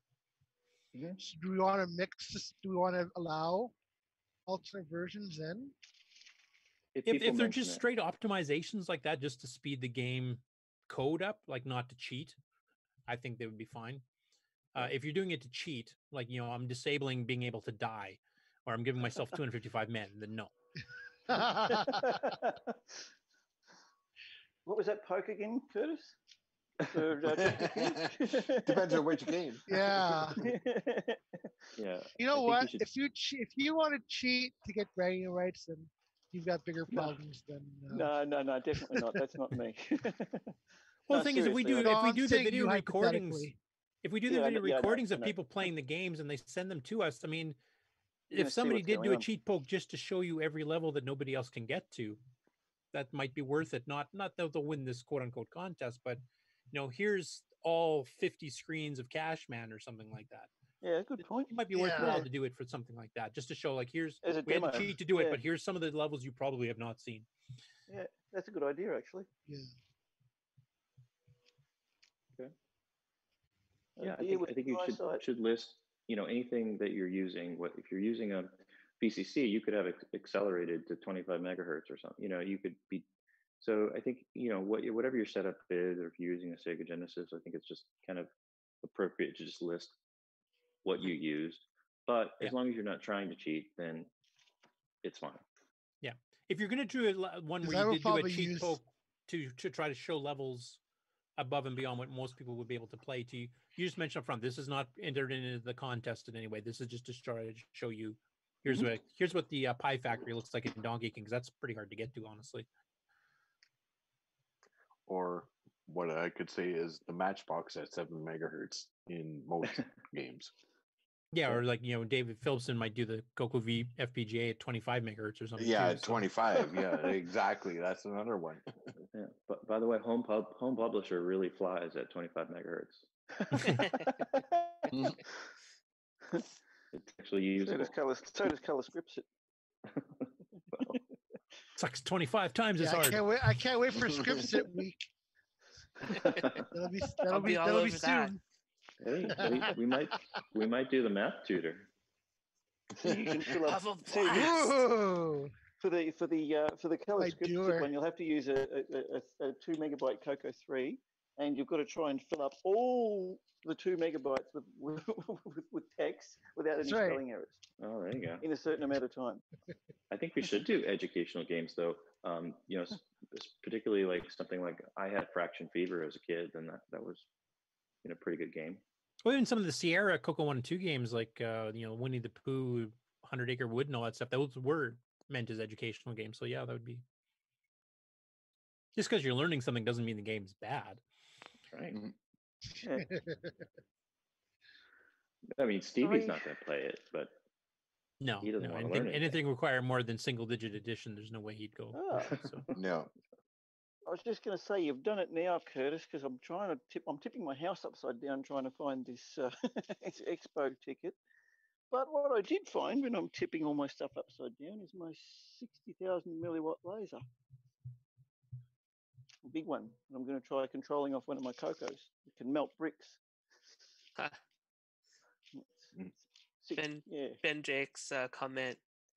He's talking about funny that it's we're talking about Donkey King because Donkey Kong was the game where the guy, I forget the guy's name, but he won the world record and did it on an emulator and didn't disclose it. Yeah, it's Billy Mitchell. Can't use MAME. Yeah.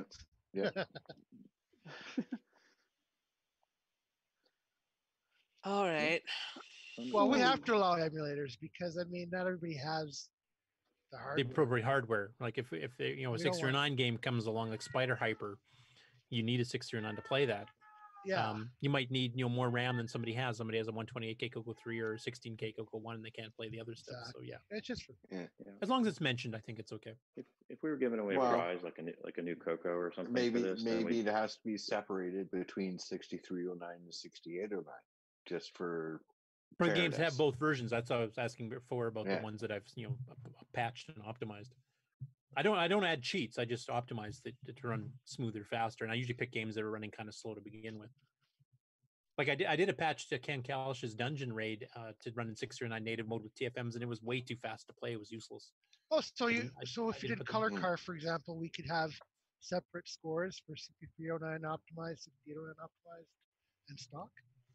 We could. I just don't know. Is there much of advantage to the game play in those cases, or does it just play better because it's smoother?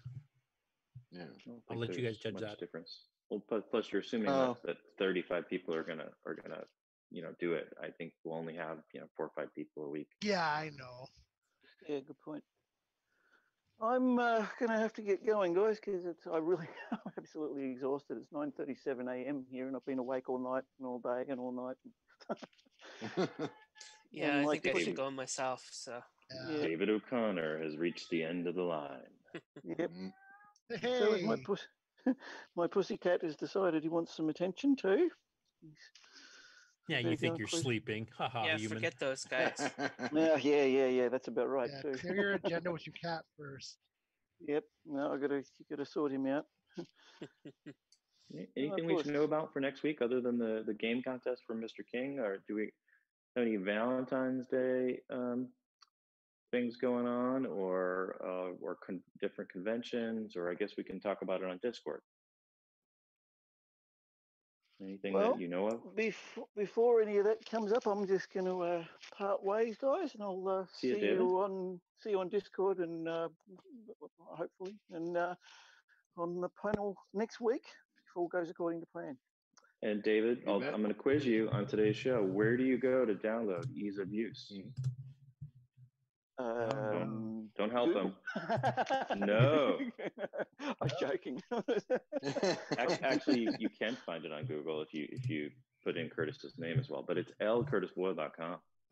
Yep, it's also available in the archive too. Oh, okay. They usually get it a couple days after the official release.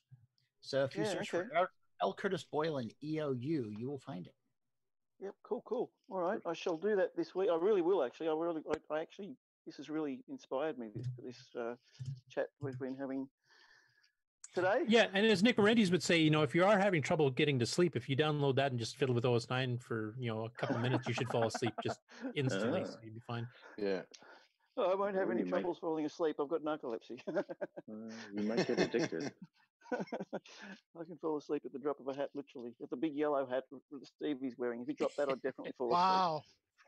That's quite the hat. That's quite the chapeau. Yeah. Anyway, I'm going to log off too. I'm going to grab something to eat quick, and then I got to head over to Bill's place, which is about an hour drive, to pick up my fixed Coco 3. So, nice. Yay! I can finally start testing stuff again. All right. Okay. Well, thank you. Later, thank you for joining us for the CoCoTALK wrap-up show. Nick Marotta, final words. No.